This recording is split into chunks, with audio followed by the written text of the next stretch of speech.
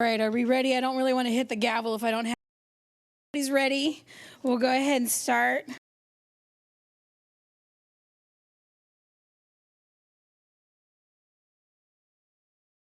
I'm going to call this special council meeting to order. Will Jennifer please call the roll? Flores Kale, Here. Goza, Here. Medina, Here. Zapata, Harris, Here. McKinney, Here. Tobias. Present. Perfect. There are 6 members present, and we have a quorum. The City Council encourages and welcomes input from our residents and values hearing from the community. Citizens are invited to share comments on any agenda item or other matters related to city business. Residents who wish to speak are encouraged to sign in prior to the start of the meeting. To ensure everyone has an opportunity to be heard, speakers are asked to limit their remarks to 3 minutes. Do I have anyone registered? Nope, seeing none, we're going to close citizens' comments. It is now closed. The City Council will now go into executive session to discuss agenda items 1A through H pursuant to Texas Government Code Section 551.071, 551.072, and 551.087. Thank you.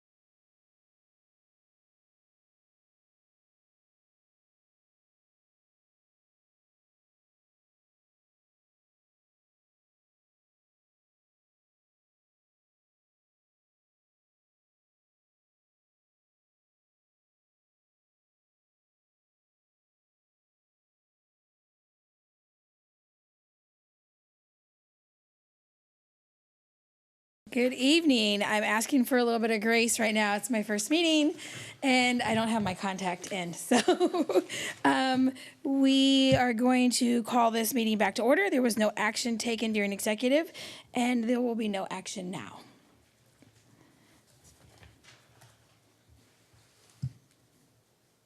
Okay, with no further business to discuss, we're going to adjourn that meeting.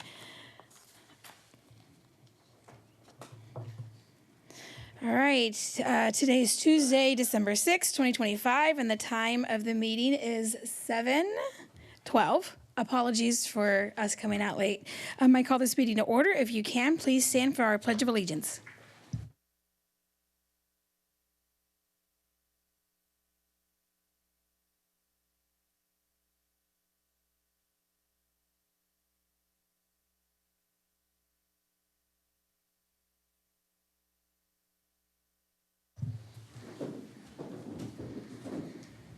All right, thank you. All right, second item is going to be the approval of minutes. Consider approval of the December 16th, 2025 special meeting minutes, December 16th, 2025 regular meeting minutes, and December 20th. Or did we call roll? I don't roll recall call. calling roll. Was not on my paper, so I apologize. It's okay. All right, Jennifer, can you please call roll?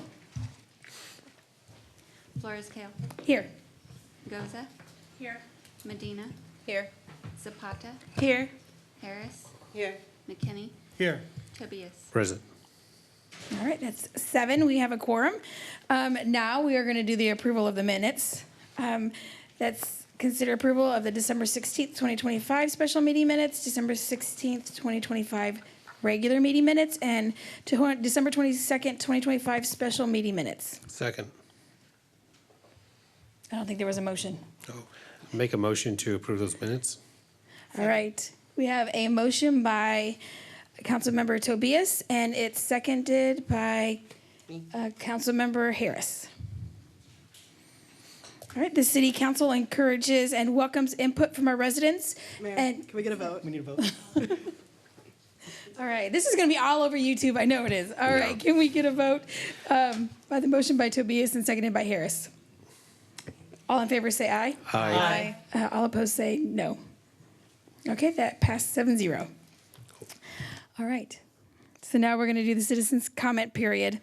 The city council encourages and welcomes input from our residents and values hearing from the community. Citizens are invited to share comments on any agenda item or other matters related to city business. Residents who wish to speak are encouraged to sign in prior to the start of the meeting. To ensure everyone has an opportunity to be heard, speakers are asked to limit their remarks to 3 minutes. All right, and the first one I have is Neil Stegall.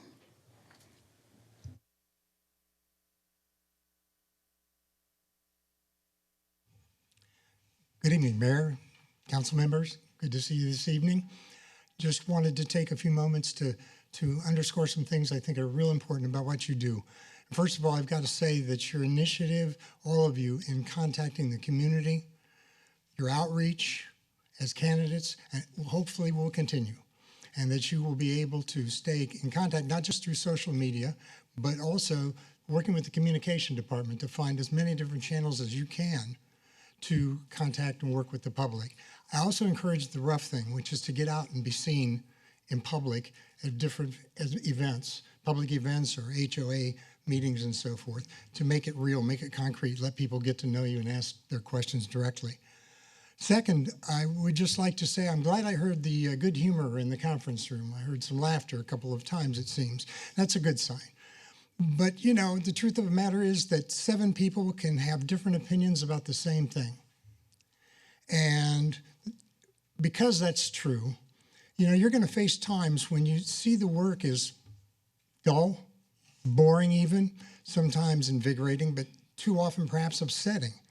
And this creates a challenge because that conference room, an executive session, or in, you know, a workshop of the council can be a real pressure chamber. It can be difficult, and feelings can get raw. And I just encourage you to step back and know that that's the case. That's the way these things are.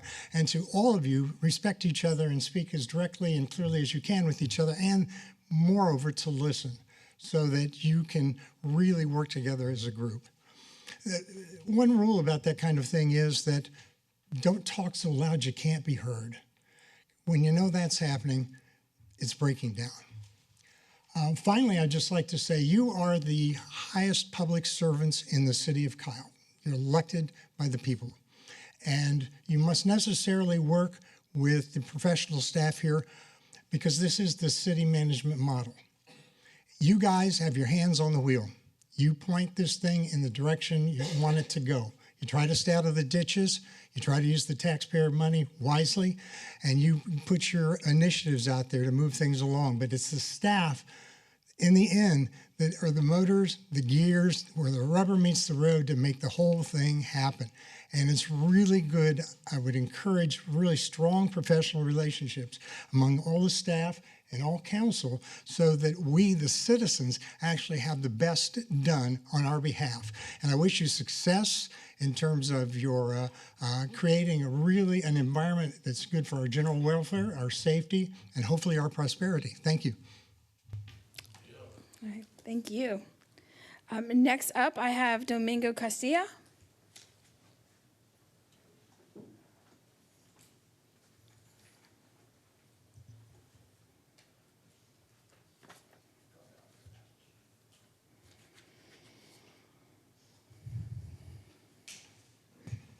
Mayor, City Council, my name is Domingo Castilla, and I'd like to congratulate that gentleman that took a lot of my amber out of me, because that's more or less what I was going to state.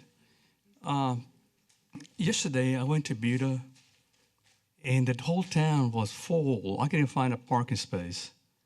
There's a lot of activity going there. And then I saw an announcement where a corporation in, I think, Pisces, that's going to locate in Buda. It's going to provide jobs in the industry of I think it's the ore industry, creating like drones and all this stuff. With a start salary of $109,000. And then I drove to Kyle, and I saw 2 cars downtown. And I said, "What happened here? What's the difference? What's going on?" So what I urge you to do is please develop long-term plans. Do not concentrate on what happened in the past or these credit cards, $30 credit cards, when there's millions of dollars that you have to address. Look at the big picture.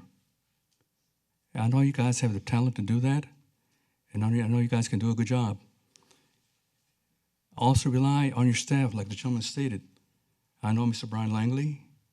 He's a very sharp man. Dave Lopez, Jess, Amber, all this, you have a tremendous staff that you can rely on. Take advantage of that. And let's develop some long-term plans, 5 years, 10 years. Think about where you want to see Kyle 5 or 10 years from now. Thank you.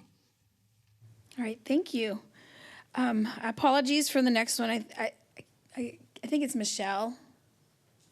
And then the last name is Guere.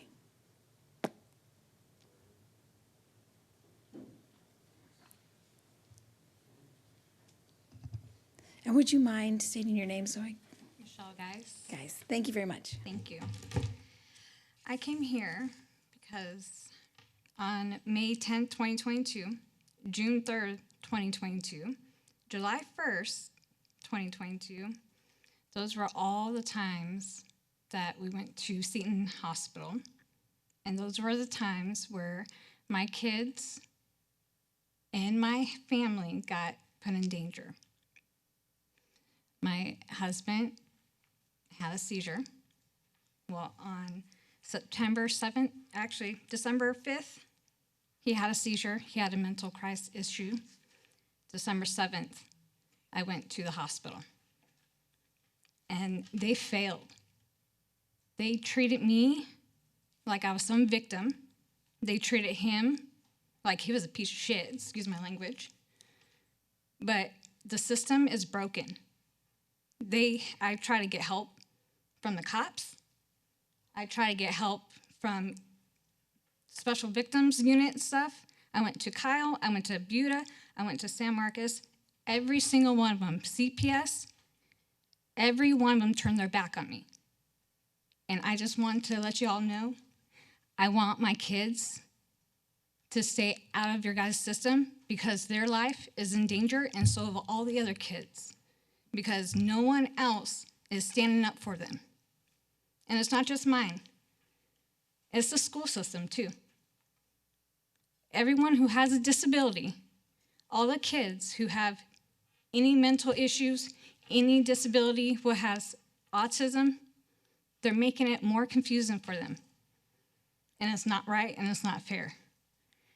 My family turned their back on me too. My husband's family turned their back on him too. This is why people commit suicide. There's a lot of people that don't have uniforms, never served in the military. I have friends and family that served in the military, and I lost some too. But they're protected. Some of them aren't because their families turned their back on them. There was a guy the system failed him in San Diego. I was right by that area, and he committed suicide by cop. So I would appreciate it if you guys would try to fix the system so we don't lose any kids because the system's broken. Thank you. All right, thank you. Next up is Daphne Tenorio. Good evening, City Council.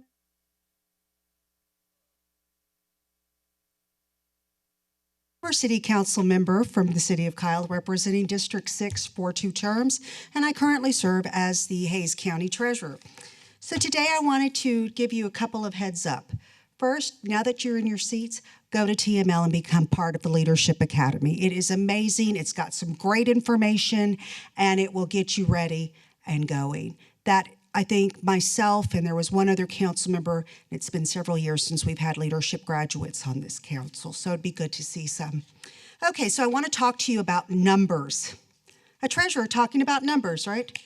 22 million animal shelter, 1.7 million designed for the animal shelter, 2 million for the annual year keep up for 1 year, plus 5% increases every year.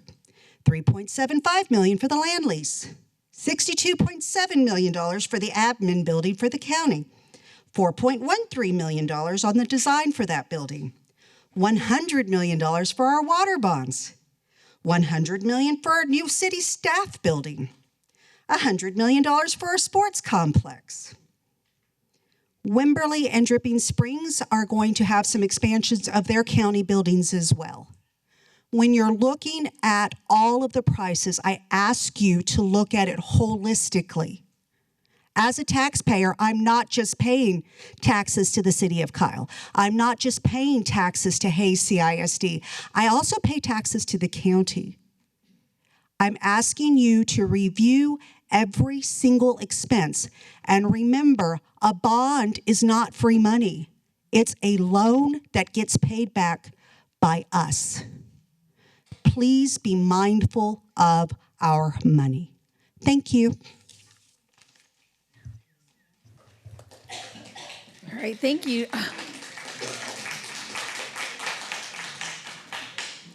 Up next, I have Steve Thompson.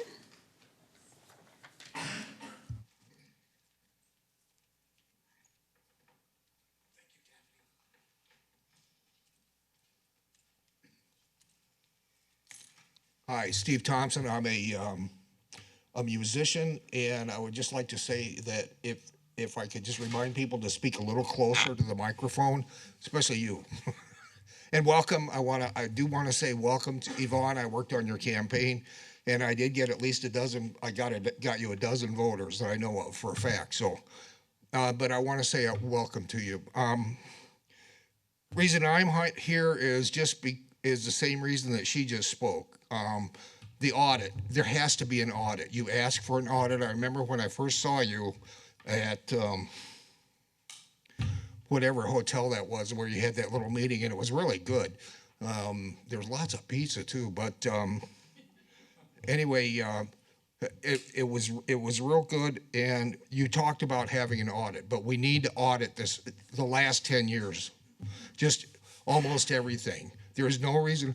They spent $6 million to buy that property down there, and they turned it into a parking lot. They closed down the businesses and turned it into a parking lot. Why did you do that? And it's not $100 million for the sports complex. It's $180 million. Where are we getting that money? I mean, what are we going to do? Get an NFL team here? What, the Kyle Redbirds or something like that? I don't know. But I got to say, it's just the fraud in government is out of control. And it's on both sides of the aisle. I'm not pointing any fingers at any one party or anybody else. What I am saying is that it has to stop, and it has to stop now. And we're working on it, but if you read if you follow along, even if you're just breathing, you still can't help but not hear about Minnesota. Yeah, and anyway, that's just the tip of the iceberg. And I got a feeling it's going to be a huge iceberg, and it's going to be a really hard year for a lot of people, and that's a good thing. And please, I want to say welcome, and I support you 100%, Yvonne. Thank you. Thank you. Thank you very much. All right. If I'm not talking loud enough, by all means, just let me know. Next up, I have Sherry Boyette.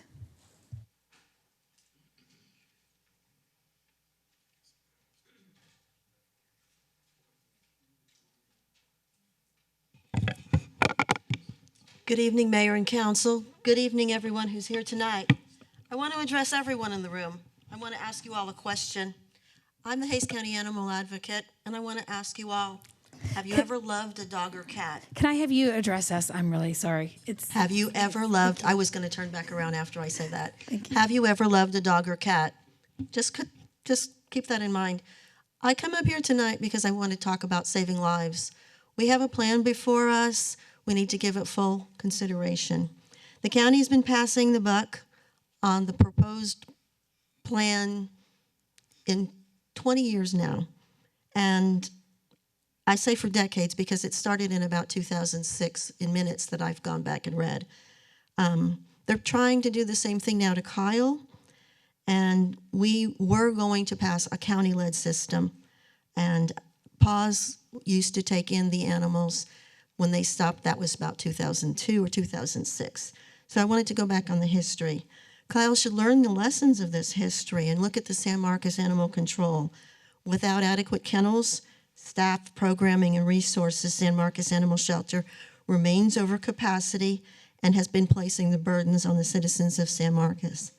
Kyle citizens are smarter than that. Hopefully, they've learned the lesson by watching what's gone on in San Marcos.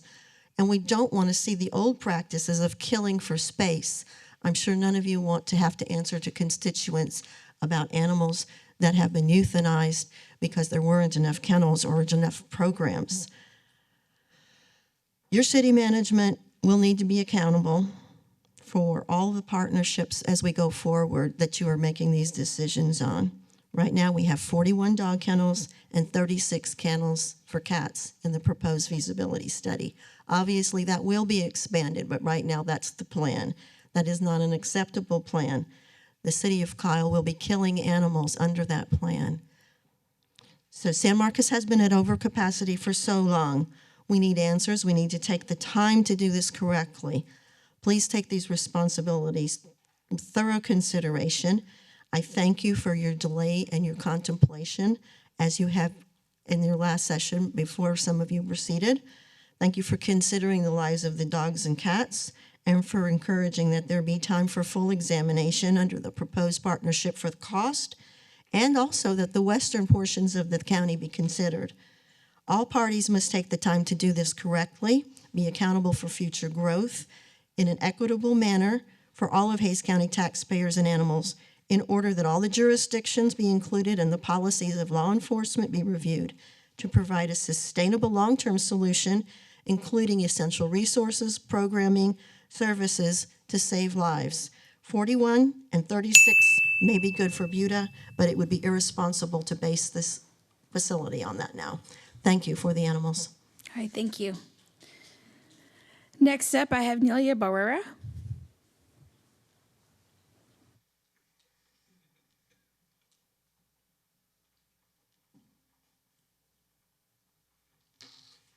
Good evening, Honorable Mayor, Ms. K.O. Flores, and Honorable City Council. Well, first of all, I want to congratulate you on your new offices. I want to thank you for the sacrifices that you made to get here, the sacrifices that you're making now, and the sacrifices that you will be making in the future for our benefit. So I am the president of the Kyle Lions Club. The Kyle Lions Club actually is a big international organization, nonprofit. It started in 1917 as just an entity to help humanity. But in 1925, the Helen Keller went before the Knights before the Lions Club, and asked them to be the Knights for the Blind. So it started with vision, but it now goes on to hunger, and we're on an international scale. If there's an earthquake in Japan, we are helping. If there is a flood in Kerrville, we are helping. I want to point out 3 little events. I mean, we do a lot here, and I'm very grateful for those that have guided us and helped us. We were only 3 members a couple of years ago. On Thursday, we're going to grow 4 more this week, so we're going to be 25. I really want to thank the police department here in Kyle, the sheriff's department, the Parks and Rec, David Lopez and all his crew. They have been wonderful in helping us, in guiding us, in offering us opportunities to have small little events. We'll do something as small as going out and buying conchas and going out and having coffee with the police, just to say thank you to them. And here we are. It's lovely. I'm so grateful for everybody's kind help. And the CAS and Ladies Auxiliary and the Families and Friends. And so here we are now. In Thanksgiving and Christmas We collected 81 meals, literally collected 81 meals, and literally took them to different homes to give to the people directly. It was very rewarding. I ended up crying. It was sad to do that, but it was very rewarding, and I want to thank Councilman Mark and Viana for heading that. And now we come to two entities. Last night, for the first time ever, we had a zone meeting. There was about 20 people, and we don't have a place. We meet at AMVETS twice a month on the second and the fourth. Thursday of the month.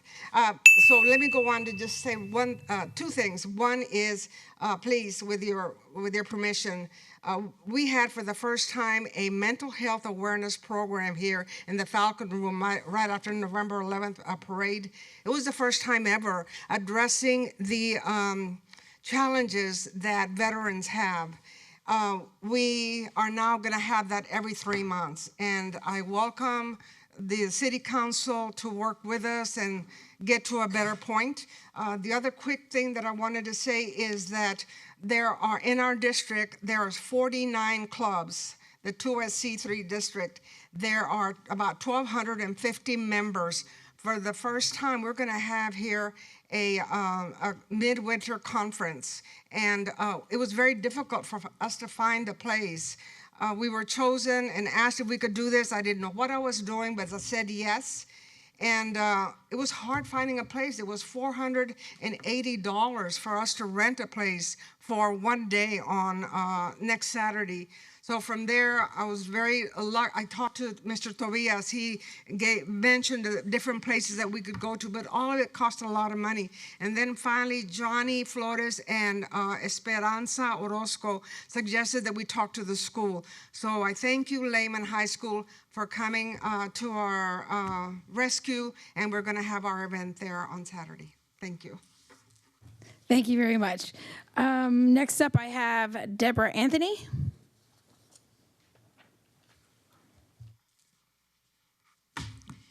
Well, I also want to welcome the new city council people, and this is my first time to speak here, so we're both doing firsts tonight. I came here tonight because I wanted to talk for a minute about the eminent domain situation in Kyle.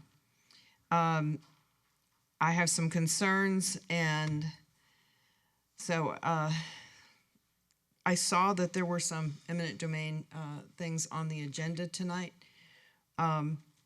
And I don't know if this directly relates to that or not, but it seems like Kyle has been going kind of eminent domain crazy here lately in the last year or so. And it's hurting people because it's not been done in a way that that leaves the people with something positive. It's, we're going to do this whether you like it or not, and you're going to take whatever money you get. And unless somebody has a lawyer, and I'm not speaking just for myself, I'm in an eminent domain situation myself, but there are numerous people in the city that have gone through it, and some are still going through it. And I'm concerned for all of us, not just me. But it seems like, based on some of the things that I've heard and some of the things that I've walked through, there are some issues that I think warrant the city council possibly considering a pause on the current eminent domain situations so that certain things can be investigated. There have been survey issues that were incorrect, and there have been lies that were told, and I don't want to point any fingers at anybody specifically, so I'm purposely being a little bit vague here. There's been bullying that I personally have heard about that's happened several times to one of the people in the city going through this. There's been a refusal to negotiate fairly, and the Landowner's Bill of Rights gives us the right to be fairly treated and fairly compensated. And there have been procedural issues. And I was told that the landowner's Bill of Rights is supposed to be listed on the city website, and it wasn't, and that's apparently a procedural violation. And then the last thing that I have to say is in my personal case, they're going to come and they're going to devastate my property with a whole forest of trees 70 feet wide and 300 feet long, and without compensation for that. And it's not fair and it's not just. And so I'm just asking that the city consider looking into this and pausing it so these kinds of things can't happen before we have a chance to really address them. Thank you. All right, thank you. Next up, I have Betty Conley.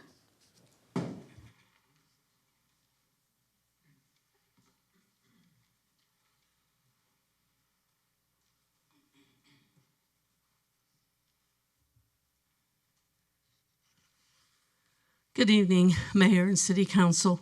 My name is Betty Conley, and I'm the president of the Kyle Area Senior Zone. I'm here to let you know that we have a newsletter. It's called The Zone, and in the newsletter, there's two very important events that are coming up. The first one is our Martin Luther King Jr. Day. It will be Monday, the January 19th. It starts at 1 p.m.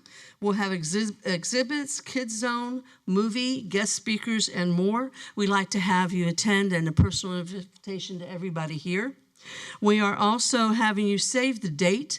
February 3rd is the birthday of Kaz. We are 20 years old on February 3rd, thanks to Adele Hurst. Adele Hurst in 2006 is the founder of the Kyle Area Senior Zone. We would not even have a senior zone if it was not for her. We want to celebrate this in a big way, so we intend to have events throughout the whole month of February. So if you could pick up a newsletter, and you can get it here at City Hall, and you can get it at the Krug Building, or just ask any of us and we'll have it for you to look up these events and attend and be there for us as the seniors. Thank you. All right, thank you. Next up, I have Cynthia Bentley.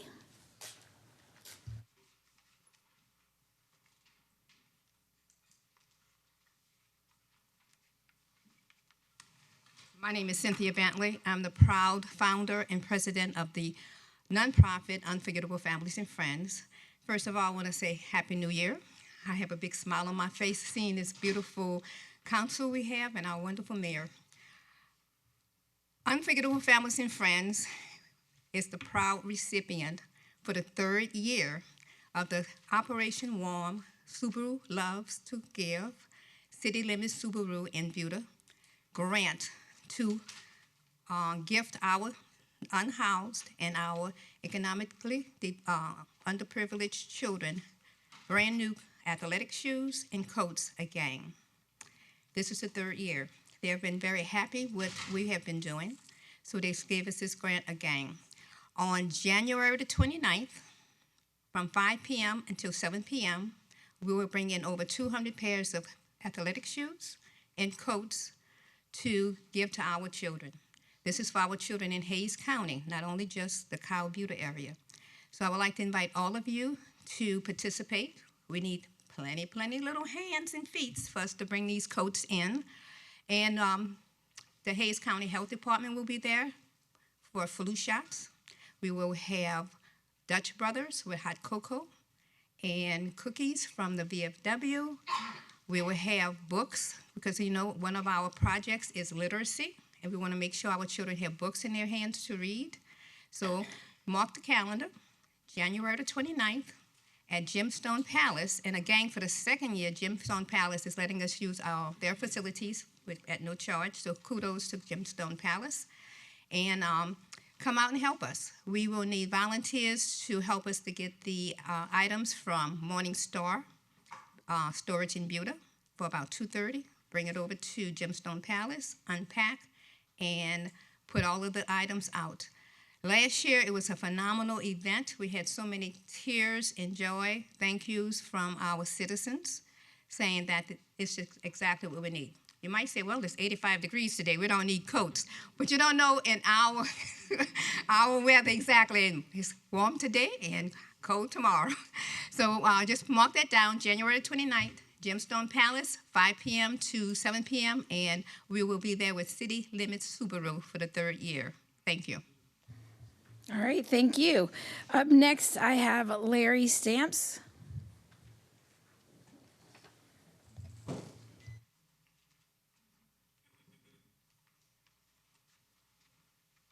Madam Mayor. Good evening, Council. Congratulations to the new tourist of you all. And again, congratulations you all. And I'm glad to see you all here tonight. We, the people of Kyle, Texas, are asking the... Will you turn your microphone on? I'm sorry. Okay. Is it on now? Yep, there you go. What'd you do to it? You trying to cut me off? Hey, restart that, will you? You wasted some time there.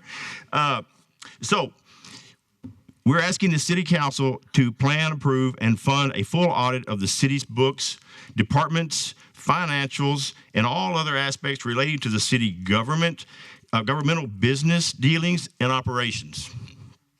The city would hire an impartial auditing firm that would conduct a full, thorough, and independent statutory audit of every city official, city office, city department, and every city department head to include all revenues, all expenditures, all financial aspects of the city business, every contract and agreement, all emails, and any communications between any city official or department head, whether elected, appointed, or otherwise employed. I had to write this to make sure I get it all in here. The city would provide the audit firm, full access of all records dating back to January 1st, 2015. An audit firm who has a certified fraud examiner should be strongly considered by the city, and that firm should also be experienced in conducting information technology audits. A complete audit will leave no stone unturned and no record, document, transaction, or communication left unchecked without a fair evaluation. Upon conclusion of the audit, the results would be made public, including any discrepancies or improprieties found, with the exception of any alleged criminal misconduct. If one or more red flags are found, the sheriff of Hays County would be notified to assist in the inquiry. Should the sheriff decline to participate, the director of the Texas Department of Public Safety would be notified as well. Our tax-paying citizens deserve complete transparency and full accountability of what we do here in the city, and we also deserve the accountability for anyone who committed wrongdoings and hold those perpetrators responsible. This audit should be conducted as soon as possible. Therefore, please add this request to the next regularly scheduled meeting of the City Council dated for January 20, 2026, so that the process of the audit can immediately begin. One final note. Any past or current City Council member or department head or any other person who may object to or otherwise resist this audit, it could be presumed that the objecting person may have been involved with questionable transaction or criminal activity during their tenure or business within the city of Kyle.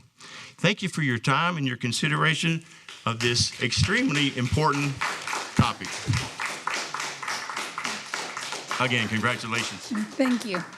All right, up next we have Victor Allen. And apologies if I said that. It looks like A-E-L-L-E-N. But I know you. Good evening. My voice holds out. My name is Vic Allen. I live in Six Creek. Congratulations to all the new members. It's nice to see fresh faces. I want to bring the council's specific attention to a piece of information that has been available for 6 months. Specifically, I'm referring to the presentation, which is on video, and you can stream it because I've written it all down, by Angie Flores, the Vice President of Raftellus.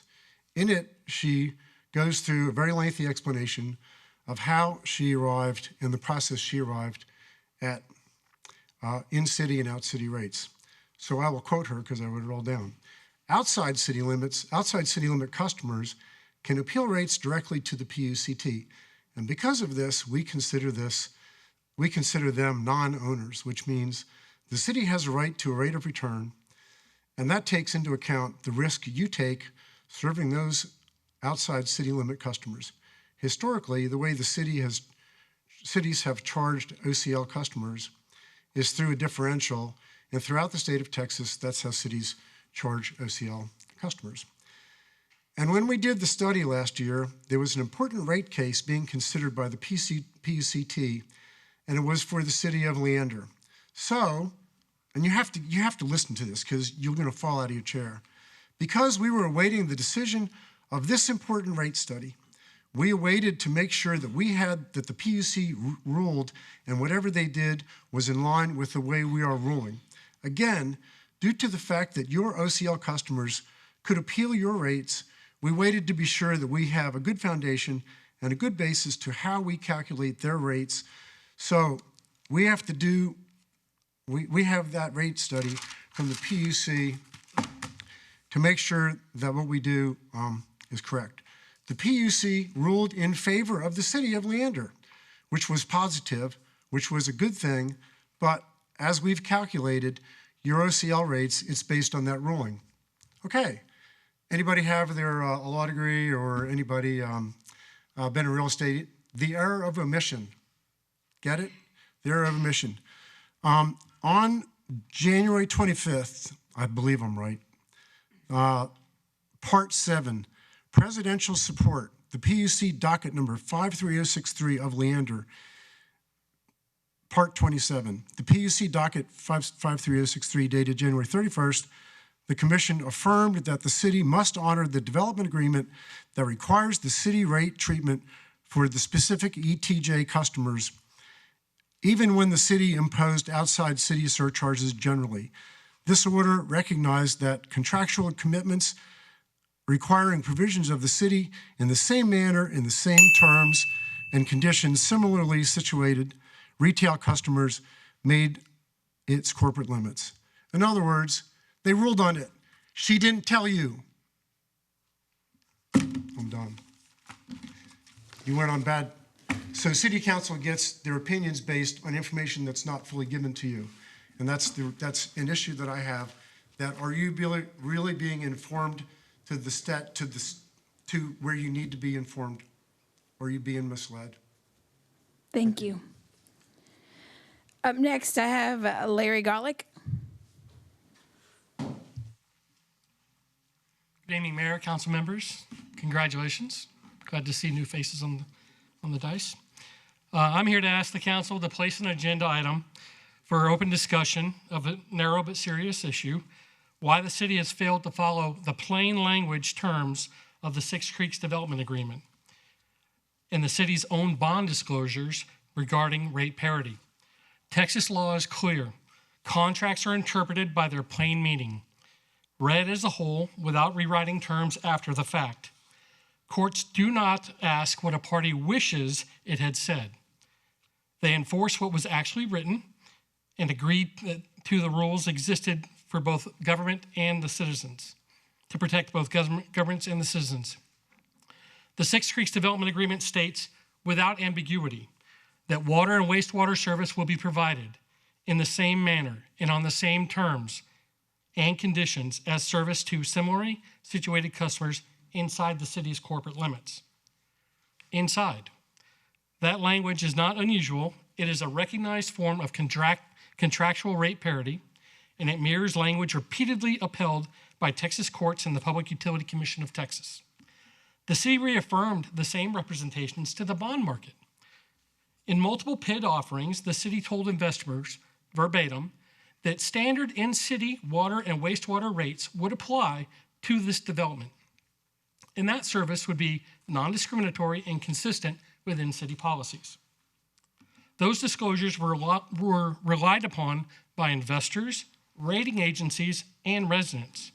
Despite this, residents are being charged outside city rates, based not on contract language, but on a failure of the city to properly assign Six Creeks customers a utility classification indicating in-city rates. That puts the city in legal jeopardy. Texas precedent is clear that cost of service arguments do not override contractual obligations, and that regulatory bodies will enforce the rates a city should have charged when classification violates governing agreements. This is not about blame. This is about governments. This council inherited this issue, but it also has the authority to correct it. We are asking for a public agenda item so that the city can explain why the development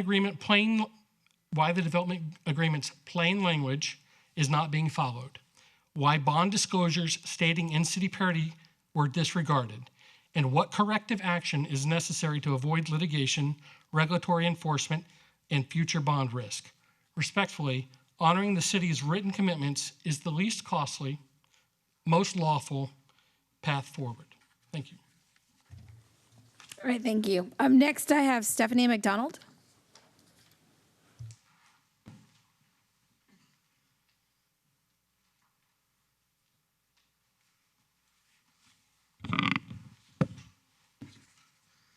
Good evening, members of council. I'd like to begin by congratulating our 4 newly appointed members of council. Many citizens have been disappointed with actions of the previous members of council. We look forward to this council setting Kyle back on the right path. I was dismayed when only 2 of 7 members of council attended the special meeting to canvass the vote after the runoff. This was for the election that Mayor Flores Kell and District 1 Councilmember Goza won. At the previous council meeting, when discussing the animal shelter, Councilmember McKinney stated, "We're here to do our job." Councilmember Harris stated the council needed to show leadership. I was appalled that neither of them showed up to do their job and to show leadership to canvass the vote. Only 2 members of council were here.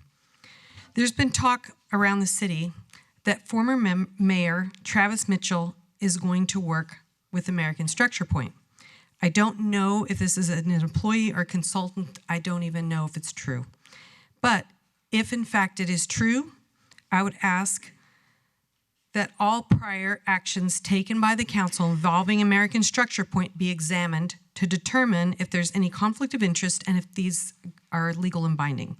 I ask the council to obtain an itemized list of all payments prior and future. If he is in fact working for American Structure Point, alarm bells should be going off. That would explain the excessive use of roundabouts coming. And why would he not have recused himself at council meetings during agenda items involving American Structure Point? At some point this fall, I noticed a pattern of him not showing up for council meetings or leaving during meetings before American Structure Point agenda items were presented. I spoke about this at the October 21st council meeting. A recusal would have been much more transparent than I have to go home and be with my children. Please look into this. Agenda item number 5. Why did the name of the senior center change to the community center? Perhaps it should be called the Adele Hurst Senior Center. Agenda items 17, 18, and 21. This involves the credit cards, city expenses, and council member expenses, and city credit cards.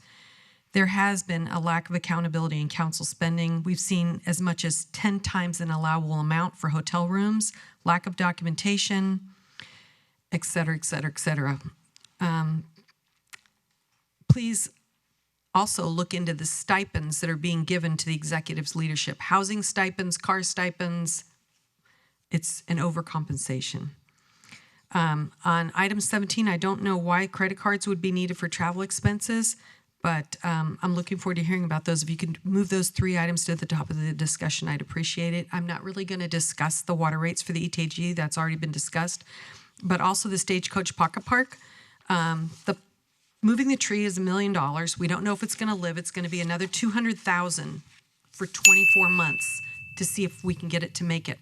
We don't need to drive past it, $600,000. It's not a park. It's not even a pocket park. There's no trails, maybe a path. We could save $600,000 by just letting it have the tree with the other trees that were there. Thank you very much.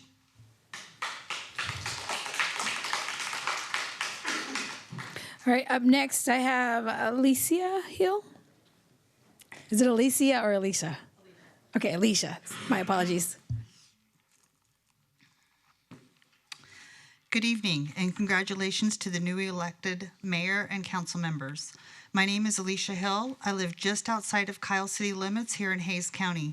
While I didn't get to vote on the city elections, those of us who live just outside of city limits are still deeply impacted by the decisions made in this room. I am a homeowner, a parent, a homeschooler, a taxpayer. I am the Hays County Chair for Moms for Liberty and one of many real estate professionals who live and work in this community. As a realtor, I am not only helping people buy, sell, and lease homes here, I am also promoting the quality of life Kyle has to offer. Unfortunately, the quality of that life is declining even amid record growth. We have serious issues that need to be addressed: traffic congestion, deteriorating roads, rising property taxes. We don't have a funding problem, we have a spending problem. It is heartbreaking when a homeowner calls me to sell their home, not because they want to move, but because they can no longer afford taxes on a home they worked hard for. Now, with some neighborhoods experiencing water bill increases up to 77%, that financial strain is becoming even more severe, and this needs to be corrected immediately. I challenge each of you to make decisions in the best interest of the collective, not driven by party lines. I challenge you to set aside egos, apply common sense and critical thinking, and do the work required responsibly to improve the city of Kyle. And I challenge you to engage in honest, meaningful discussions, to resolve past where needed, or to let it go where necessary. With new leadership, new terms, and new energy comes an opportunity for a reset. I ask you to take this opportunity seriously. When decisions are made, ensure that it benefits all residents, not those in the city limits. Please don't forget those of us in the county who are also affected by your decisions. Transparency is not optional. It is foundational to trust, and trust is essential if Kyle is going to move forward together. My challenge is for the entire council, new and returning members alike, is simple. Commit to governing for everyone, not for party ideology, not for personal gain, not for political alignment, but for the residents who live with the outcomes of the decisions you make. To the newly elected mayor, congratulations. This role carries a responsibility to lead an entire city. You have supporters, critics, and those of us who simply want the city to function well. This is an opportunity to set the tone, to prioritize unity, fairness, and trust. Kyle has the opportunity to set the gold standard and lead by example, to prove that growth doesn't mean division. Disagreement doesn't mean dysfunction. I believe Kyle can move forward together if we choose transparency, cooperation, clarity, and integrity over conflict. Leadership isn't proven by those who won an election. It's proven how well we govern. Trust is built when transparency is practiced consistently and without exception. Thank you for your time and your service to our community.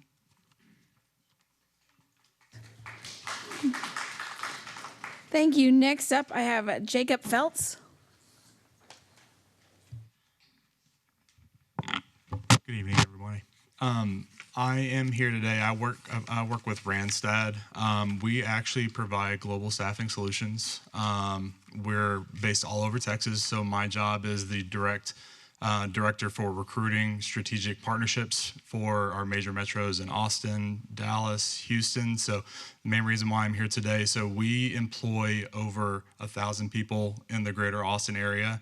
So we staff warehouses mainly for blue collar positions, and so we're expanding our blueprint out to the Kyle area. So we work with several warehouses that are here in the immediate area that do distribution for electrical car part components. And so we're looking for people that are in the blue collar space to assist with finding them the right type of jobs to fill these warehouse openings.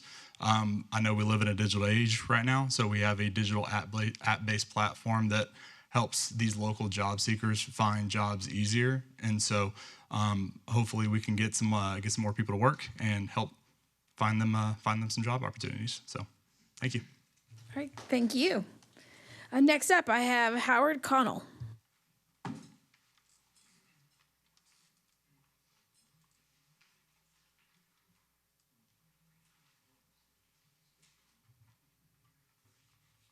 Well,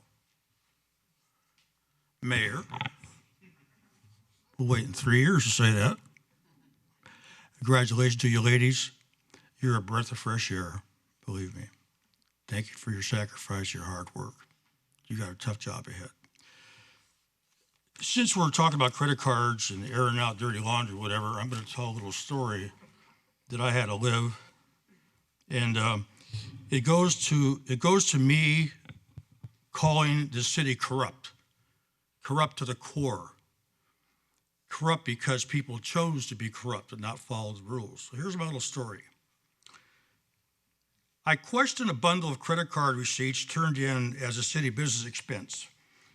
I questioned the legitimacy of those charges.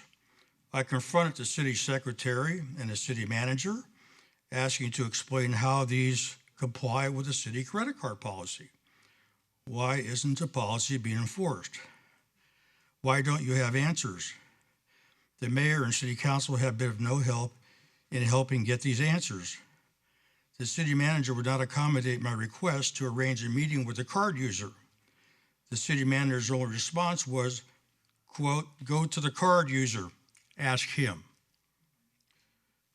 The card user was confronted. His reply was via a message through another council person, "I'll drive you to the nearest police station or FBI. You can file your claim there." That was the answer given in lieu of the questions in the policy about necessary, required, city benefit, and a city purpose.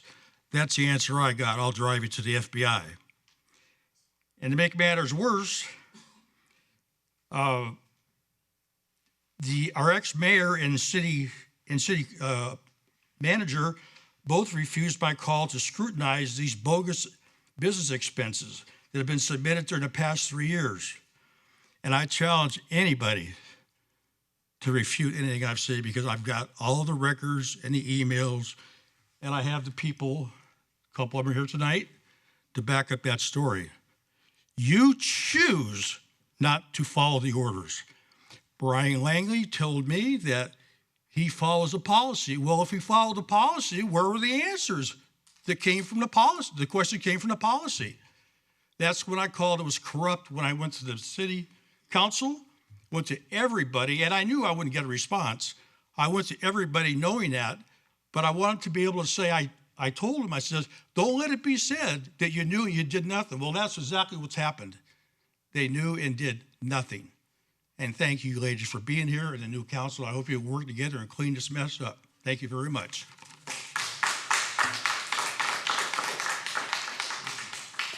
All right, up next we have Walt Smith, please. Thank you, Madam Mayor. Council members, congratulations on your seating and your election. I can't wait to work with y'all. For those of y'all who I don't have a relationship with here on the council, I'm Walt Smith. I represent Precinct 4 for Hays County. I actually represented a large portion of the city of Kyle for a number of years until redistricting in 2021, all of hometown Kyle, most of that side of town. I just want to put some clarification and talk about an issue that I know that y'all are, at least I hope y'all will be considering at your next meeting, and we considered this meeting. We, out of respect for y'all, we delayed our decision on a pet resource center until today.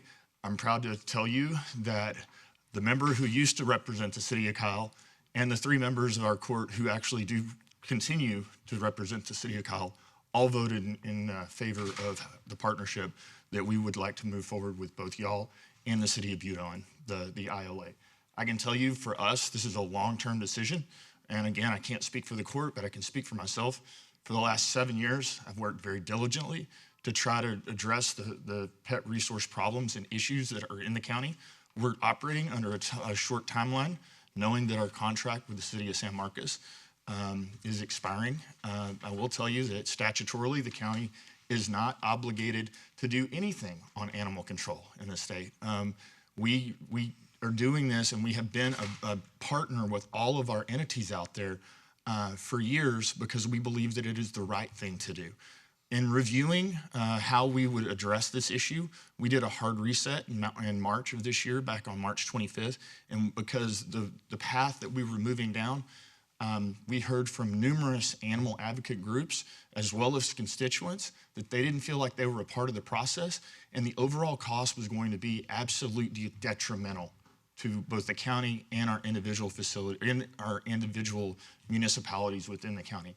And so we decided to look at two options. We looked at those options of having our own standalone facility or working directly with our municipalities and those animal advocacy groups, and what would those cost savings be, and how would we move forward on that process.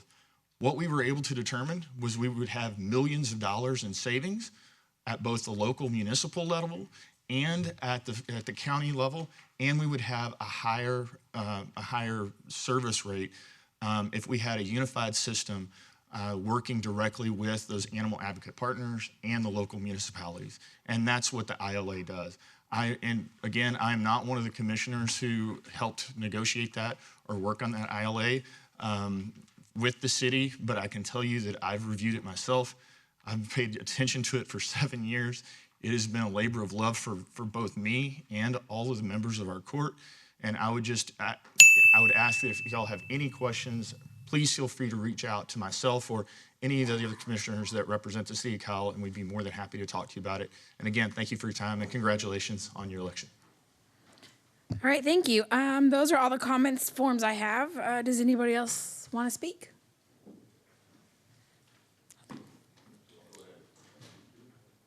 All right, please make sure you state your name, and then if you can, fill out a form. That'd be great. My name is Stephen Cook, resident of Kyle, Texas, and I'll be here tonight on behalf of the VFW, since we have CAS, Unforgettable Family and Friends, and Lions Club, all great organizations. We all partner together and do good things in the city. The VFW has currently partnered with the Red Cross. We can officially say that. We'll be rolling out a ERV, emergency response vehicle, to respond to disasters within our city and abroad. This vehicle currently is being designed and wrapped and outfitted. We've responded to 9 fires so far, one being here in the city of Kyle. Showed up with supplies and able to offer assistance, first on behalf of the Red Cross and then on behalf of what we have to offer at the Kyle VFW. It's been a great program, amazing things. Talking about Adele Hurst, Patty Hurst came to the VFW, and Wally Bloodworth, World War II veteran, when I joined the VFW, we celebrate 20 years as well this year. Wally Bloodworth, World War II veteran, was one of the first guys I met at the VFW. So we have some museum quality pieces that she donated, which I'm blessed to have at our VFW. So if anybody wants to come see them, they'll be readily available. Again, with Pete Krug and all the amazing people, Rick Rill, I could go on and on, of the people that have been instrumental in this city. From across the street to where we are now, we just look forward to continuing to serve. And that's what it's all about. You heard about suicide. You heard about programs, mental health. Everyone has something to offer. They're all great. And everyone's got to find their niche. Not everybody's going to come to the VFW. Not everybody may want to go to Lions Club. Not everybody may want to go to CAS, but I am coming for game night. I saw that their day. But, and service dogs. This is Guppy, my battle buddy. She provides me what I need to stay upright on this earth. So there are many outfits and many organizations, and we're doing fishing right now. We went out today. Been doing it 3 years, taking veterans, never been skunked. I got skunked today. So it was very, Guppy had a great time. She's been out in the heat, but you know, we do it because we want to help and give back. And that's what all these organizations in our city shows. We've been an hour in the city citizen comments. That means our city cares and wants to talk to y'all. So I got 11 seconds. Congratulations to everybody. Thank everybody's been to the except Claudia. I'm going to get you out there. It's an open invitation. So have a good night, everybody. Thank you so much. Next.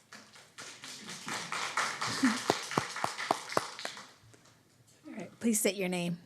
Mayor and Council, my name is Neil Breen. I had a whole speech written, but a lot of the words were taken out of my mouth this evening, so I'd like to just move forward with one thing that I haven't heard mentioned, and that is how this council will approach business ownership in the future.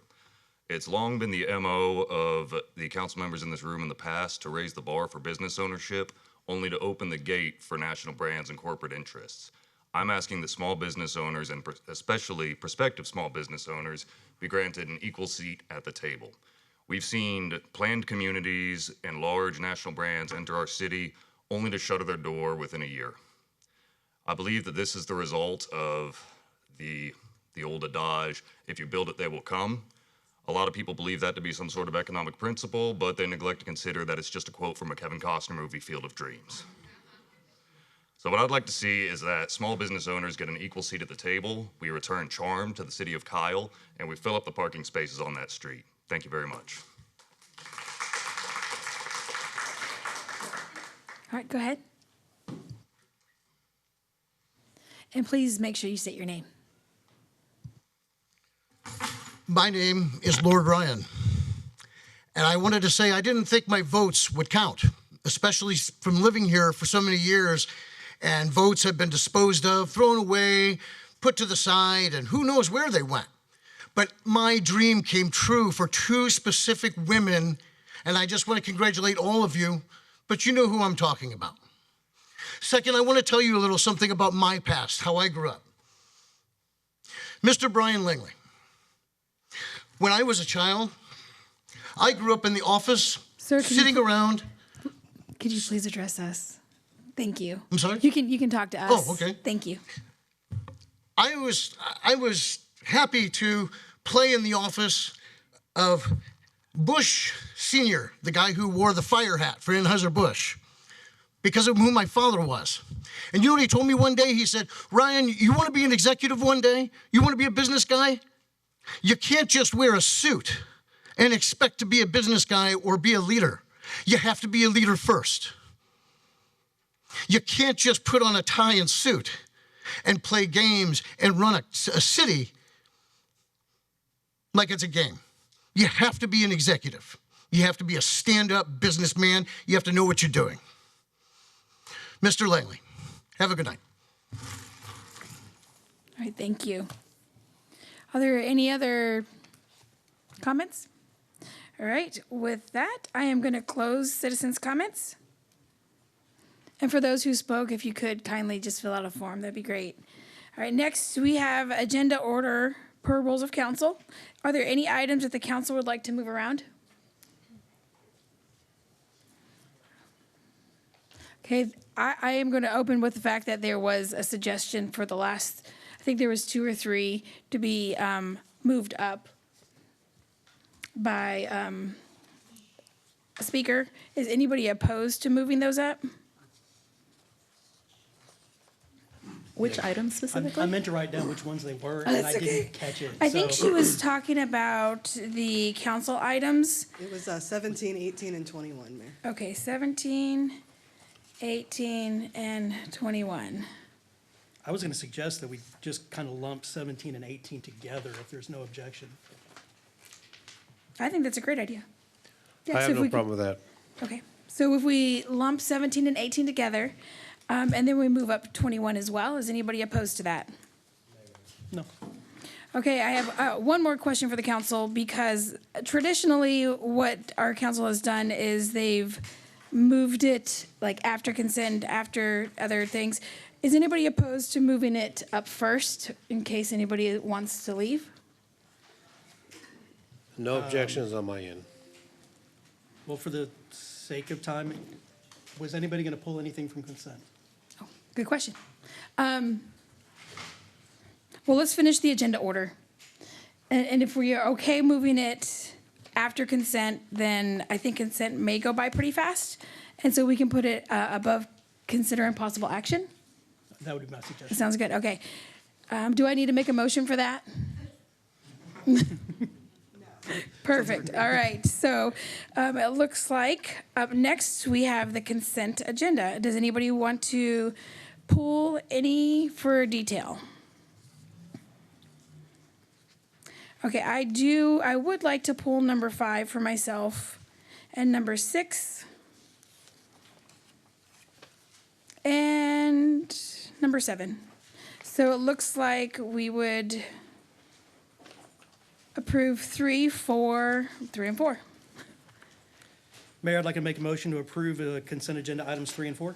Second. Okay. All right, we have a motion by Councilmember McKinney, seconded by Councilmember Tobias. All in favor say aye. Aye. Aye. Opposed? That motion passes 7-0. All right, so I just have a few quick questions for number 5.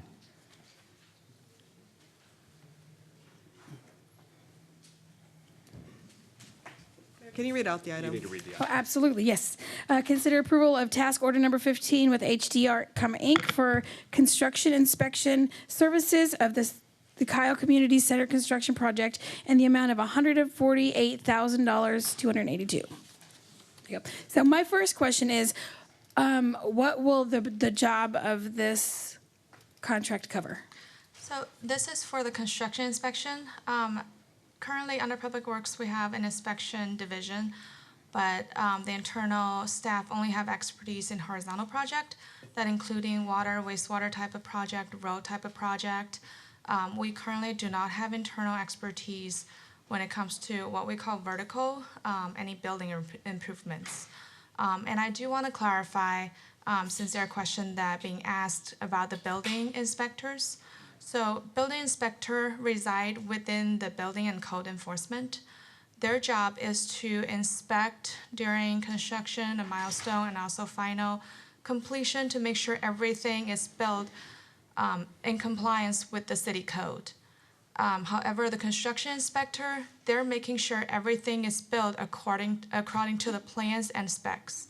So the construction inspector would directly work with the project manager and the engineer to make sure the quality work has been delivered and the workmanship of the contractor.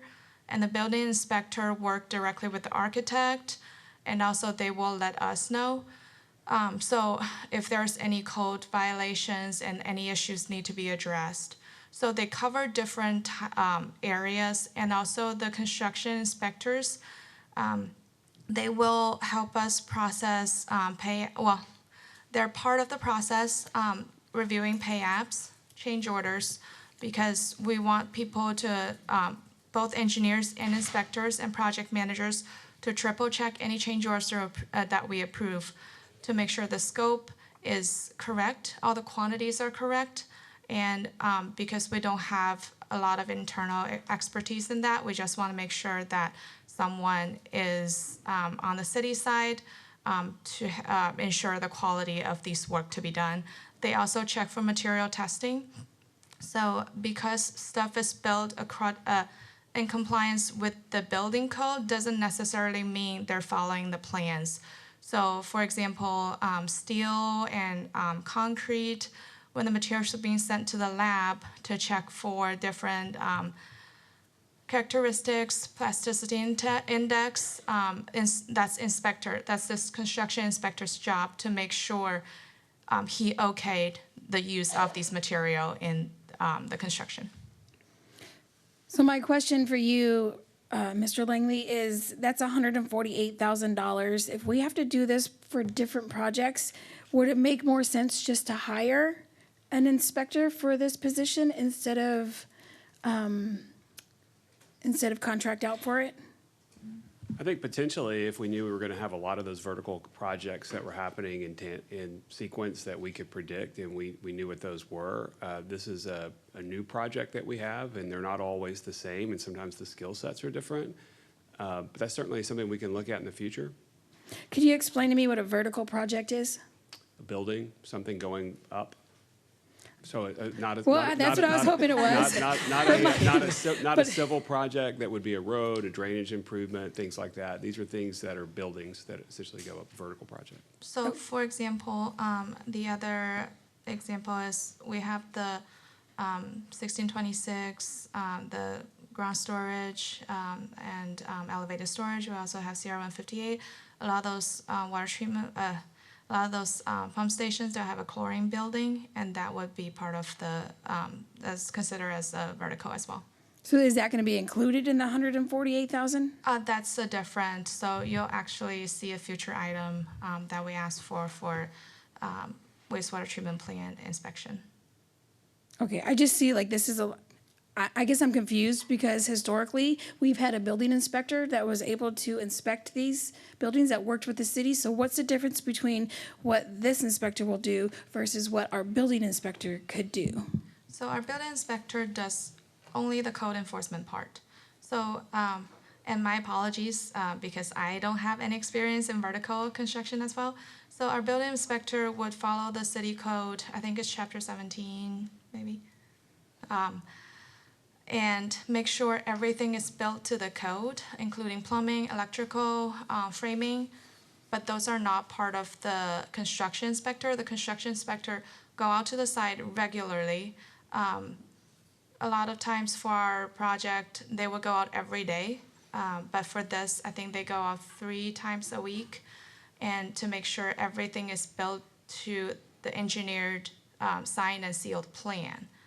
So make sure the material is correct on what was specified in the plan, and working directly with the engineer if there's any changes on the design and scope to make sure the plan's being followed and it's up to the specs. It's essentially a higher level of service beyond what you would find in a building inspection type of review. And I'm trying to remember the overall value of the project, $3.5 million, I think roughly. I think close to 4. Yeah, close to $4 million for the construction. So it's $148,000 to ensure that you get $4 million of quality work. That's essentially the analysis that we've looked at to make sure that you're following all the plan specifications, the pours, all the engineering that goes into the buildings, whether it's electrical, HVAC, concrete work, plumbing, all those things are done, and that when you walk out of that project, that you've got what you paid for. That's what we're trying to do. Okay, I am going to get I'm going to voice my concern about all the outsourcing that we're doing, and I'm going to hope that as a growing city that we can somehow get these kind of employees staffed with the city. Will we have a staff member with the city of Kyle that's going to oversee the project? We have a project manager assigned to it that work closely with the architect, engineer, as well as will be the inspector. Okay, and who is the project manager? It's under CIP division, Aaron Story. All right, those are all the questions I have. Any motions? Go ahead. Can you give us a quick update on the status of the project? The building part? I believe they're rock and rolling. I do have, so they received, this is the building part of the construction. They received the notice to proceed. Oh, sorry, this is inspection. The building part, they actually started back in November of 2025, and they're planning to finish in June of 2026. And we're a little bit behind on the inspection, so if we were able to give notice to proceed for the inspector part, in January 2026, we'll be able to catch the substantial completion by May 2026 and final completion of June of 2026. Thanks. That's it. All right. Any motions? Just real quick, for some of you guys, I live in that area. I drive by the building pretty much every day, and they have been working there. I haven't been inside because it's been fenced off, but I have been seeing a lot of activity there. Just as I was coming to the meeting, there was a huge plumbing truck that just left. So I think what it is that we're trying to make sure that if we're going to invest this much money in a facility, we want to make sure we have the air ducts correct. We want to make sure the foundation's correct. We want to make sure that we have any kind of plumbing. Because remember, if anybody had been in there from the beginning, it was just a shell. It was just a concrete shell with rafters, and that was it. So we have to make sure that any plumbing, any electrical, any HVAC duct, any kind of roof inspections we gotta have, it's gotta all be looked at from that end. I can understand why we're not using a building code, maybe because we don't have that expertise in those specific things. Because you also gotta make sure the wiring's correct. You gotta also make sure the structure itself. So if this is what this company is planning on doing, I can understand why we needed to make sure that it's not only just safe, but it's going to be cost effective for us later on, that we don't run into issues later on to say, why didn't the inspector catch this foundation issue or so forth? We have somebody that we can have that is experienced enough to be able to do that. Or anybody else? And then just for clarification, I think what I'm hearing is that the reason why we don't necessarily have a staff member that's dedicated to doing this is because, one, these vertical projects aren't necessarily like guaranteed to occur on a regular enough basis to justify the cost of a full-time employee. And the other reason that I'm hearing is that each vertical project is different. And so it may require different expertise than someone may have. Is that correct? That is correct. Okay, all right, thank you. We haven't had those frequent enough to justify for a full-time. Okay, thank you. All right, anybody else? Because I do want to kind of respond to that, because we do have vertical projects. They're called homes, and everybody in the city of Kyle lives in one. And so my hope is, if we are going to overlook and review this building that the city is going to own, my hope would be that we have the same respect for our residents, to have the same kind of inspectors there as well. When you talk about ducts and electricity, all that's in a house. And so if we're going to put the same care, or if we're going to put that kind of care in a city building, we need to ensure that we're also doing that in a house. So if anybody would like to make a motion? Unless you have something else, go ahead. I'm not sure if that falls within purview of city council, but that's. Well, homes that's are okay. inspected by the city. We have a building inspector that goes out and looks at the homes and the driveways to ensure that they're built correctly. I'm saying I'm that the builder mistaken. that is doing the building is responsible for that. We're the Yeah. ones doing the building, so we're the ones responsible for this Correct, building. but overall, the city is the one doing the inspections on either whether we build it or or a developer builds it. It all falls under the purview of the city when it comes to inspections. And that's what all I'm asking for, is that we give the same respect to the homeowners that we give to ourselves or to the builders to ensure that they're building it correctly. Meaning foundations, other issues that I think that have come up within our community. All I'm asking is that we make sure that we give the same kind of oversight to the builders as well. Okay, I'd like to go ahead and make a motion to consider approving agenda item number 5. Second. All right, we have a motion by Councilmember Tobias and seconded by Councilmember Harris. All in favor say aye. Aye. Aye. All opposed? Motion passes 7-0. Thank you, ma'am. Okay, up next, agenda item 6, consider approval of a resolution authorizing the city manager to execute all documents necessary to purchase 7,250 square feet of right-of-way and temporary easement over a 920 square foot parcel of land from Pedernales Electric Cooperative, Inc. for the purpose of improvements on Button Creek Road project in the amount of $107,237.90 plus reasonable closing cost. All right, I just have 2 questions. One, can we bring this back so we can know what the closing cost amount is? Asking us to close and then just provide you a statement, Exactly. just as an informational item to the council? Yes, Of course. please. All right. Also, is there a real estate agent that's with this, or is this just done by the city? We have a property acquisition agent who works for our GEC. They're called Atkins Realis. And so they are the ones who drive the acquisition process. All right, that's all the questions I have. Do I have a motion? Motion to approve item number 6. I second. Okay, got second. All right, I have a motion by Councilmember Tobias and seconded by Councilmember McKinney. All in favor say aye. Aye. All opposed? Okay, motion passes 7-0. All right, next, I just have a real quick question on item 7, which is consider approval of an ordinance to rezone approximately .2174 acres from retail services to CBD2 for lots 8 and 9, Block B of the original Town of Kyle subdivision, located at 201 and 203 South Old Highway 81, Hays County, Texas. All right, so my question to you is, why not CBD1? There's probably multiple factors that we looked at when comparing CBD1 versus CBD2. I wouldn't say that there was one necessarily overall arching reason. The biggest factors are kind of setbacks. So our CBD1 has more stringent setbacks than CBD2. CBD2 can go down to 0 setbacks as long as you're meeting fire code. These areas along this old 81 are a little bit smaller lots, and especially because it's zoned commercial, it's very, very hard to fit that.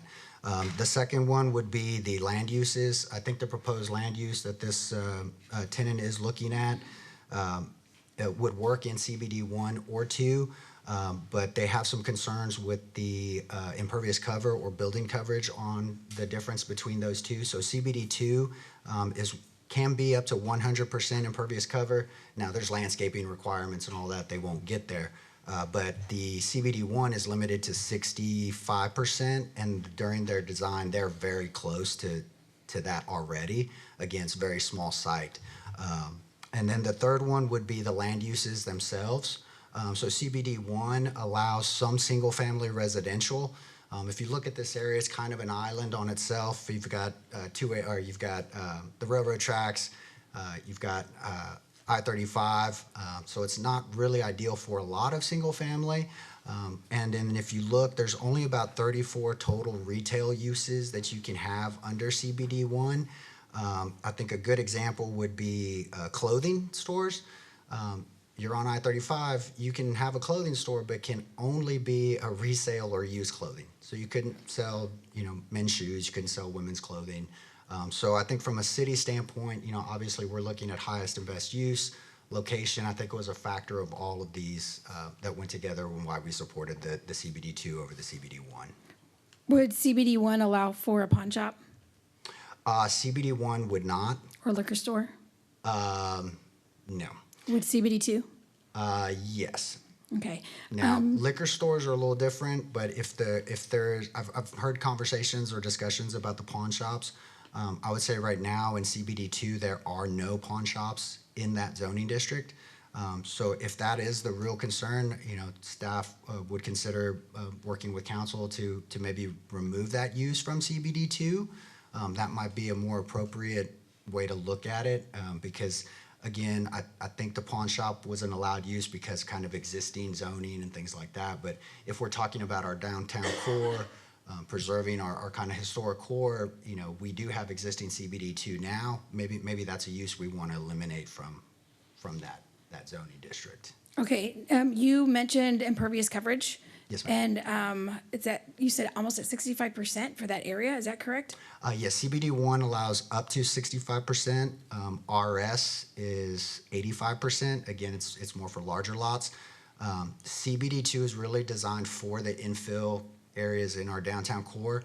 I wasn't here when that zoning code was changed, so I don't know the logistics or conversations, but looking at it, saying it's 100% now, clearly they had some concern about maximizing being able to build their property out. Again, the I-35 overlay, if council has concerns about impervious cover at 100%, I-35 overlay requires additional trees, landscaping, planting, so they wouldn't ever get to that 100%, but 65 is kind of small for a commercial business. Okay, there is a resident that lives right next to it. They're the Cisneros, and they've owned it for a long time. And so I just want to make sure that the impervious coverage does not affect them or cause water to go onto their property. So are you guys doing anything to make sure that the surrounding areas are not going to be affected by this impervious coverage? Yes, so we would look at because it's an I-35, normal site development would require this commercial project to submit. So there would go through site development. I think those plans are actually in. We do look at drainage as part of that. We look at impervious cover. There's some state law that says, you can't change the flow of water, but you also can't concentrate it or increase it. So that's not my area of expertise, but I do coordinate with that department to make sure that those comments are included. So that would be something that they looked at. This area of town's a little different. It's not storm sewer. It's open ditch and drainage. A lot of TxDOT drainage on 81. So there maybe need to be some improvements there, but I don't have that information as of yet. All right, thank you. Any motions or questions? I'm good. Make a motion to approve agenda item number 7 as follows. Second? All right, I have a motion by Councilmember Tobias and it's seconded by Councilmember McKinney. All in favor say aye. Aye. All opposed say nay. All right, motion Thank passes. you, Council. Thank you. Thanks, Motion sir. passes 7-0. All right, now we're gonna go on to the pulled item. Wait, no, we did consent. We're gonna pull up the council member items 17 and 18 together collectively, and then agenda item 21. Right, I'm gonna read it and then I'm gonna let you guys take the lead on it. So item 17, consider directing the city manager to bring back recommendations on an amended ordinance to replace routine city council reimbursements and expenditures with a fixed monthly stipend and amend the city council budgets accordingly to eliminate city-issued credit cards for city council members except for limited travel purposes, and to create and convene a compensation review committee in accordance with section 3.09 of the city charter to evaluate the proposed amendments, fiscal impacts, and implementation details, and return recommendations to council for final approval as part of the fiscal year 26-27 budget approval.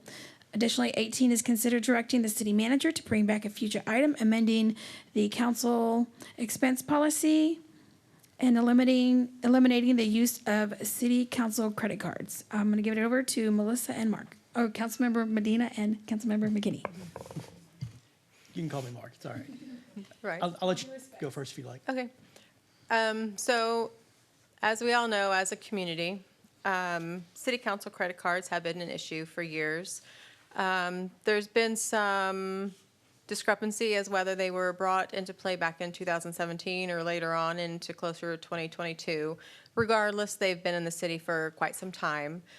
There's no other city that I'm aware of personally that uses city-issued credit cards for city council staff. So this is one of the items that we are looking to reduce. Right now, each city council member and mayor gets a budget of about $33,000 per year to spend on their credit card, which includes multiple line items for travel expenses, for food, for you name it, it's on the list pretty much. And those are a lot of expenses that don't always get spent, or some that have been spent and taken advantage of, as we know from the past. What we're proposing is doing away with the city-issued credit cards. In the wording, it mentions with the possibility of limited use for travel. What we would like for travel is for city to book all of our travel expenses, put it on a city credit card, book the hotels, the airlines, and then when we arrive at a destination, we use our card for incidentals. In the event that, for whatever reason, a hotel chain doesn't work in that manner, then we would have to seek an alternative option. But we would like to do away with that as well for travel purposes. Right now, city does receive an annual salary, or monthly salary rather. They receive a stipend, and then they've had use of a city credit card. It almost feels like just extra money being handed out left and right from not just your pockets, but ours. The stipend would be a good thing to have in a council pocket still for those council members who do like to do town hall events, who do like to put together meet and greets and get out in their communities and have functions with their residents, to be able to provide you guys with water, donuts, coffee, tacos, you know, whatever the case is, to bring you guys out and talk and convene. Does that mean we all want to go out and have expensive lunches with you guys on city dime, on your dime, because we're paying for it, but you're paying for it? No, not really. But a stipend would be there for those instances. A lot of us do print out a whole lot of stuff from home, from our home printers, for these meetings to get prepared. So that's at our expense. You know, that stipend can cover the cost of printer ink, things like that, that we're using for city business. And that's just some of the aspects of getting away from these receipts. I can tell you that a $30,000 budget, all these receipts that staff is reconciling, we're spending almost that much in salary for staff members, a team of 10 to 12 staff members, to reconcile these credit cards. So you're not only looking at the credit card charges, but you're looking at the staff time to go through the reimbursements, to go through if these are legitimate charges, to go through, do these need to be deducted from that staff member's next paycheck? Did they even turn in the receipt? And then hounding that member for those receipts. So not only can we save money from the budget, from citizens paying, but we also save from that staff time, and that staff can be using their hours in the job to do something better aligned for the city. Mark? It was kind of my intention to bring forth an opportunity for all of us to discuss what we think is an appropriate, I guess level of expense on city stuff. My feeling was always that the cards and the stipend were duplicate. The stipend was meant to cover those things that the cards were being used for, and seemed inappropriate. My thoughts is to do away with the cards altogether, do away with reimbursement altogether, and just use your stipend for what it was intended for. So, open to suggestions on that. But, shortly after the election, I realized that there were probably 4 votes on this, and so reached out to Mr. Langley, and he said, actually, there's a couple of you that probably should pair up, and and so and here we are. Right after Councilmember Medina was elected, we started working on this. So. I have a few people asking you to speak a little bit closer to your mic. I'm sorry.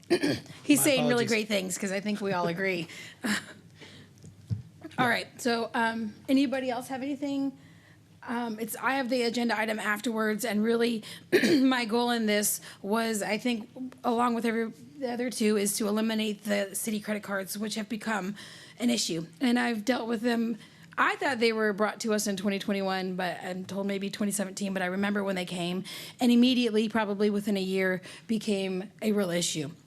And so for me, the 2 items that we put together, I think we have 3 kind of different agenda goals. And one would be to eliminate the credit card.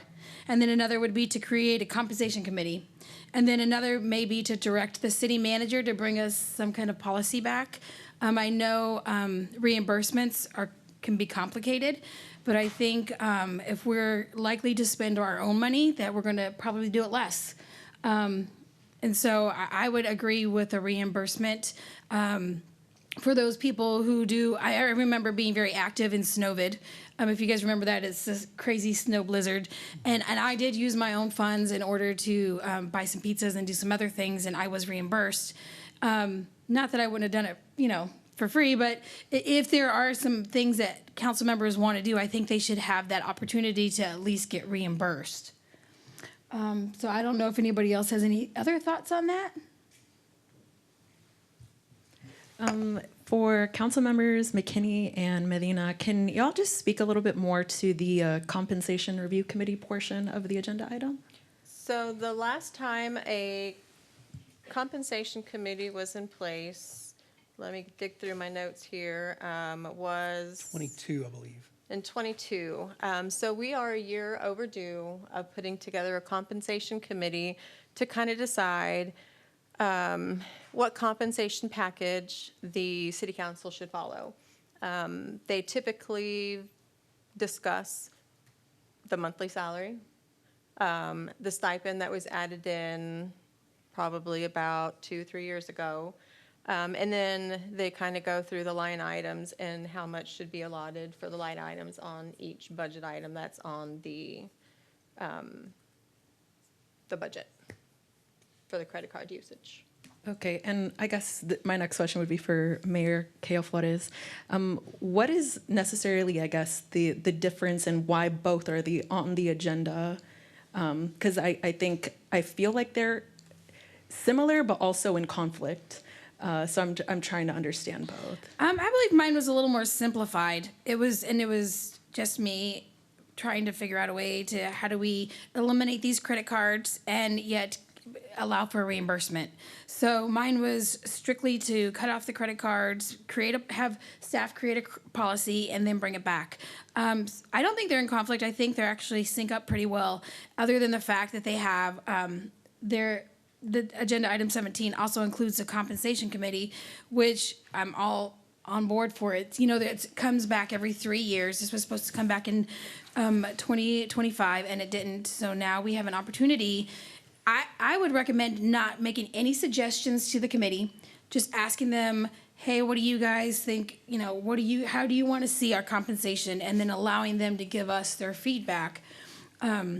And moving on from there. But that's the main difference, I think, was I wasn't really on board with changing the stipend or keeping the credit cards for travel. Mine was just to get rid of them. Okay, so then I guess just to clarify, they are in conflict if you're not okay with certain portions of 17. So I think my question then would be for staff, I guess. If we, for example, approve 17 but then approve 18, what happens then? So I like that you guys took these up together. My recommendation would be to make a single motion, and then essentially one of the items just, is no longer necessary. And I think the reason for the compensation committee is that anytime there's a change to our compensation, it needs to go through them. Like that's, for charter rules, like it's my understanding that is the correct process to follow. Correct. All right, Councilmember Laura Harris. Well, I think that it would really, by having a compensation committee, all these issues could be looked at the same time because they dovetail. Right.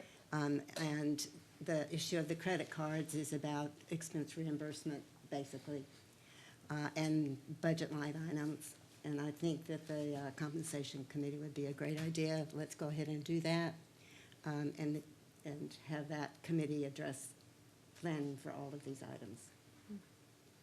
All right, my question then would be, do we want to make this one motion or do we want to make it like 3 different motions? Because I think there's like eliminating the credit card, creating the compensation committee, and then directing staff. Well, I'd like to consider a motion. I had one more question before we consider motions. So I think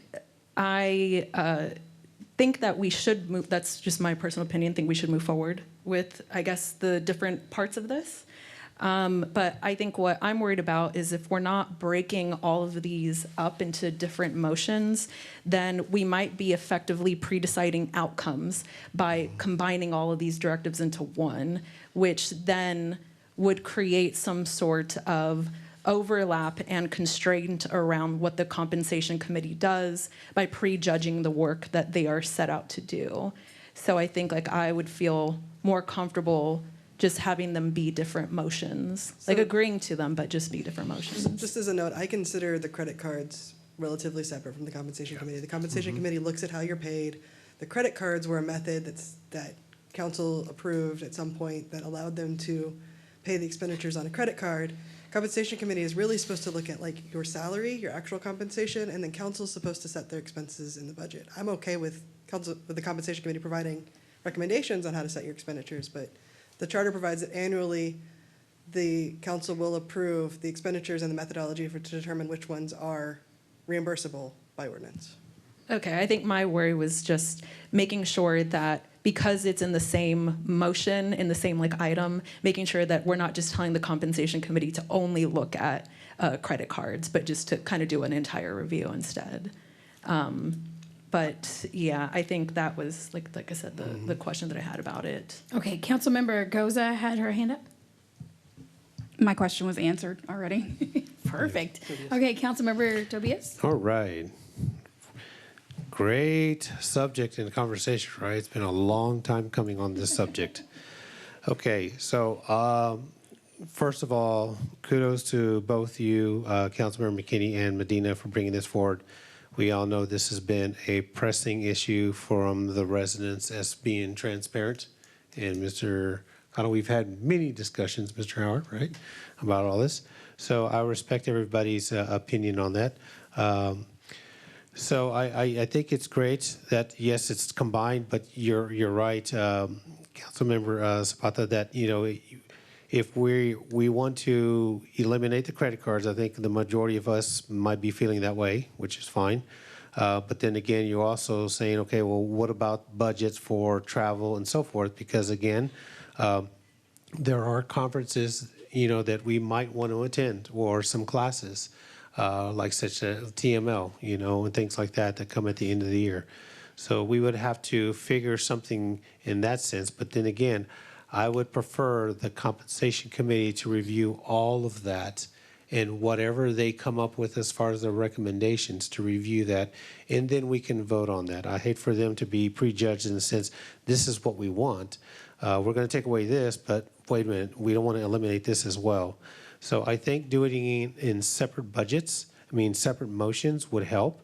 As far as the compensation committee review, my question would be, how would that be set up? Would that be through appointment, or are we going to go with the boards and commissions policy procedure where we take applications? Yeah, ultimately, that's up to you. What we would do is bring you back a resolution to form the committee and then ask for appointments, and then you would decide how you would want to appoint them, if you wanted to appoint them directly from the dais, or if you had a particular process that you wanted to go through. All of those things are subject to council direction. I don't think that has to be decided tonight, would be my suggestion to you, is that we could bring that forward, resolution to create that body, and then ask you some questions, and then also I'll bring that back separately for the appointments. But it's up to you how you want to do it. The only thing we would recommend is that you give that group enough time to actually make recommendations, to give you a recommendation that can be then included in the budget at the end of July. So you'll need a few months to do that, depending on how many times they want to meet and the scope of what you ask them to do. But that would be, I think, the question before you this evening. Okay, so if we make that motion for, the credit cards, if that goes through, so you would bring back, so you wouldn't need any direction from us as far as a motion on that resolution? It would actually come back maybe on the next council meeting to where we can establish that, that conversation on getting the committee going? Yes, sir. So just to be clear, each of these is to direct me to bring back a resolution to do something, whether it's the compensation committee or to amend the policy for credit cards or what it is. So those would all come back as action items. This just gives me the direction from you as a board that you want me to prepare those and bring it back to you. So all of these you would see again in a more specific format that you would be able to vote on. So the motion would be to direct staff for this, et cetera, okay? Just for clarity, the expense policy and the credit cards, that was approved by ordinance. So what we would bring back would be an ordinance Yes. amending that, and that does require 2 votes unless it's a 7-0 vote. So I just So want it'd to have make to be a sure everybody's aware of first that. reading and a second reading? Unless it's 7-0 on first reading, yes. Okay, sounds good. Okay, I yield the floor. It's y'all's. All right, do we want to make 3 different motions, one by each of us, and then we can move forward? I already have a motion, if that's okay, and it's just for the compensation committee. Would you mind? Okay. I would like to make a motion to direct city manager to bring back an ordinance to create and convene a compensation review committee in accordance with section 3.09 of the city charter to evaluate the council's compensation. I think that one can be a resolution. It's the policy. I knew it was wrong. I know, it's Okay, your first we'll try it meeting. again. We're going to get there. Okay, so do I restate the whole thing, or is it okay? Do you Fine. understand, Jennifer? We understand that you mean resolution. I meant resolution. Okay. And then the next would be to eliminate the credit cards, and I think we have, Do we need to vote on that first? oh yeah, let's take a vote. I'm ready. Okay, I second that motion, and then you can do discussion. Okay, there was a motion by Mayor Flores Cal and seconded by Councilmember Tobias. All in favor, say aye. Aye. All opposed? It passes 7-0. All right, and now we have another motion. Yep. I'd like to make a motion directing the city manager to bring back a future item or items with recommendation on how to amend ordinances 1231 and 1223 related to city council expenses and reimbursements, and eliminate city-issued credit cards for council members. Okay, I have a motion by Councilmember Medina. Do I need to repeat all that? No, thank you. And seconded by Councilmember Kinney. All in favor say aye. Aye. All opposed say nay. It passes 7-0. All right, we have one more. Councilmember McKinney, do you want to do the credit cards? Well, that was included in. Oh, that was in my included motion. to cancel them? Yes. Yes. Oh, so that was 2 and 1. Yep. Okay. Yeah, I feel like We we're knocked probably. it all out. All right, we're done. We're good. I think we crossed the goal line. All right, they're gone, guys. Good job, team. Good job working together. I do appreciate. I appreciate Councilmember McKinney's suggestion to combine those. So I think we're going to go back to, was it? 21. Agenda item 21. So we're going to go forward. Consider directing the city manager to bring back a resolution, creating a policy to require the posting of all credit card expenses, associated receipts, and other supporting information to the city's website. This is presented by Councilmember Goza. Hi, thank you. This is a little bit different because we're talking about city employee credit cards. One of the things that came up constantly when I was campaigning was government transparency. And we have a number of employees that have city credit cards for just daily purchases, et cetera. And we do have credit card policies, all of those things. However, you know, with what we saw in Austin recently with an employee who was just caught, you know, charging almost $1 million to companies that belong to his family for services not rendered, I kind of felt like it would be a really good thing to have those city credit cards for city employees on the website, similar to how the city council credit cards were posted. And it always feels like a good thing to have more eyes on those types of transactions so that you've got more people seeing it and being able to catch things before they spiral to, say, $1 million that's just gone. And so that was why I wanted the city manager to bring forth a policy for being able to scan them, get them posted on the website, just for visibility and transparency. All right, does anybody have any questions? I have some feedback, I guess.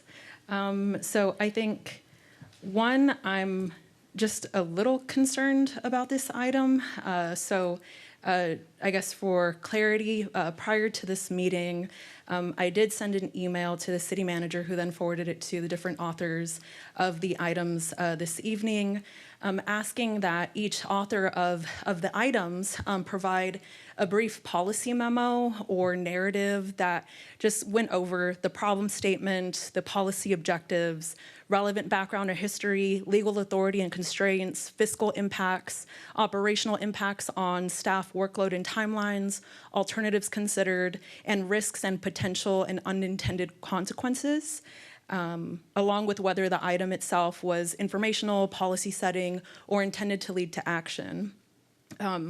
I guess the reason why I asked that was because I think that there are concerns that I just have initially with, I think, a lot of the lack of clarity around this item and I guess the other items that were brought forth by council. And it has nothing to do necessarily with the substantive portions of them, but more so if we're talking about transparency and clarity and accountability. I think as council members, when we bring forward agenda items, the responsibility to provide foundational context to each other as colleagues and to the public relies on us.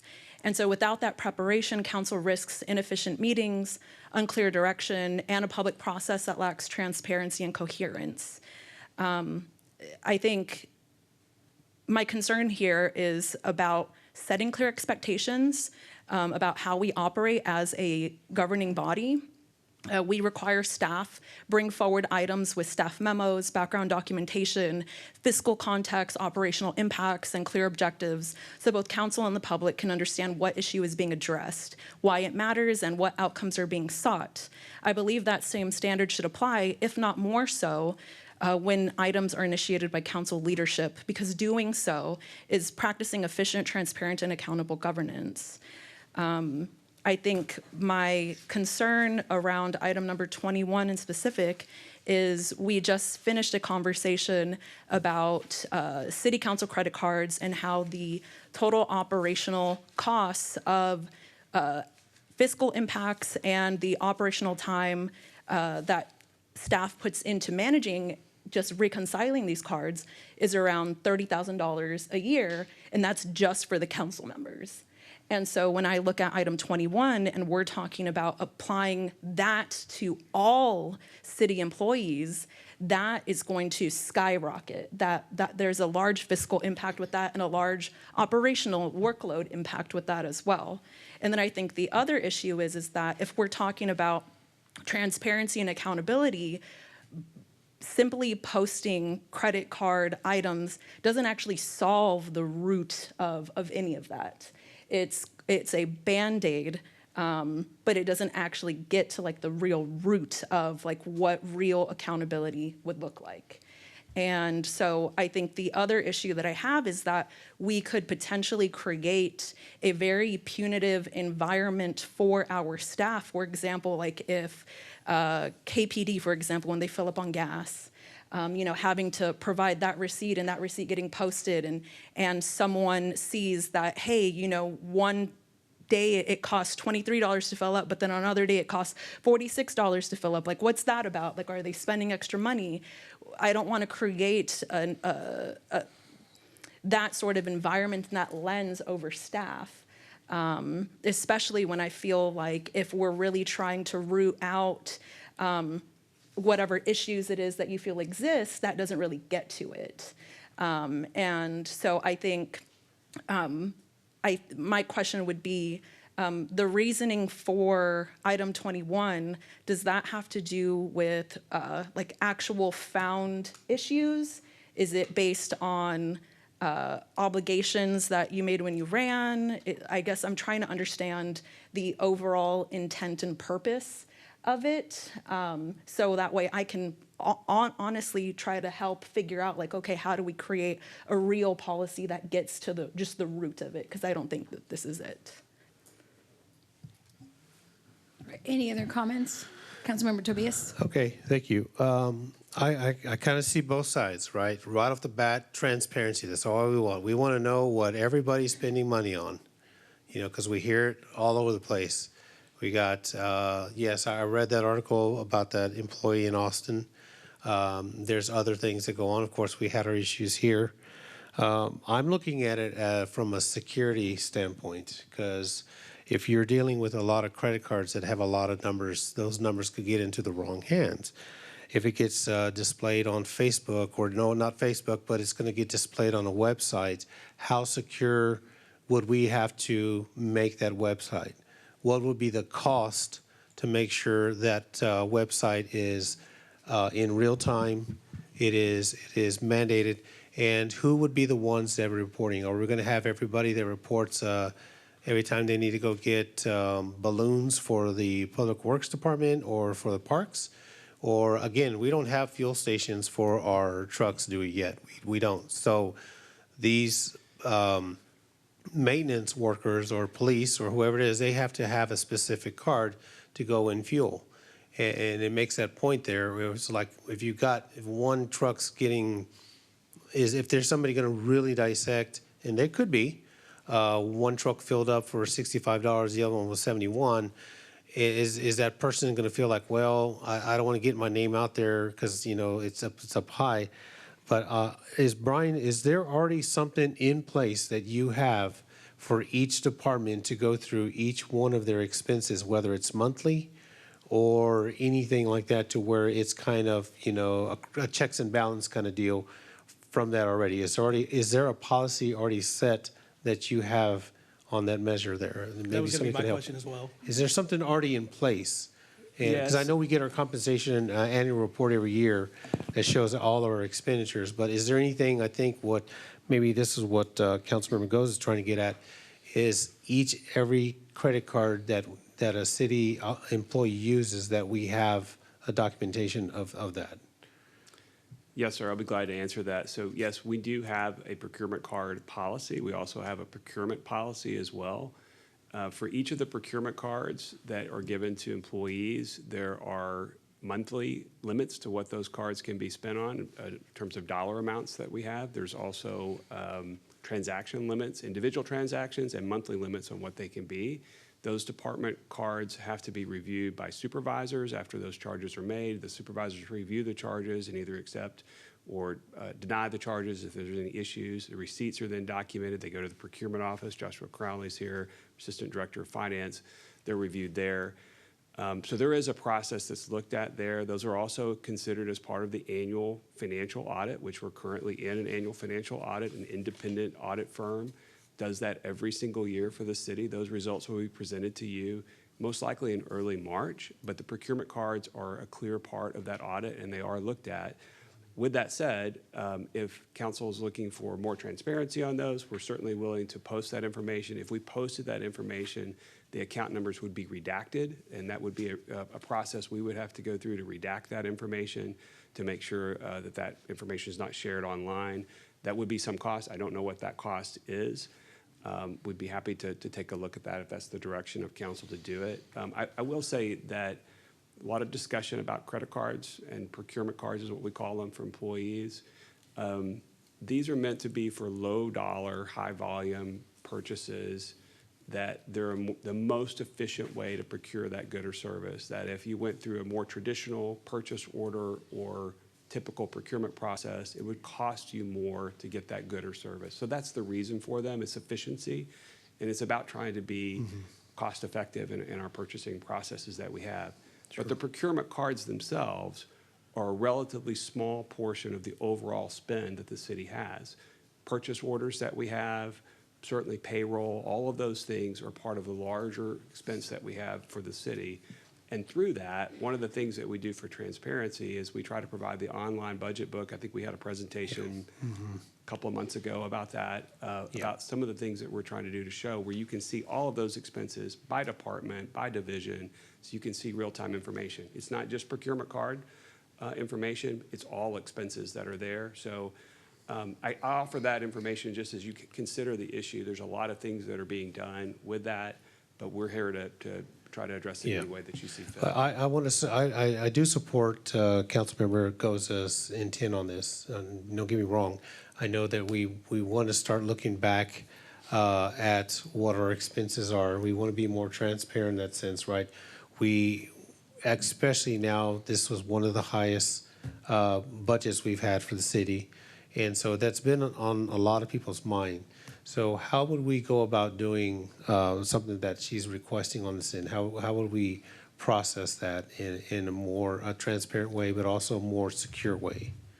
Like you said, I know we could redact the numbers, but to make it more accurate to where it balances out to where residents in the end, it's the people that could be able to see this is where our department's at, this is where Public Works is at, and as far as the budget goes. I mean, if that's something that we can do. We believe that departmental information is already online. That division information is real-time information that can be seen. You can see those expenses currently that's there.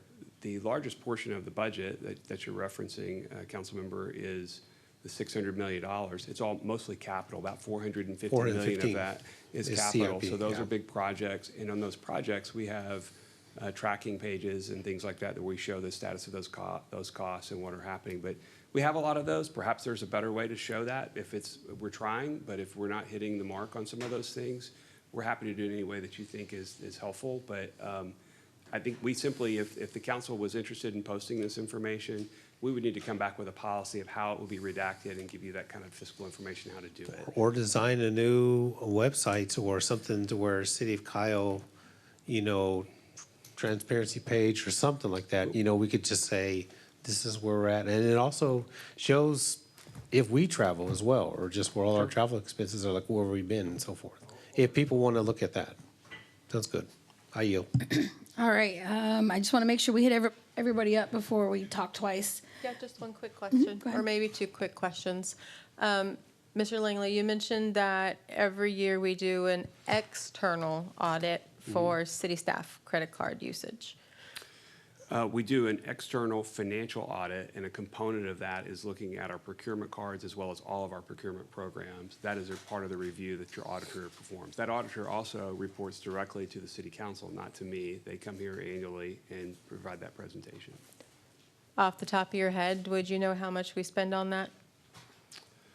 Sorry, I didn't ask. I don't know off the top of my head. I don't know if Does a certain Mr. Perez know? I want to say $150,000 to $200,000, something like that, but I may be missing the number.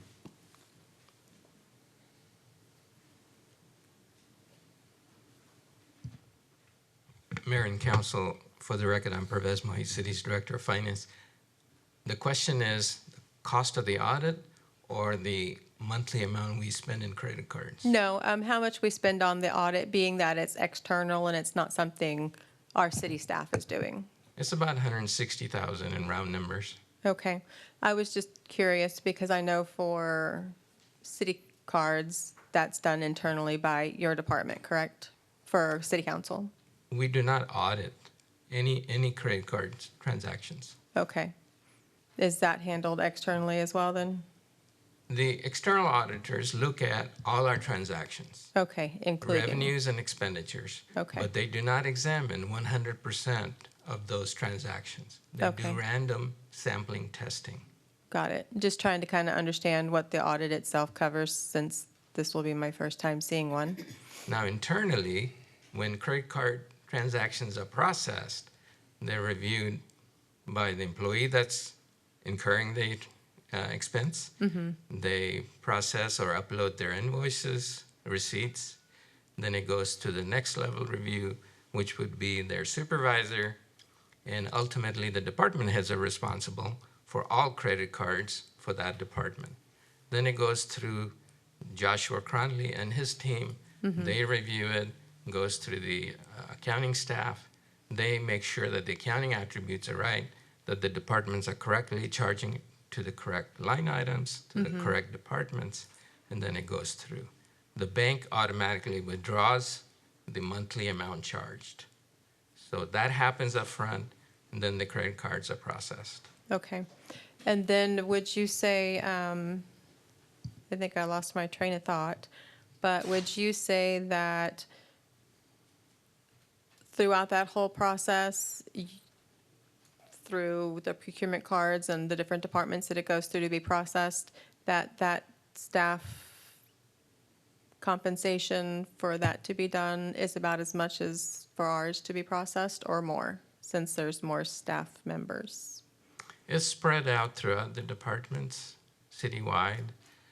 Those expenses are going to incur regardless. They're happening every month. So if the question is, are we adding additional costs for this additional request?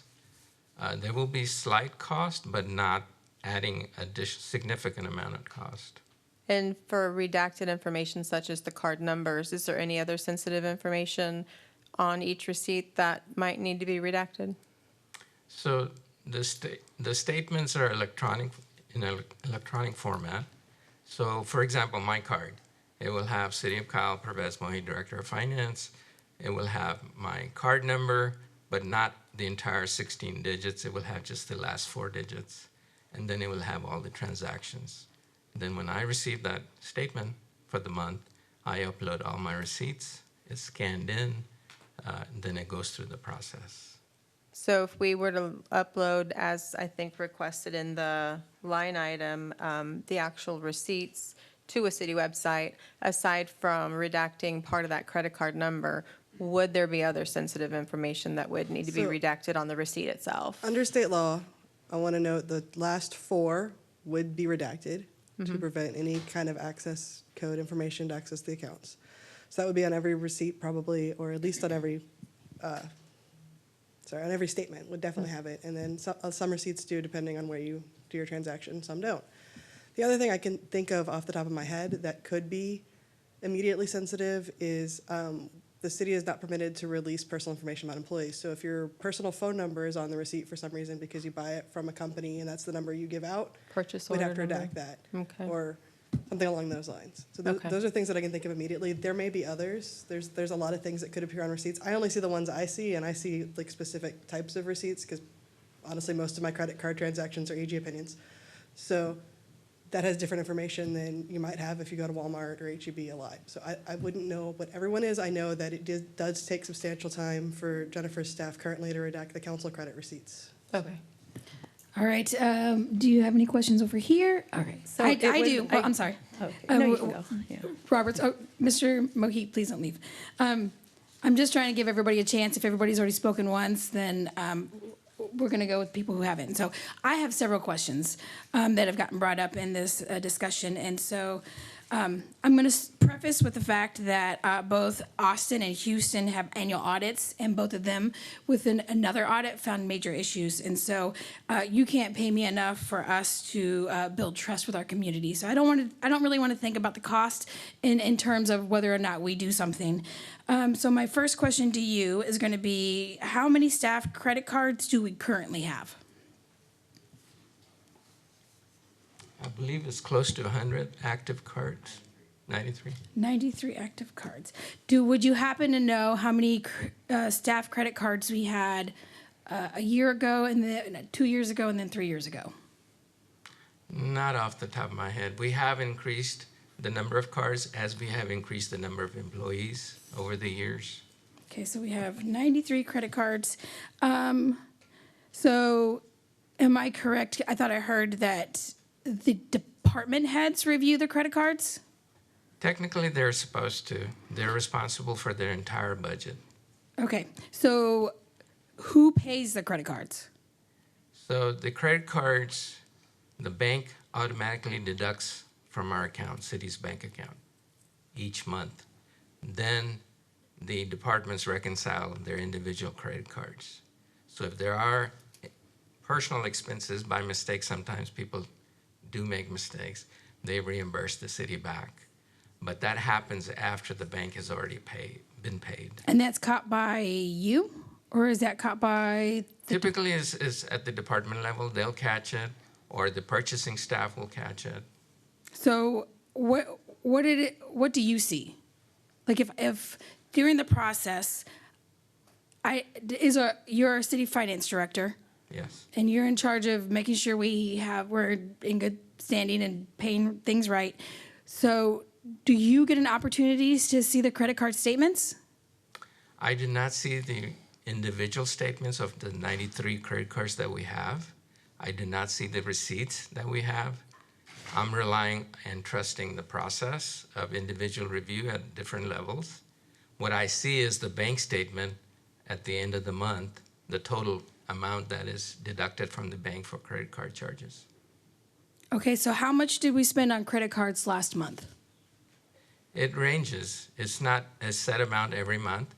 It ranges anywhere from $250,000 to about $290,000, $285,000, somewhere there.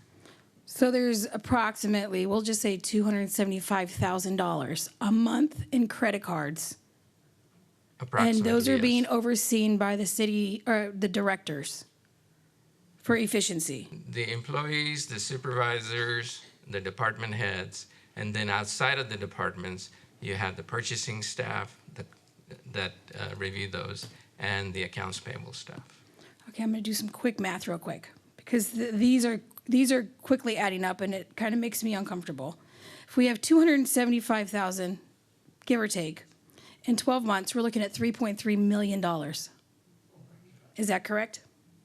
That's correct. If we averaged it, we're talking about $3.3 million, and we're worried about how much we're going to spend on putting this information online. I'm not going to pretend to understand that. Well, I don't think putting on a line is going to change the dollar amounts either. I will say it changed it for the council when I was just a resident, and we all of a sudden started posting it and said we want some accountability. Now, do I think it's the resident's job? I do not. But what I do think is somewhere along the line, if we're spending $3.3 million on credit cards, there's got to be some kind of accountability, and we can't do it. It's not our job to go through every one of those, but it is somebody's, and it's our job as a council to ensure that's getting done. So my question is, what are we doing to ensure that? If we could put it online, maybe we can just go home and look at it, or the residents can, and I'm okay with that. I've lived that where, we did start looking into it as residents, and we said, okay, some of these things didn't seem to add up to what we as taxpayers wanted to spend money on. But when you're spending $275,000 a month, give or take, I think there needs to be some more oversight or some clear idea of what is being spent, because we have a financial director who doesn't see the statements, and that is worrisome. Okay, and to my point was, again, I get what you're saying. You say we're over here worried about how much it's going to cost, yet we're spending this much in credit cards. My thing is that yes, it's being transparent to the residents. I guess my thing is that would this have to be another section or another department that would need to be hired to be able to do this, and what is that cost going to be on that end? And you're looking at the dollar amount as far as what it is. We have to, I guess, the breakdown would be what is within that $3.2 million. Is it fuel? Is it other items that that each department would need, or if it's equipment and so forth that's required? Maybe renting equipment for the Public Works Department or for the Police Department. Those may require a specific down payment on credit cards. But I get what you guys, all of you are trying to get at. I'm not arguing that. I know exactly what y'all are trying to do. You're trying to show the accountability of what the city is spending on. That I am not arguing. That I am not debating, because it is true. It's not. Yes, it's my money. It's also your money, and you need to know where it's at, right? I need to see some yes or no's out there. Okay, so I get what you guys are trying to get at. Well, I think it's important that we as a council know as well. How many of us knew $3.3 million were being spent on credit cards? Yes. So it's not just transparency for the residents, it's for us it's our job to ensure that we give oversight. And if we're not doing it, then who's going to?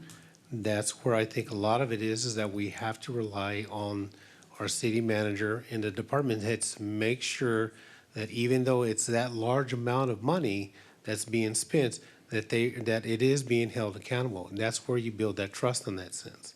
Okay? No, I think. Okay. Councilmember Harris has the floor. So $3 million is what percentage of our operating budget, our general budget? About 3%. For credit cards, not for roads, not for streets, Just not for operating budget. lights. For the operating budget. Okay, Councilmember, Zapata, go ahead. So I think, I think there's a lot of taking numbers outside of context that is happening right now. And I think there is a lot of fear-mongering and mistrust that we are starting to build towards our city staff that I don't think we as city council should be in the business of micromanaging what it is that our staff does. It is not who we are. We are a legislative body. The administration and the executive functions belong under the purview of the city manager and staff. And what we have heard is not that there is not a process. There is a process that exists, and that process has been explained to us. We do have an external audit, and I would also like if we could just also talk briefly about how traditionally audits are performed, because it is in my experience that in like external audits like that, people have been asking for external independent audits, and that's exactly what we do every single year. We don't have an internal audit department that does that.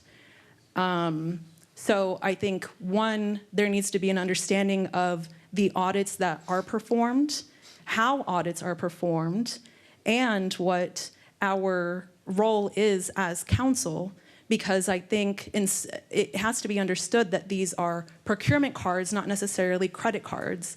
They provide an operational function, and the numbers taken outside of context can easily be misconstrued, and they can easily be used to target city staff.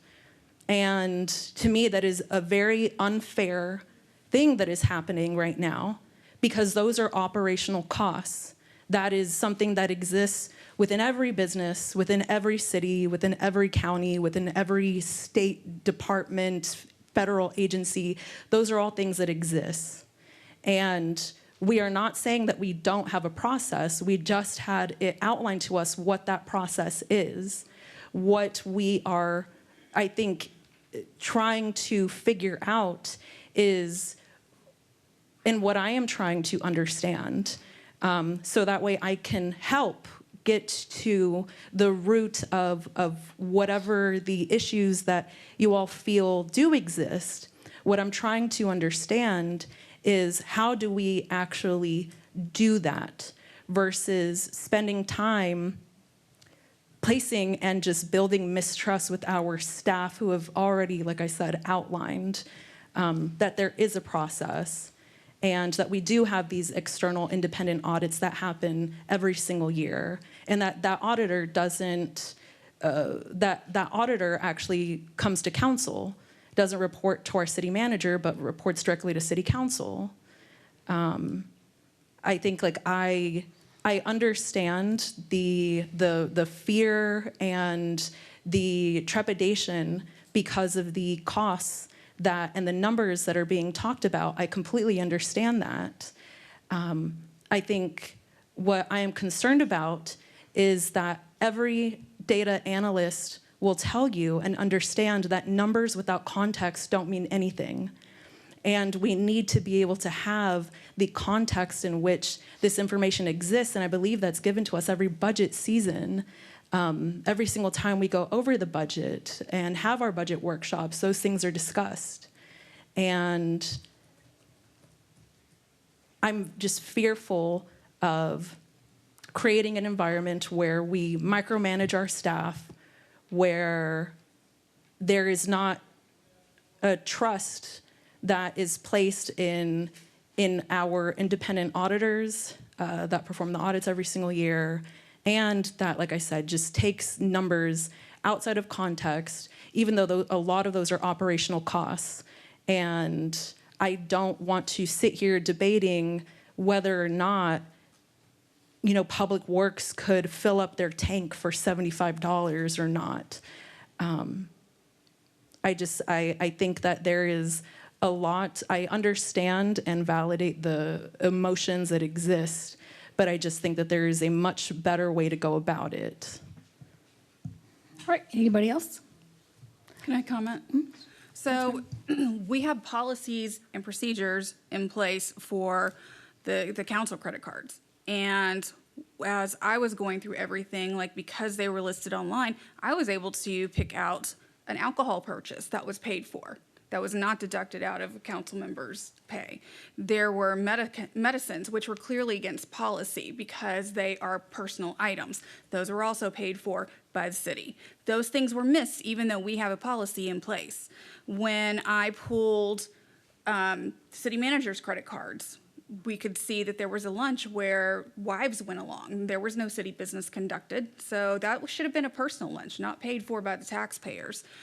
Pulling those credit cards also said, hey, there was a $200 per person meal that was done at one of the visioning workshops.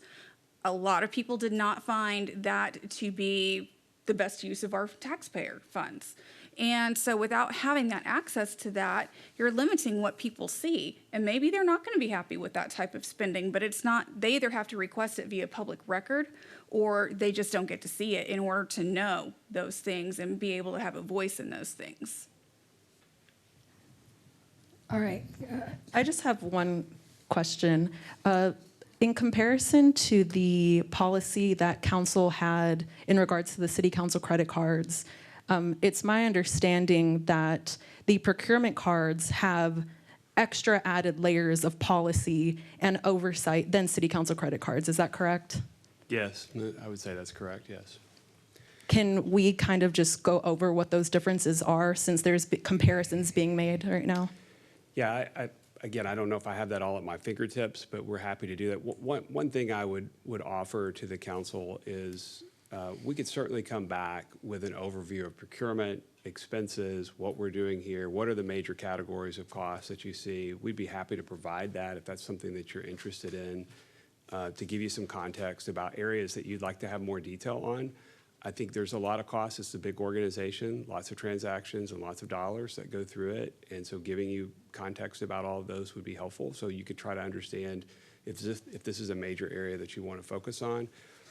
The other thing I would mention to you is we had brought forward a risk assessment through Weaver, was an outside firm that we recommended to the council that be hired to do a risk assessment of all of our activities across the organization and to try to prioritize which of those had more risk and more dollars at stake and which of them needed to be looked at in more depth. We presented that to council a few months ago. I don't recall the exact date now that I'm mentioning it, but it was relatively recently that we brought that to you.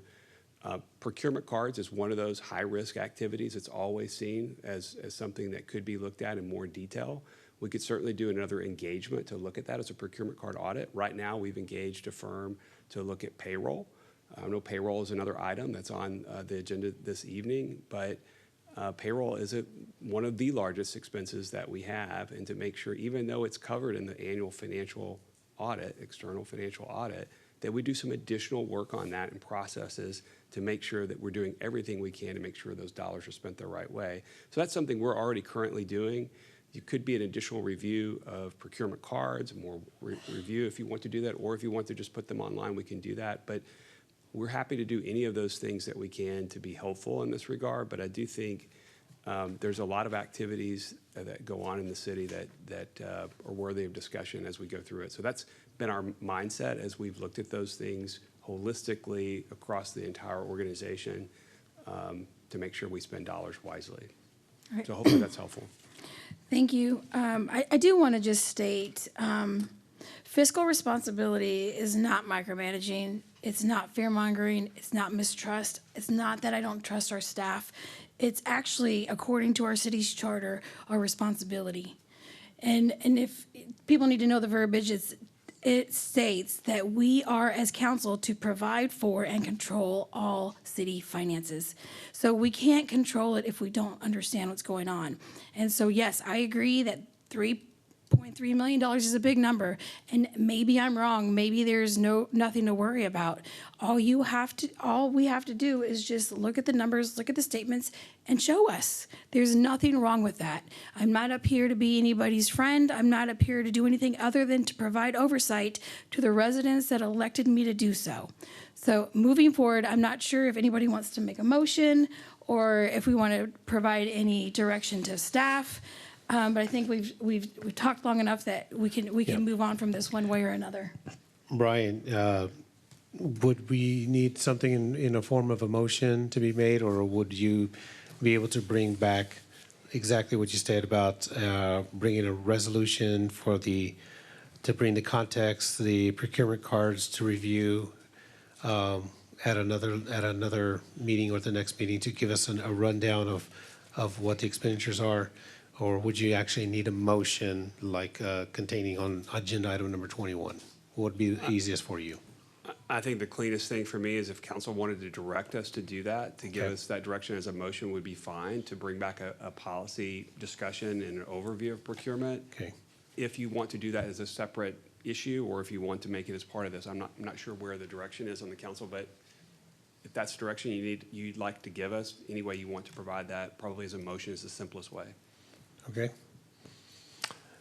With that, I'll go ahead and make a motion to direct city manager to bring back a policy in referencing to procurement, exactly what you're saying. I'm trying to find the verbiage for it, but to bring back something to where we can have a review of the cards and a context of how the operation works, as far as trying to get it as far as what, to make it more in a legal sense. So you want a presentation on the city's use of credit cards? The issue on the credit cards, and then also to possibly look at forming a policy in that sense. So we have a procurement policy that was approved by council. We can bring that back along with a discussion of credit cards, if that's what you're asking to do. Does that sound good?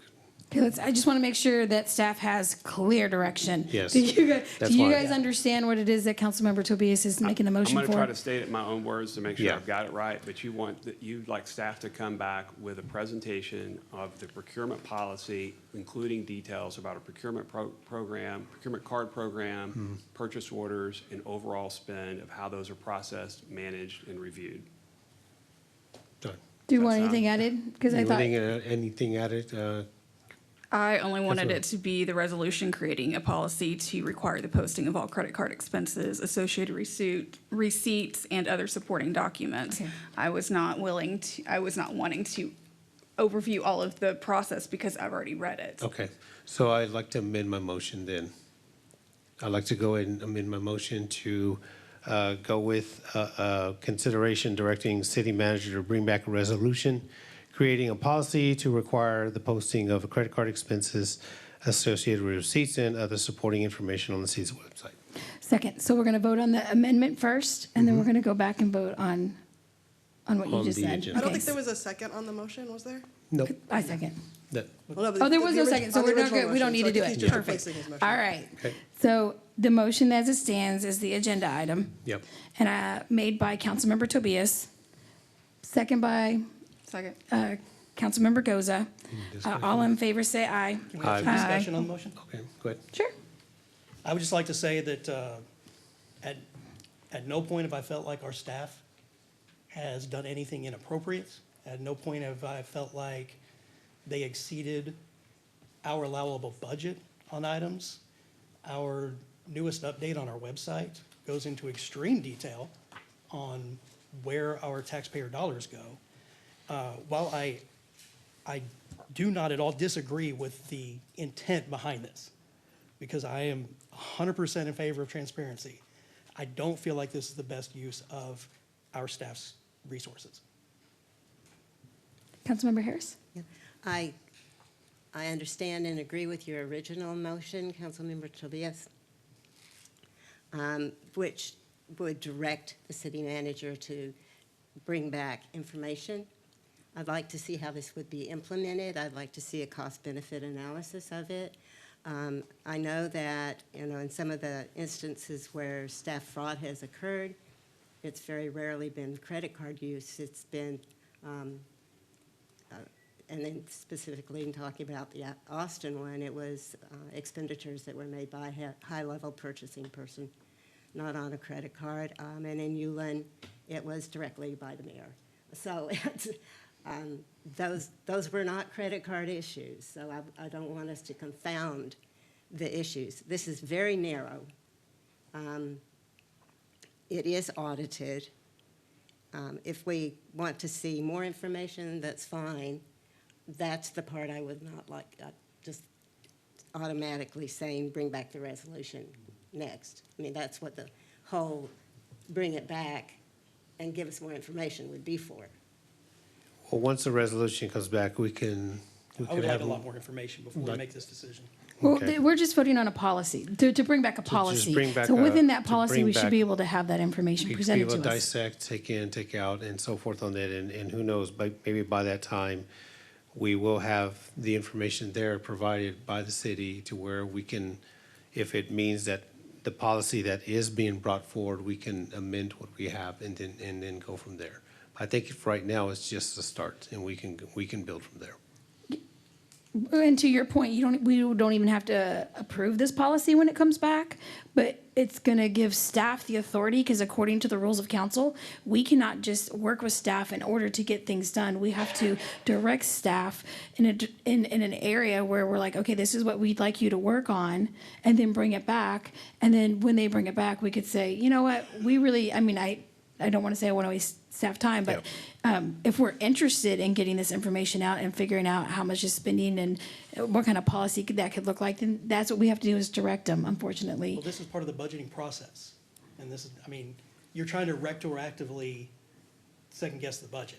Well, the budget doesn't start for us until for another month or two. Like, we're going to get involved in the budget pretty quick. So do we want to do this after the budget time? I feel like it should be part of our budget discussion.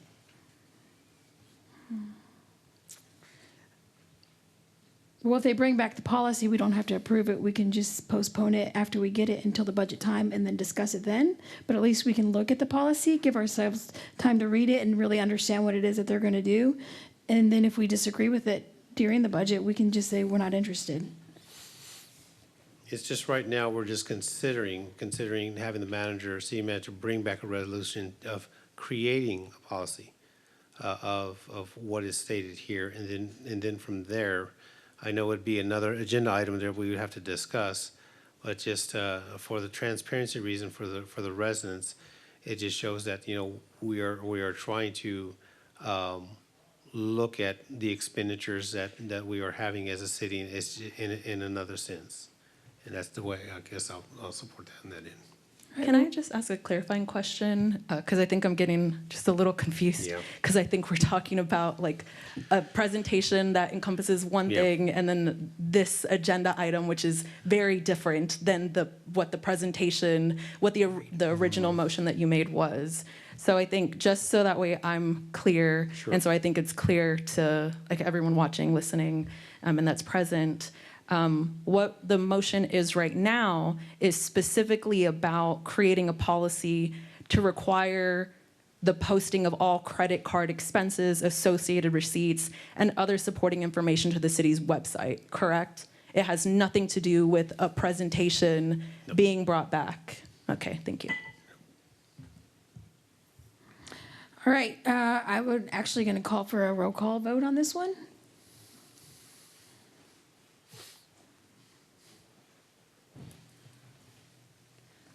Medina,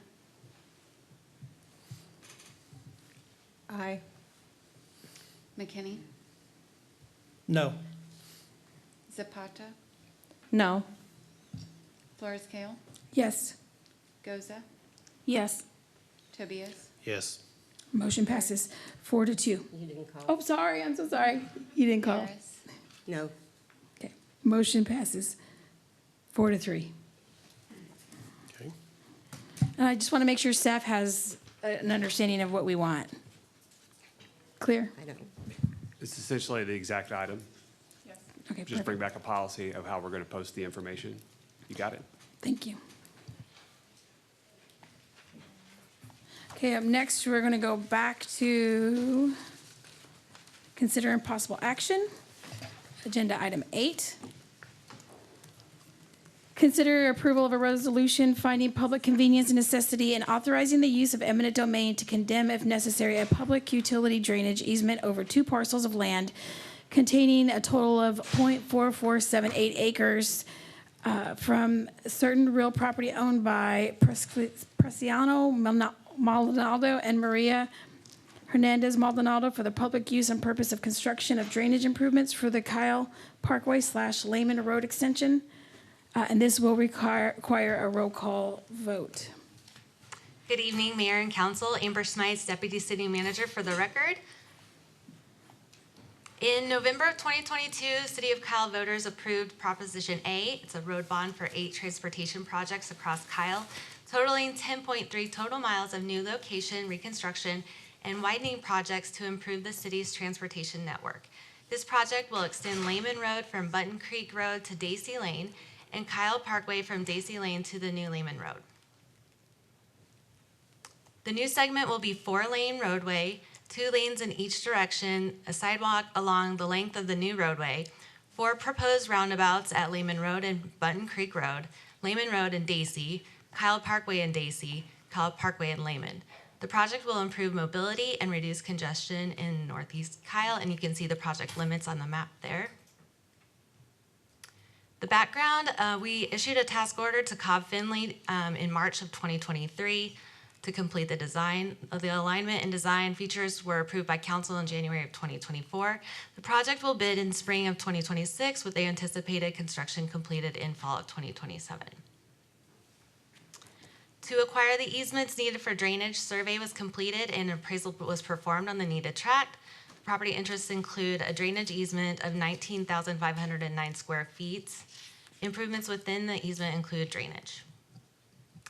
Public convenience and necessity refers to the council determining whether the city's acquisition of an interest in a specific piece of real property, such as an easement or fee simple title, is necessary to effectuate a particular public use for the public's convenience and necessity.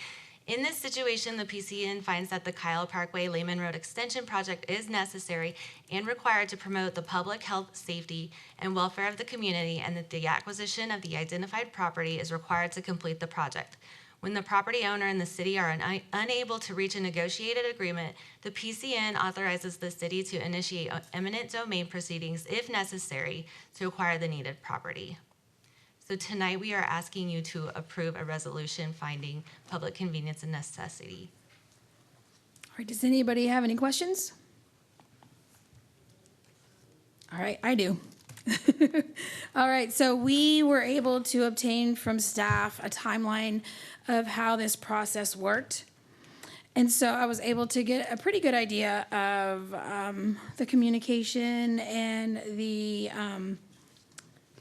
negotiations back and forth. So my first concern with this timeline is I see three different companies: Cobb Finley, Atrium, and Lochner Group. So if I could have, if you could just briefly describe in a couple words what each of those companies do. Sure. The Lochner Group is the GEC for the road bond project. They act as an extension of city staff, monitoring the different road bond projects that we have going on. I'm sorry, you said Cobb Finley. Yes, They're Cobb the Finley. design engineer of the project, and then Atrium Services appraisal. Appraisal, okay. Just some background information. I have chosen to reach out to all affected landowners, and so I like to get their feedback regarding the process of how our city is doing the eminent domain. And that's not to do anything except for build a relationship with the landowners in case we do have to use eminent domain. So I see that all this started on March 2025. And then it looks like on October 30th is when the first offer was handed to them. Do you know who was communicating with them between March and October? Well, I'm sure it would have been our property acquisition agent firm. They're Atkins Realis, and so they are the ones who reach out to the property owners and start communication. Additionally, they would have been communicated with by Cobb Finley, and who would have performed the survey on the track that we need. Perfect. Okay, do you know if any of those people speak Spanish? I do not. Okay, because it looks like we had to put together a Spanish initial offer letter. So my concern is that we communicated with them from March until October. If we don't have a Spanish speaker, I'm kind of worried that things may not have been clearly explained. So you're saying Atkins Realis is the one that does the communication? Correct. But we don't know if they have a Spanish speaker. I believe they do. Yes. You do. And was that the person that was communicating with them? She's coming up here.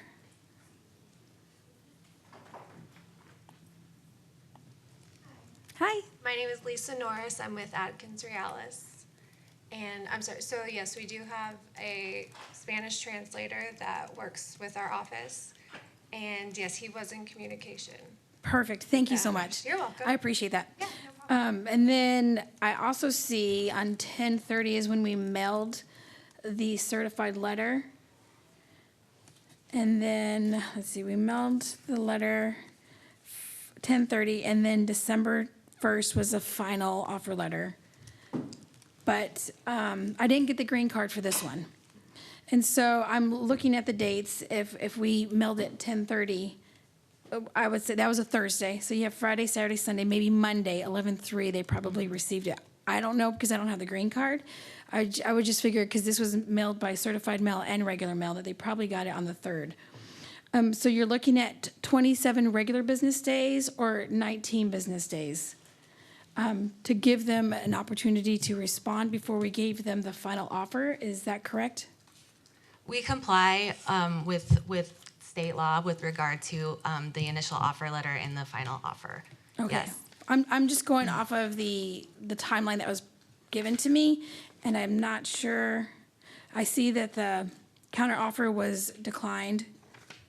I just want to make sure when we're doing these eminent domains that we're on top of following the laws, that we're being respectful. I lived through the whole Quill Ridge, and so it's kind of got me scarred. But when I reached out to, I don't know how to say his first name. It's looks like Moses Maldonado. He said that there was not a lot of clear, complete responses to the written questions regarding the drainage impacts. He also said that although they submitted a detailed good faith counteroffer with supporting information, they did not receive substantive engagement on those issues before being informed that the city would proceed to condemnation. And each of us are allowed to vote however we want. I just find it hard. I've seen on this agendas several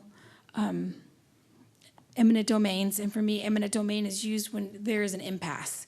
But it looks like what you guys are asking us to do is, in the event that you guys can't find a meeting of the minds, that you'll go ahead and have this to fall back on and to use.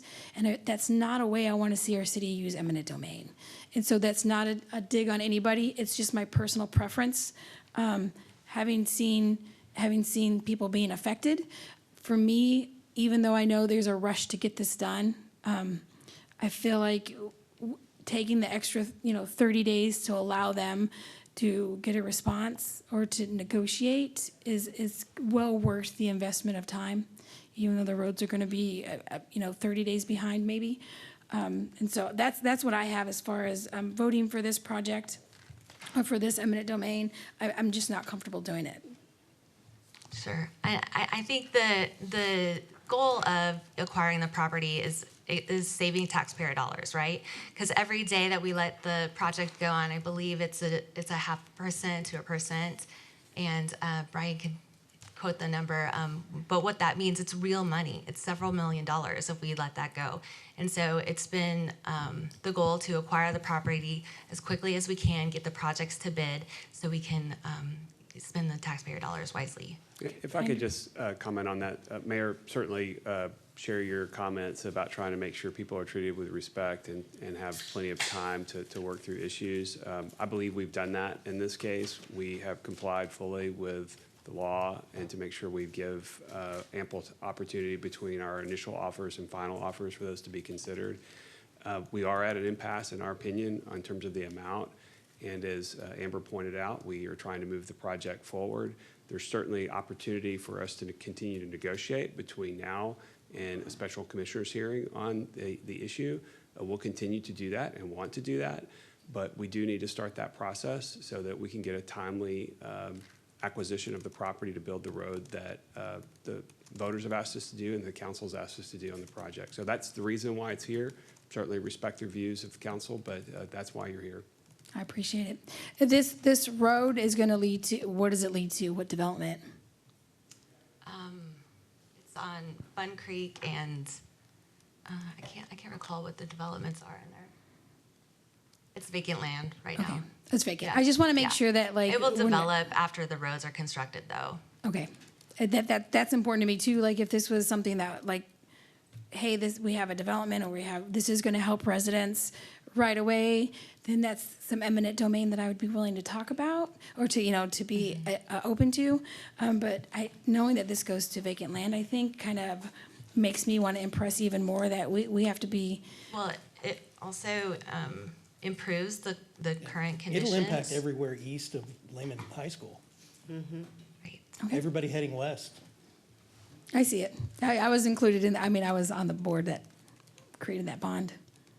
So if anybody wants to make, I think there's specific. Yeah, I've got the wording. Okay. I move that the city of Kyle authorize the use of the power of eminent domain to acquire a public utility drainage easement over 2 parcels of land containing a total of .4478 acres from property owned by Prisciliano Maldonado and Maria Hernandez Maldonado, as described in Agenda Item 8, for the public use of constructing drainage improvements for the Kyle Parkway Lehman Road Extension Project. Second. All right, I have a motion by Councilmember McKinney and second by Tobias. This will be a roll call vote, please.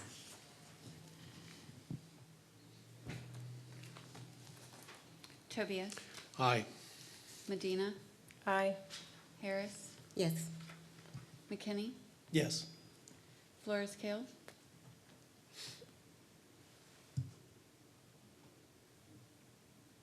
Nay. Zapata? Aye. Goza? Nay. Agenda item 8 is approved 5-2. All right, up next, we have agenda item, we got to do these single?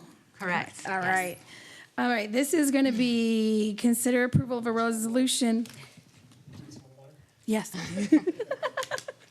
Consider approval of a resolution finding public convenience and necessity and authorizing the use of eminent domain to condemn, if necessary, simple fee title, thank you, to a parcel of land containing 4.496 acres, a drainage easement over 0.0761 acres, and a public utility easement containing 1.110 acres from certain real property owned by JDF Windy Hill Road LLC for the public use and purpose of construction of public roadway and drainage improvements for the Windy Hill Road Improvements Project.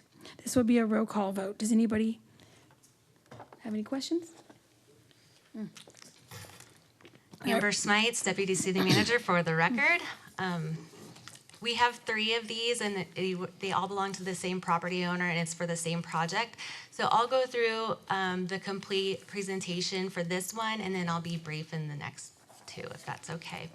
In November of 2022, the City of Kyle voters approved Proposition A road bond for 8 transportation projects across Kyle, totaling 10.3 total miles of new location, reconstruction, and widening projects to improve the city's transportation network. This project will improve Windy Hill Road from the northbound I-35 frontage road to Purple Martin Avenue.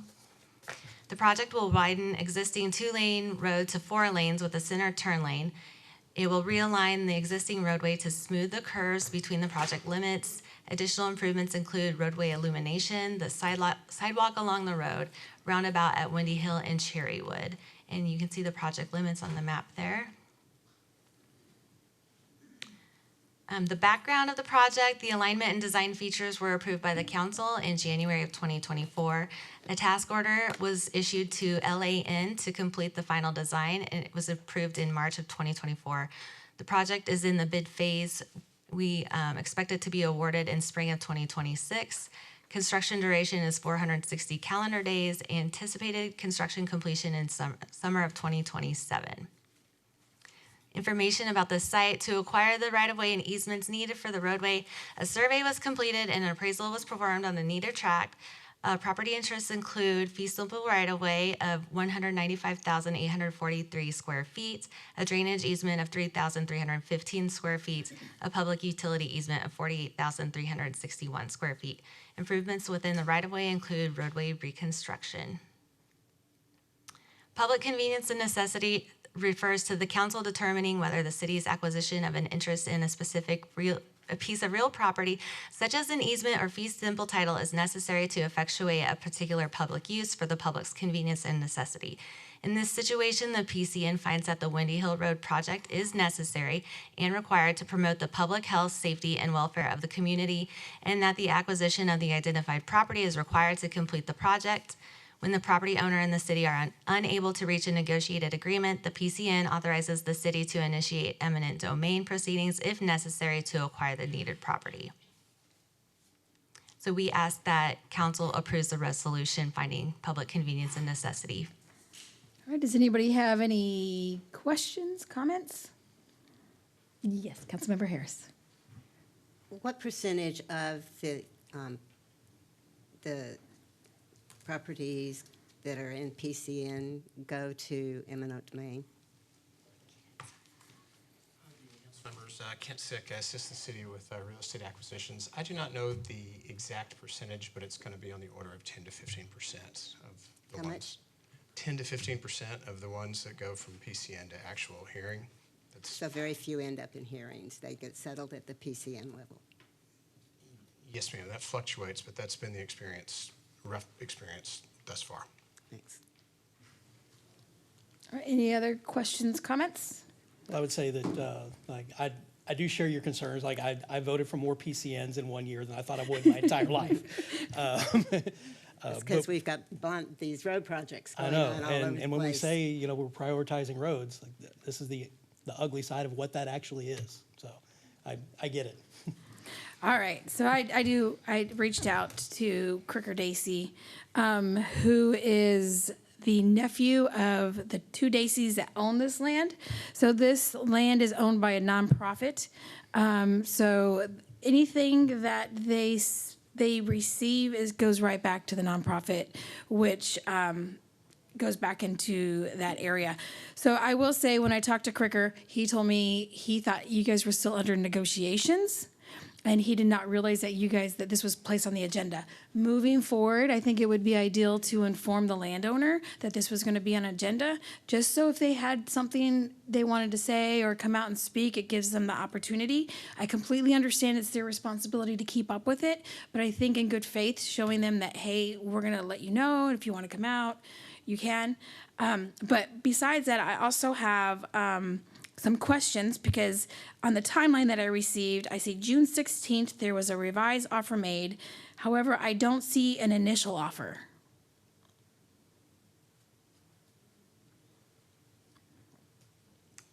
We're looking at. Okay, no, take your time.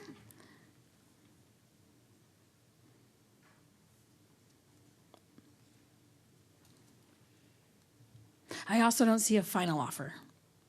And when I talked to Cricker, he told me that they were waiting, they were hoping that you guys would extend a final offer before it would get to this extent. So I guess I'm kind of confused if I can't see the first offer or the final, how we would proceed with the possibility of eminent domain.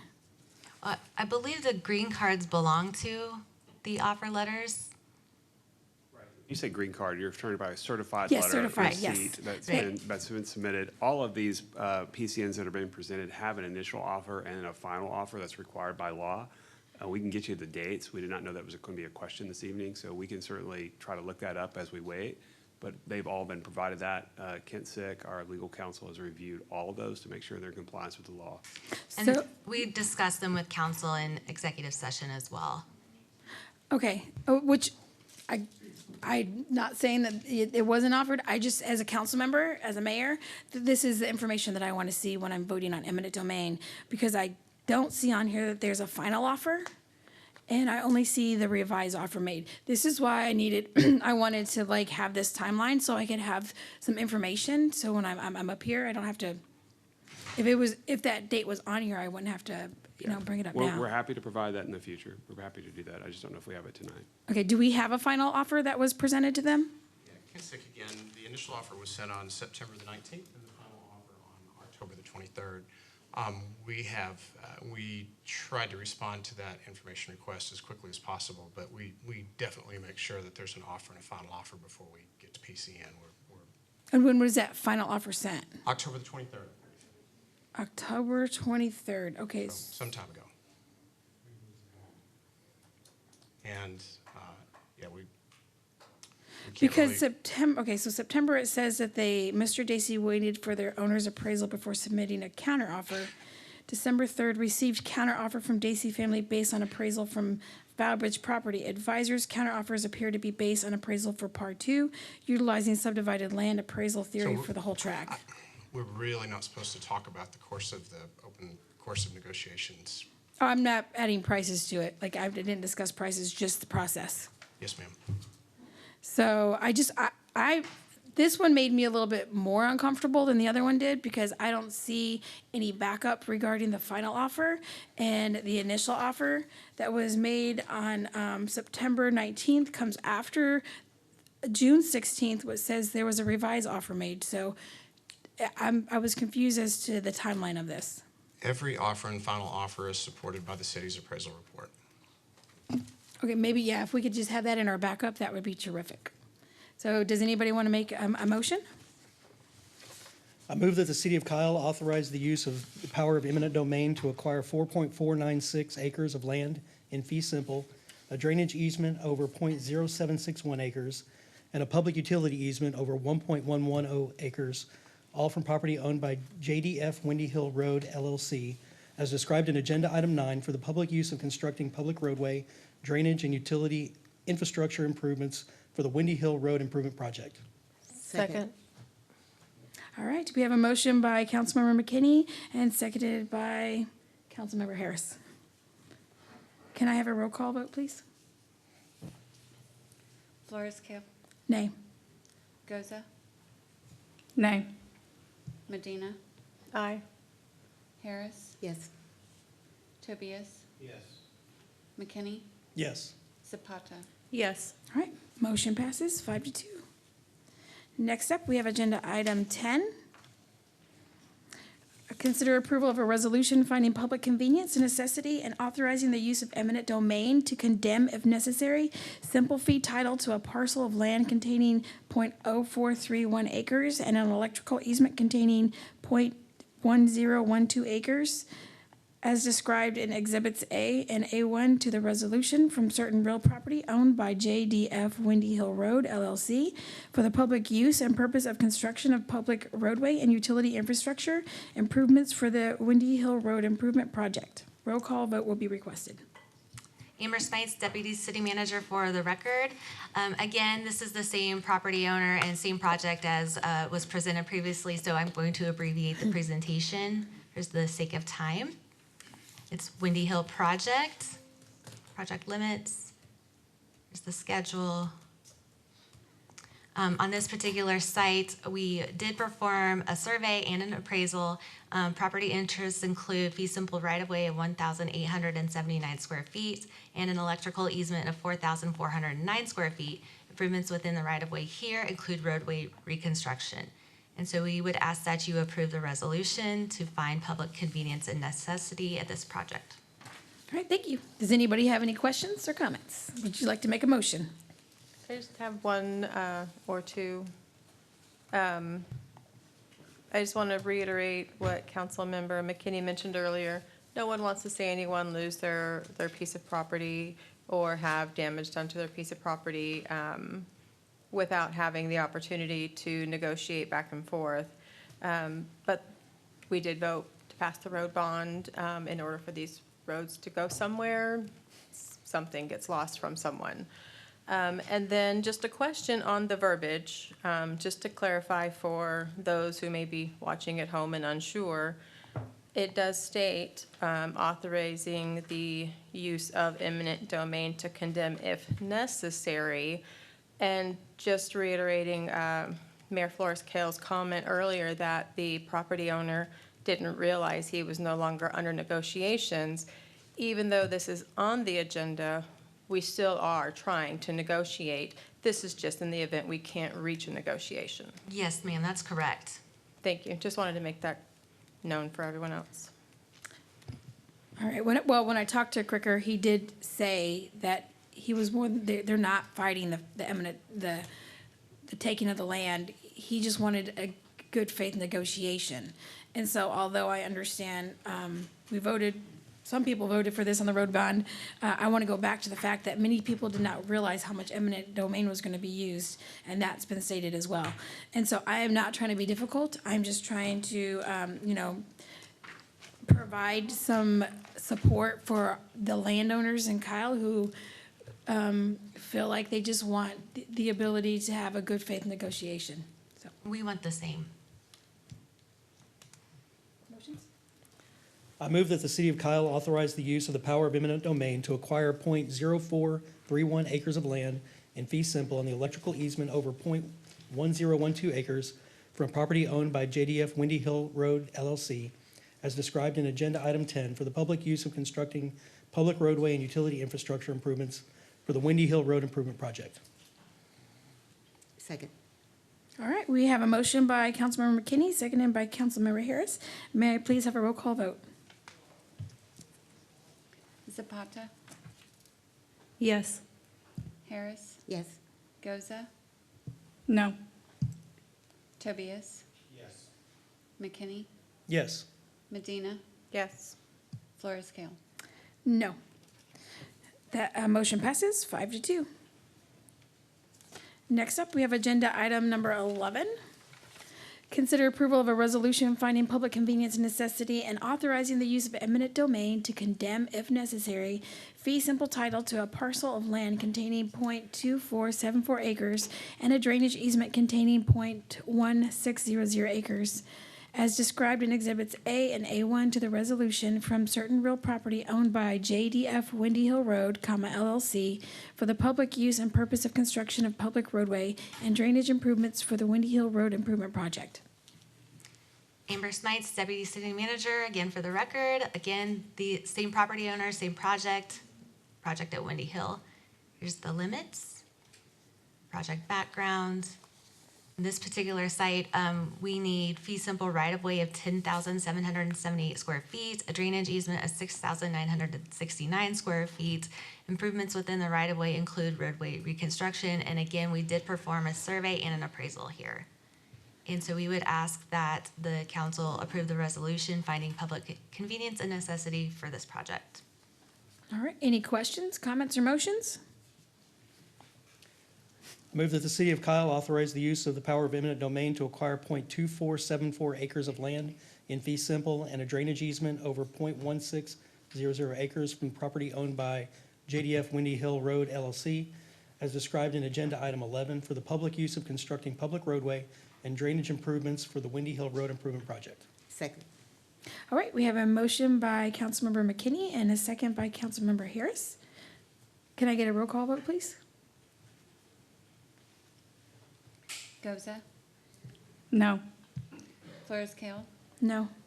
McKinney, Yes. Zapata, Yes. Medina, Yes. Harris, Yes. Tobias. All right, motion passes. Thank you, 5-2. council. Thank you. All right, up next, we have Agenda Item 12. Consider approval of a resolution amending, updating, and restating the City of Kyle Rules of Council. Item presented is going to be Amy Alcorn-Reed. Good evening, members of council. Amy Alcorn-Reed, City Attorney, here this evening to present on the rules of council. So the rules of council are reviewed annually as provided in those rules upon the sitting of the new council. This is the first meeting with the full council present, so we're presenting them again. The only recommendations that are in the resolution are some minor changes related to legislation on the Open Meetings Act, which changed the deadline to post agendas. So the current rules provide that agenda items have to be presented to the city staff on, I think it's Thursday. With the new posting deadlines, the agenda would already be posted by Thursday. So we're just changing that to the business day before the agenda has to be posted. We're recommending bringing this item back in the future to do a workshop to discuss other changes, could be significant changes. We think this could be a long discussion that might be more appropriate for workshop setting. So here's some more information about the change to the law. Again, the request is to limit it to noon or limit it to the business day before the date of the posting of the agenda. The options are to approve the resolution with amendments, to deny the resolution. Staff's recommendation is to approve the resolution as presented and to continue this discussion at a future workshop. I am here with a notepad if anyone has changes that they want to talk about right now. Well, I'll begin by saying I do appreciate you updating it and then postponing it to bring it back. I think I myself want to get some more feedback from the residents. These rules of council are the perfect way to get interaction with the residents so they can tell us what they expect from us. In turn, then we can hold each other accountable. I would like to make a date to bring it back, though. So if we do want to host some kind of town hall, I'll have a timeline of when I can bring it back. Is that possible? So I think the current recommendation was to discuss it at the visioning workshop that Ms. Schmeitz will be discussing a little bit later in this meeting. But if you need additional time before you want to bring that back, I think staff would be relatively amenable to that, as long as we can follow the current ones for the time being. All right, and do we have a timeline of the vision workshop? We're going to give you dates and Okay. options. We want to do it as quickly as possible. I think there's so many issues in the city that we want to get direction from the new council on that we're proposing. I believe it's 24th and 25th of January, if I remember the dates correctly. That's the first opportunity to try to get something planned. But we do have other dates as well that we can look at. I think we could certainly have some initial conversation at that retreat, depending on whenever the council decides to have that. Doesn't mean that you have to come back and adopt it. Certainly there could be more if you want to do town hall, but maybe just to get some topics on the table and have some general discussion about things that you're interested in talking about. I think we have our own list of things that we'd recommend to you, but then there may be lots of things that you'd like to talk about as well. So that's kind of the time frame. Hopefully that helps. All right, any discussions? With that, I'd like to make a motion to approve agenda item 12 and to postpone and bring back the rules of council at a later date. Second. Okay, I have a motion by Mayor Flores Kale, seconded by Councilmember McKinney. All in favor, say aye. Aye. All opposed? Agenda item 12 passes 7-0. All right, next up, we have agenda item 13, consider appointing Yvonne Flores Kale and Courtney Goza as city representatives to the Tax Increment Reinvestment Zone Number 2 Board of Directors and appointing the chair of the Tax Increment Reinvestment Zone Number 2. Once again, Amy. Good evening, members of council. Amy Alcorn, City Attorney. The purpose of this item is to fill the vacancies on the TERS Number 2 board from the council members who have fallen off and replace the historic practice of the city has been to appoint the mayor and the city council members to serve as the city's representatives on the board. So we've provided this action to appoint Ms. Goza and Mayor Flores Kale as the new members of the board. We also are, city council is to appoint the chair of the board annually. And so the term of the chair would have expired at the end of the year. So we're requesting that you appoint a chair as well. The chair serves a one-year term and can be reappointed. The chair that would have just expired would be Debbie Inglesby. I believe she's been the chair for a few years. And then the TERS 2 can appoint a vice chair, and if the TERS 2 wants a vice chair, they will need to appoint a new vice chair because the previous one was Mayor Mitchell, who is obviously no longer part of the council. So the options are to appoint board members to fill the vacant seats and a chair, or to choose not to appoint the chair or the new board members. We recommend appointment of Mayor Flores Kale and Councilmember Courtney Goza to fill the vacant seats. And then we recommend the appointment of a chair, either reappointment of Commissioner Inglesby or appointment of a different person. Is Commissioner Inglesby agreeable to serving that position again? I haven't discussed it with her, but I believe so. She's been doing it for a few years. She did a great job. Are there any, Councilmember Harris? Would you describe where TERS 2 is? I'm not going to get the boundaries exactly right. It's the brick and mortar area around the La Verde Park neighborhood. Majority is District 4. It's going to be, 1626 on the right-hand side, and then it goes all the way through to the Plum Creek. I would be interested in maybe a council member being a chair, if anybody is interested in stepping up. Mr. McKinney, Councilmember McKinney? I mean, if I'm asked to serve in that role, I would not be opposed to it. Yeah, I think I would like to Yeah. see, some vocalness from, the council, and you've been here already a year, so I would like to nominate Councilmember McKinney to be the chair. Second. We have a motion for Councilmember McKinney to be the chair of the TERS 2 board. Made a motion by Mayor Flores Kale, and seconded by Councilmember Tobias. So I'd like to make a motion to approve agenda item number 13 to also, like you said, include Mark McKinney as the chair of the TERS 2 board. Do you want to, let's go ahead and vote on the recommendation. We're gonna make the for first vote, and then we'll Councilmember go McKinney back in first, the, and then- or I can amend mine to add it all, or he can. Yeah, or we can amend the motion and then amend the second. All right, let's just do two. So the first motion is to have Councilmember McKinney be the chair for TERS 2. All in favor, say aye. Aye. Aye. All opposed? Motion passes 7-0. Okay, and then the next we have, do you want to make that motion again, Councilmember Tobias? Make a motion to consider appointing Yvonne Flores Kale, Courtney Goza as city representatives to the TERS board number 2. Second. All right, we have a motion made by Councilmember Tobias, seconded by Councilmember McKinney. All in favor, say aye. Aye. Aye. All opposed? Motion passes 7-0.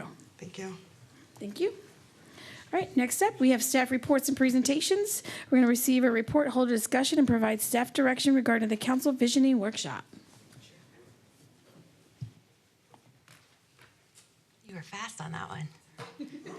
Good evening, Mayor and Council. Amber Smites, Deputy City Manager. For the record, so each year the City Council holds a visioning workshop, and the point is to discuss goals and priorities for the year ahead. It helps inform the budget development process as we kick that off officially with a visioning workshop. It also provides y'all an opportunity to review and update the city strategic plan. This year, though, in light of all the new faces and the transition, we are proposing a 2-workshop approach. The workshops would give time for council to align on a shared vision, discuss approaches for working together to advance council priorities, and then the workshop agendas will be customized and tailored based on feedback that y'all will provide to the facilitator. Items to discuss tonight are the facilitator, the topics for discussion, potential dates for both the workshops, locations and site visits, and budget considerations. We have chosen Ramsey Consulting Group to play this facilitator role. They are crucial in guiding discussions, ensuring effective communication, and achieving productive outcomes in group settings. He would design, develop, and facilitate a 1-day session of the workshop focused on leadership to be held in late January, and then a 2-day session focused on strategic planning in March. They have a lot of experience. He led the facilitation at the last visioning workshop and did a really good job. He will interview each council member prior to the workshop and prepare and organize the discussion around your feedback. So the workshop topics, session 1, which would be January, we would align on a governance framework, including committees and agenda management. We're going to, bless you, discuss roles and expectations between and amongst council and staff with a focus on collaboration. We would confirm shared priorities and direction for the council's vision, review priority projects and initiatives, and achieve council consistent on direction there too.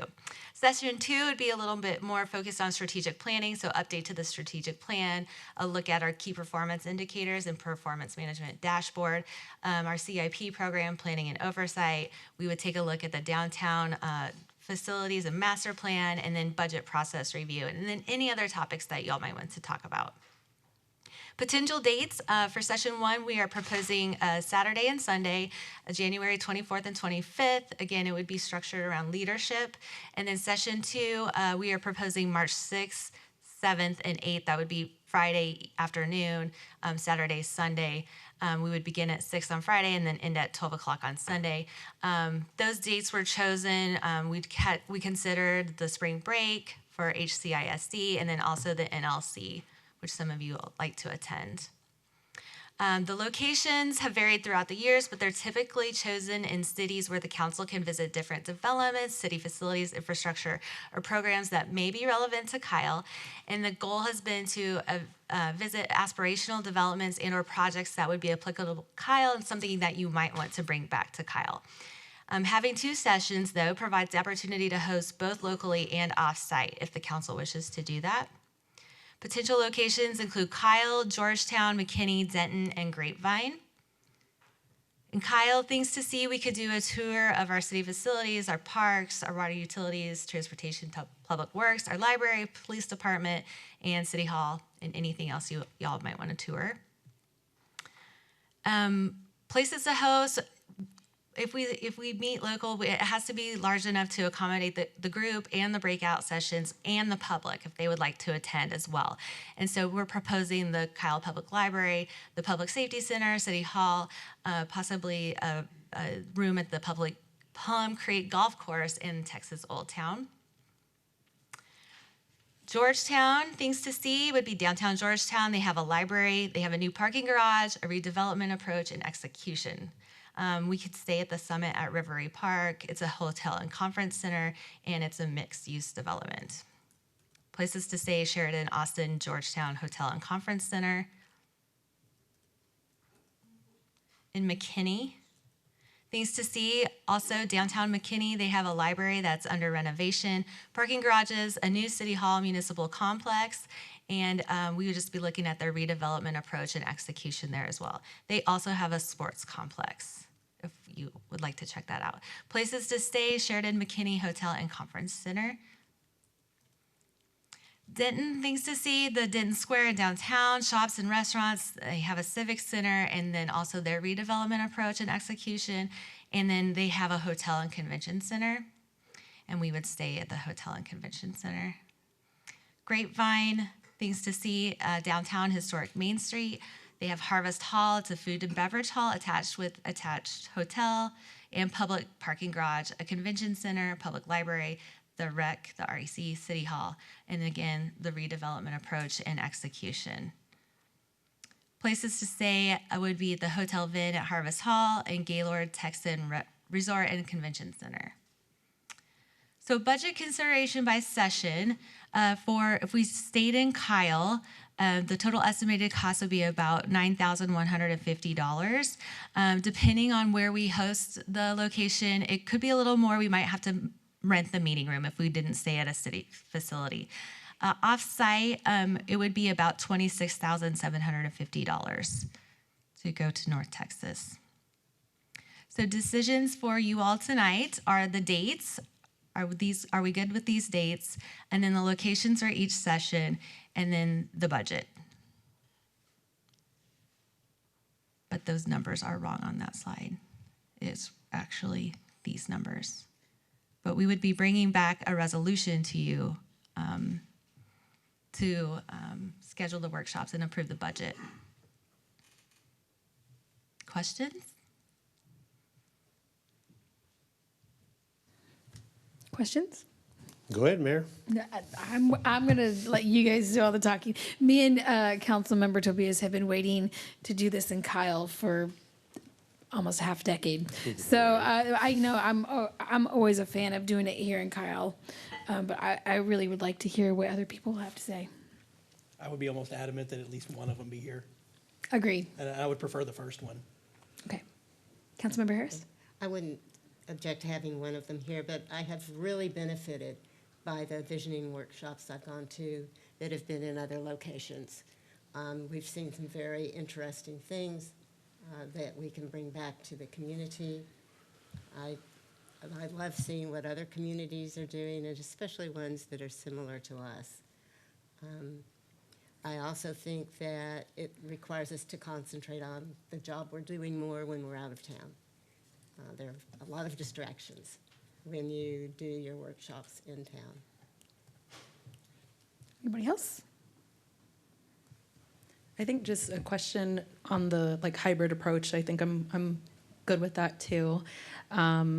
Would there be a cost difference, for example, if we were to host the first one here or the first one out of town? Because I feel like the closer we get to March, if we host that one out of town, it might be more expensive because of just hotel pricing getting closer to spring break and whatnot.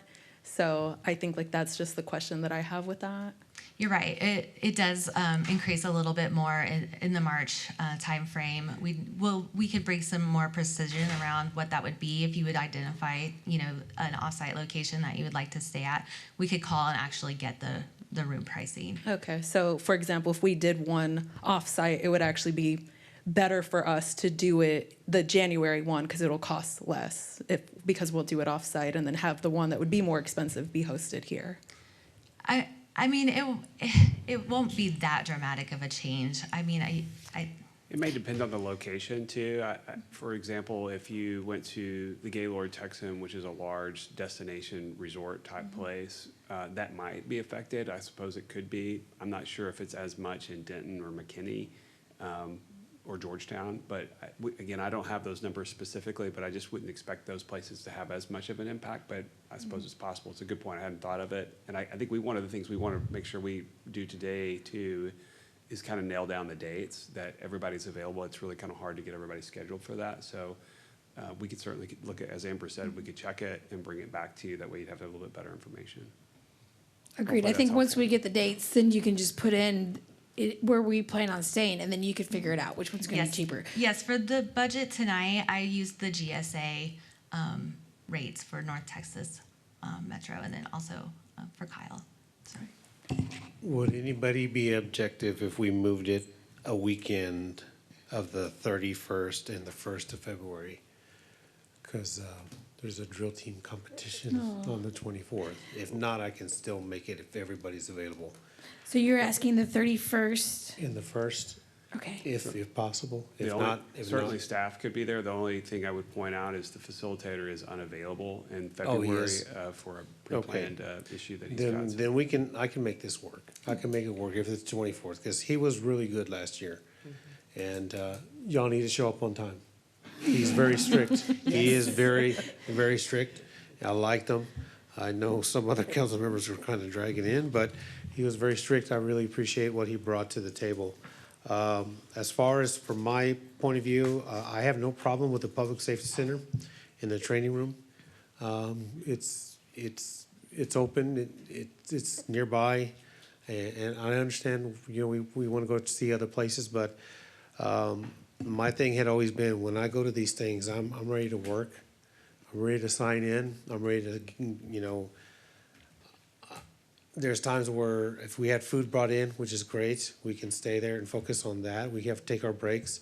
I think a lot of times when we do breakout sessions, a lot of times in the past, and I've been through 5 of them already, we're going across towns to go see different areas of the cities, which is nice.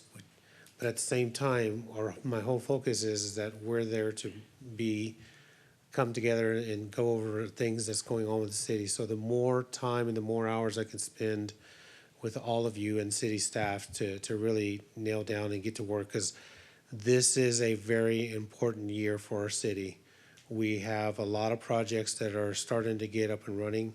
We have a lot of road projects that are about ready to start. There's a lot of things we've been wanting to talk about, our downtown. And so I think for me, I would really, really like to concentrate, even if it's here locally, even down the road. I can deal with not so much the distractions, because I mean, it's fine. I can put my phone in my car and leave it there all day. But I think just having something here locally to where we can really focus that, and we can have all staff available if we need them for anything. They would be able to be available. That's just my point of view, my 2 cents. All right. Any other discussions? For the purposes of cost savings, I think it would be, I would want to have them both here in Kyle. It's about an $18,000 difference. And do we really need to be traveling at this point to go out of Kyle? Because our focus, I know for you and I, when we were campaigning, was to primarily really get down and focus on doing the roads, sidewalks, things along those lines, with some of those other developments waiting until we get our priorities done. All right. Councilmember Zapata, did I see you? Well, I think a large part of also why going off-site for at least one of them is also to see how other cities have redeveloped. And for example, like one of the proposed locations is Denton. And I don't know if any folks like are really familiar with Denton. Like I have some friends that like live out there and have for a while. And so for example, like Denton, you know, just a handful of years ago was very similar to our downtown. And now if you go to Denton, like they have like a very large, like community-based town center. And it is what I think we should be working towards, because it's a lot of like small local businesses that are nice, really well developed, really well designed. And they did that while still maintaining the city's character and then also not pushing people out. And so I think that's a large reason as to, for example, like obviously I've already just said my favorite, you know, on the locations list. And that is to go and see and learn how these other cities did it. So that way we can learn from their mistakes, 1, and 2, replicate the good things that we see in other places as well. And so I think for the timing, I'm okay with the times, the dates that have been proposed as well. All right. For me, it's more than just campaigning on what I want. It's importantly having the residents here to listen to us, because I've gone to these 3 years, and there is kind of this idea that we're making these plans without having the residents involved. And so, and I'm agreeable to having at least one. I'd like to see 2. I'm okay with, you know, either. I've been to Carmel, I've been to Burleson, I've been to a ton of different cities with this city. And my only fear for that is we're comparing ourselves to cities that are not exactly the same as us. The population in Denton, I just looked up, and it's probably double what we are.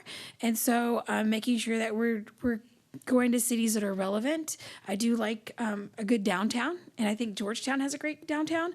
I don't know if they're equal to what we are. But I think overall, making sure that our residents hear and know what our plans are for our future, if they could be incorporated. I like the idea of having it at the Public Safety Center because, as we all know, that building was built to house enough people to come and meet up and talk. And so for me, I would be proud to use that building in that aspect. And so I don't know if we're ever going to come to a consensus. So I don't know if somebody wants to make a motion on it. Are you guys looking for direction on how to proceed with this?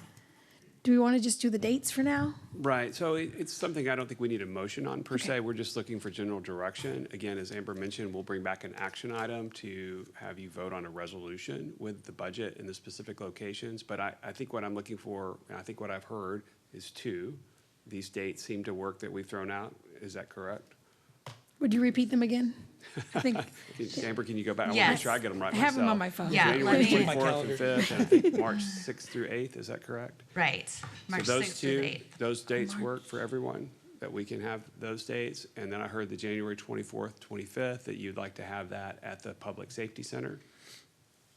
I think that's what I heard. And then the other one, it would be off-site. I've heard a mixture of comments on that.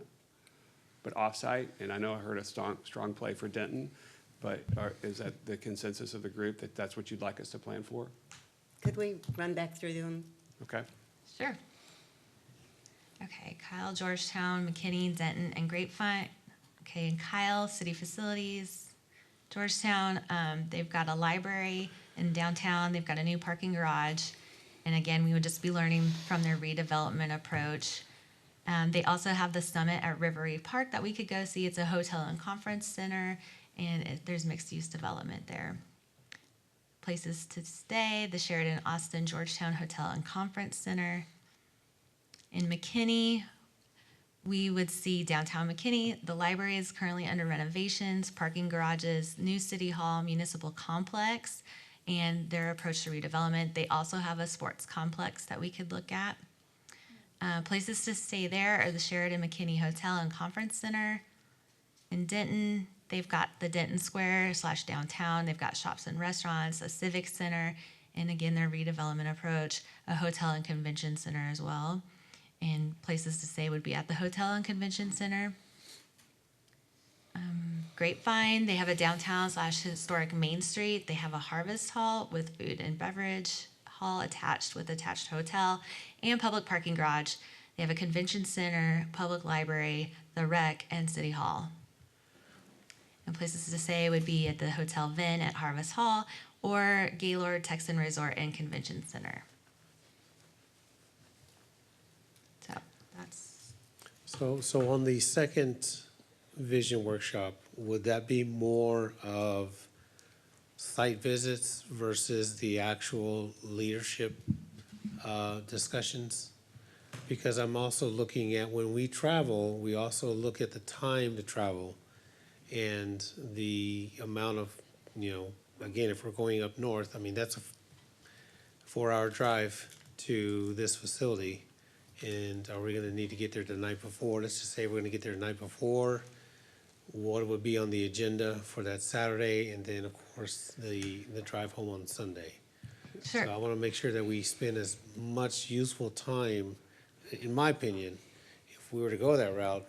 And what would be the main objectives for that? Is it to go do site visits, to see libraries? Or is it just to really focus on finalizing what we were talking about on the 24th? My recommendation, Councilmember, is if you wanted to do the offset for this, the offsite, if I can say that correctly, for March 6th through 8th, that we would also include that Friday before, which I guess is the 5th, if I'm getting that right. Okay. So you have a Friday night where we would start at 5, have a lot of discussions. Typically, we go 5 to like 9 or 10 o'clock, and then start again the next morning. And I think it'd be a combination of some site visits as well as the items that Amber outlined in her presentations, looking at the strategic plan, updates that you guys want to see with that, getting a good feel from where you want to be on some of those items. But looking at one of the things we talked about as a staff, and again, we're looking for direction from the council, but we think downtowns is something that would be of interest to you about how they've developed, how they've executed that. from periods, as Councilmember Zapata talked about, a period where it wasn't developed to now where they are. How'd you get there? What are strategies? What are things that you would recommend? Those would be things that we'd be looking to try to bring out, perhaps asking some of the staff members and some of the teams that were there to come by and talk to us, maybe some elected officials. I'm sure they'd be happy to do that in some of the places, just like we did, I think, when With we went Frisco. to Prosper. I Yeah, know one Prosper, year yeah. we had the mayor of Prosper come out and talk to us. But those are opportunities to try to, again, the option is not just to go look at pretty things and say these are nice, but to learn from the teams that built those facilities and built those partnerships to see how can we do similar things here to the extent that we think it's applicable. It may not be to the mayor's point, it's not always plug and play that what works in one city works here, but there may be elements of all those things that we come back and say, these are how we're going to approach it. So that's been the idea. Right. I think it really is, again, this is for you, and it's a facilitation for you and a workshop for you. So we're looking for that direction of those things that are of importance to you, and that's why we offer that to you, but it can be on anything you want to do. Yeah, because it was when we went to Frisco, we learned a lot about their trails, which we gave some of the recommendations from our vibe. And we also looking at the partnering up with schools and other community events because of, the Dallas Cowboys and all that stuff, right? And then we also, what else? We learned a lot about their tours, how they are all divided up in certain areas of that city. Even some of the areas that weren't even developed yet, they already had established on that end. So just learning those type of things. So I get it and I understand. I think one of the really good things about going to a city that's larger, like Denton, I graduated from University of North Texas eons ago, literally eons ago, is to see a city that was our size, where we are now, and what they've done in their growth process, what worked and what didn't, because we're heading there very, very quickly. The corridor between Austin and San Antonio's within 25 years will be 3.5 million people, and Kyle is a big part of that. So I really think that would be a great idea. Denton is a perfect example of how they've grown, although they're a college town, which we've got ACC that helps, but I think any of them would be a good choice. All right, thank you. I kind of am leaning towards Grapevine. Looking at the population, it's comparable. It's a little bit smaller than Kyle, but I think they have some of the things that we're looking to do, like a city hall. I think at some time we're going to need to expand our city hall so we can get our staff back in here. They also have a rec center. I look at their downtown. It looks very much like the city of Kyle's. It looks like it's a long road, but I'm not opposed to any of them. I just think if we're going to try to compare apples to apples, that we stay within the confines of the population and the same goals. And so I think I know previously convention center was a goal. Right now, the library is kind of a goal, a rec center and city hall. So, but if anybody wants to step forward on that, Grapevine's an excellent choice. I'm from that area, so I know Grapevine well. Have watched that develop. But what's interesting about Grapevine is they have the railroad that goes through it. Oh, I guess. And they have recreational stuff along that railroad. So, and a big, at least they used to have, I think they probably still do, big events in that area, the Grape Fest, events that maybe we could pattern after. And it is a cute downtown. And does have some of the same challenges that we have in our downtown, which is a road that's going through it. Grapevine was one of my favorite options for literally the exact same reasons. Okay. Yeah. All And, right. and there is some benefit to us getting out of town, holding up together, hashing stuff out where we can't run away back home. And having dinner and breaking bread, glass of wine, maybe. You got to pay free on wine. Okay, so what does everybody else think? Are you interested in Grapevine for one? No, not at all. Okay. Grapevine, I'm good with it. Yeah, I think the only thing that I was going to say is that based on the sessions and like what we would be discussing in each session, I think it would be better for us to actually be in Grapevine, like if that's where we all want to go, the 24th through 25th of January, because the topics, I think, are more aligned with like that, just like bonding, you know, trying to get a sense of like for where we want to go. And then session 2, which is the update to the strategic plan, the KPI, performance management dashboard, the CIP planning and oversight. I think that's the stuff that we really need to have city staff present for. So I think that one would be better to have here, because that one's going to be way more detailed about where we actually go, whereas the first one is just aligning council on that same path. I agree. I think the second one should definitely be in Kyle. Just so we can get ideas, and then when we come back and we can talk about it, that the residents can be here and they can be involved and they can understand what we've all collectively, I mean, we're gonna get our feet wet just getting to know each other in the first session, and the second session will just be us collectively talking about what we want, hopefully with, you know, residents in the audience. Well, we'll have to see how that goes, because I wouldn't be able to get to that Friday. Because that Saturday, that Sunday I could do, but if we're gonna be leaving on Friday, I would need a little bit more time. So, yeah.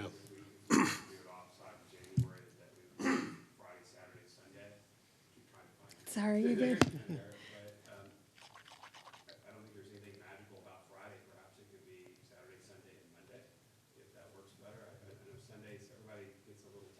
Such a work schedule. Yeah.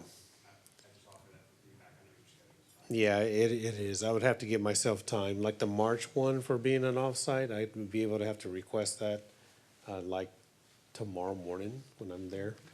Just to see where our schedule is. So if it was a Saturday and Sunday, you know, that's one thing, but if it means that we gotta leave on a Friday.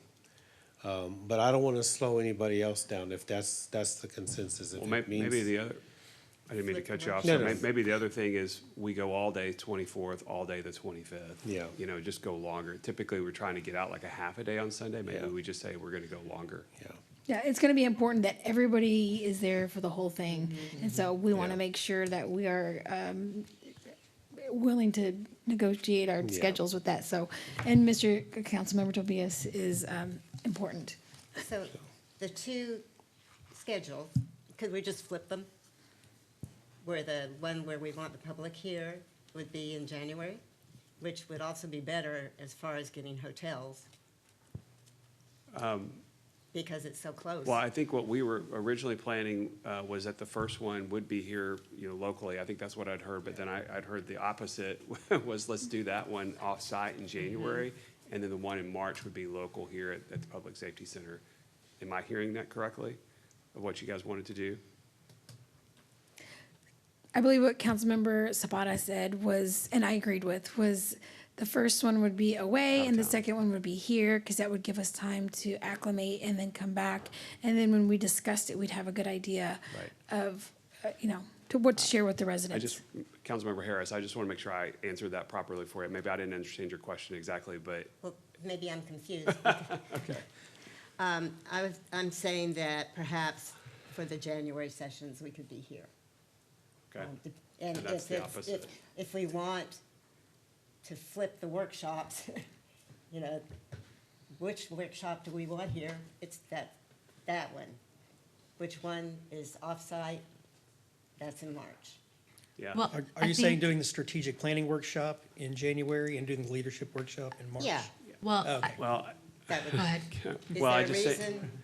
I that think doesn't some of work? it naturally needs to come before the other. I think it's really hard for us, I mean, my opinion is that all of those very detail-oriented assignments, until you've had some of the basic governance discussions and tried to understand where all of you are, all 7 of you are different individuals, have different ideas, and have those workshop topics where we try to come together on where is the common goal and vision. Until we have that, I think it's really hard for us to have that deeper conversation. Okay. But that's, again, my point of view on that. And again, there's so many new faces here, four new council members. It's just a lot of change, and I think I would say that's very important for you to spend some time on. I think it pays dividends in the future. All right, so is there somewhat of a consensus?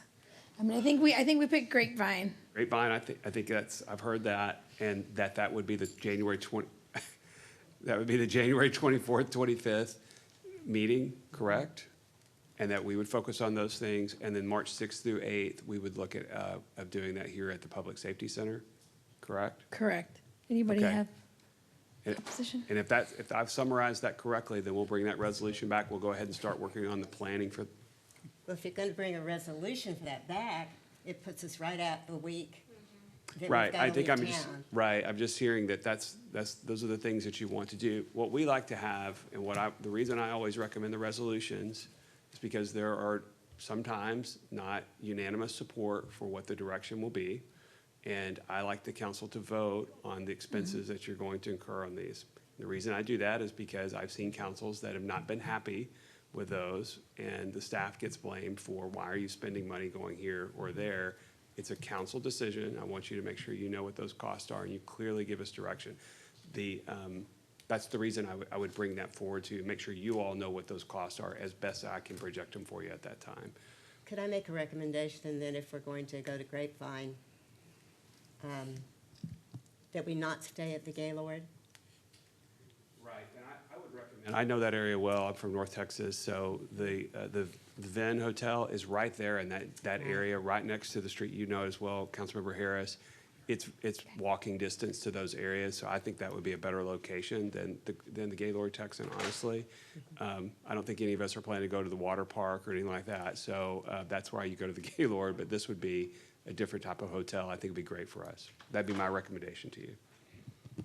Okay, I'm agreeable to that. In fact, we can even bring some tents and we can go camping and all that jazz.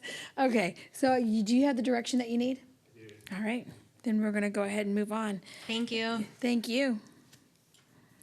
All right, just looking at it looks like we're at agenda item 15. Receive a report, hold a discussion, and provide staff direction regarding implementation options for the Utility Customer Assistance Program. Item presenter Joshua Cronley. Say that right? Okay. You sure did. Go ahead. Good evening, members of council. My name is, for the record, my name is Joshua Cronley. I'm the Assistant Director for Finance. And one of the areas of my purview is the Utility Billing Division. And late in 2024, City Council directed staff to look at developing a utility assistance program for our utility customers here in the city. See if I can get this to go. There we go. Staff subsequently put together some program guidelines, brought those back to City Council, and those guidelines were voted on. Then we took those guidelines and used them to develop a solicitation scope of work so that we could go out to the market to try to find a third-party partner to help us facilitate this new utility assistance program.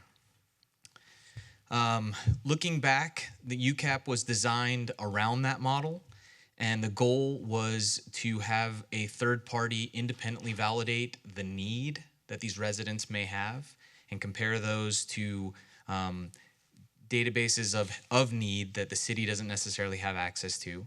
A formal solicitation was issued. We had a single respondent who applied to the solicitation, and the cost of that service was roughly the cost it was going to cost to administer the program. So we had originally budgeted about $60,000 for this program, and the cost for the third-party assistance was going to be about $30,000. And so it did not seem financially feasible, and so staff did not recommend action upon that. So we went back to the drawing board and looked at how we could administratively bring this in-house. We also looked for several other third-party partners in our community, reached out to many giving organizations in our area to try to find somebody who might be able to partner on this with us. Nobody was interested at that time. And so we, like I said, we retooled this, and now we're bringing back some options to City Council to basically bring this in as a self-attestation model. Essentially, The residents would fill out a self-attestation form declaring their need and kind of swearing to it. And then the city does have the ability to ask additional questions and can request follow-up or additional documentation. But the goal is, since we do not have experts who could analyze the type of information they could provide, we don't want to necessarily collect that information so that we would have to be responsible for that. So instead, we would use this attestation model to be able to help our residents. There would be, again, no income documentation collected. It would all be the self-swearing of that. City staff would still retain oversight for making sure all the documentation is present. We would track it all. Our intent at this time is to try to get some direction from council on what they'd like to see this policy look like. We do have some additional options for you all. The other option would be to reissue the solicitation. Time has passed since the April-May timeframe last year. There could be somebody new in the market we don't know about that may be interested in partnering with us. My fear is those costs are going to probably be at the same or similar levels to administer something like this. And the third option, of course, is to provide alternate direction, modify the philosophy, change the program, or maybe scrap the program altogether. So I stand by for questions and discussion. All right, Councilmember Harris. This included the ETJ, didn't it? It would include all customers of the utility Including assistance the program. ETJ. So we have roughly 15,500 water customers. Would include all of them. Any discussion? Yeah, I don't think I would have brought this forward. So I mean, I find it hard to support this. I feel like if we're gonna give real cost savings and relief to the residents, we do that by way of their bill. Meaning we look at the taxations and see what we can do in order to decrease it. You said there's 60,000. But was budgeted Was for this budgeted, program. but yes. yet we have 50. How many meters did we have? 15. We have 15,500 meters. So you're talking $4 a person in the city of Kyle, I guess, just spread out overall. Well, I think that was why the intention was to focus it on those with the greatest need. You know, the ones who are, you know, at the most risk of having their water turned off and not being able to drink, versus the people who are, you know, watering their lawns 5 times a week. I get it. I just feel like the need is probably going to be greater than what we can afford to do. And if we're going to provide real relief, we look at that by way of our taxes and or fees and figure out if we can do that.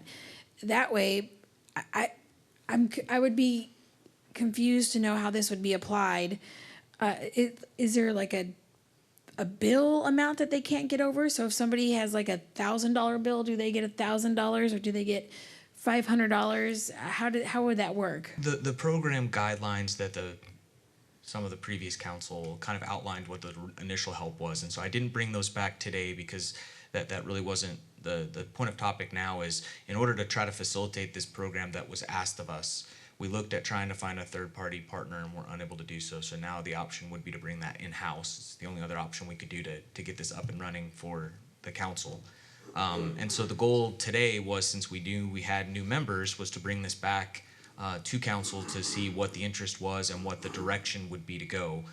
Those current guidelines, as were previously passed, was a maximum threshold of $600 per household.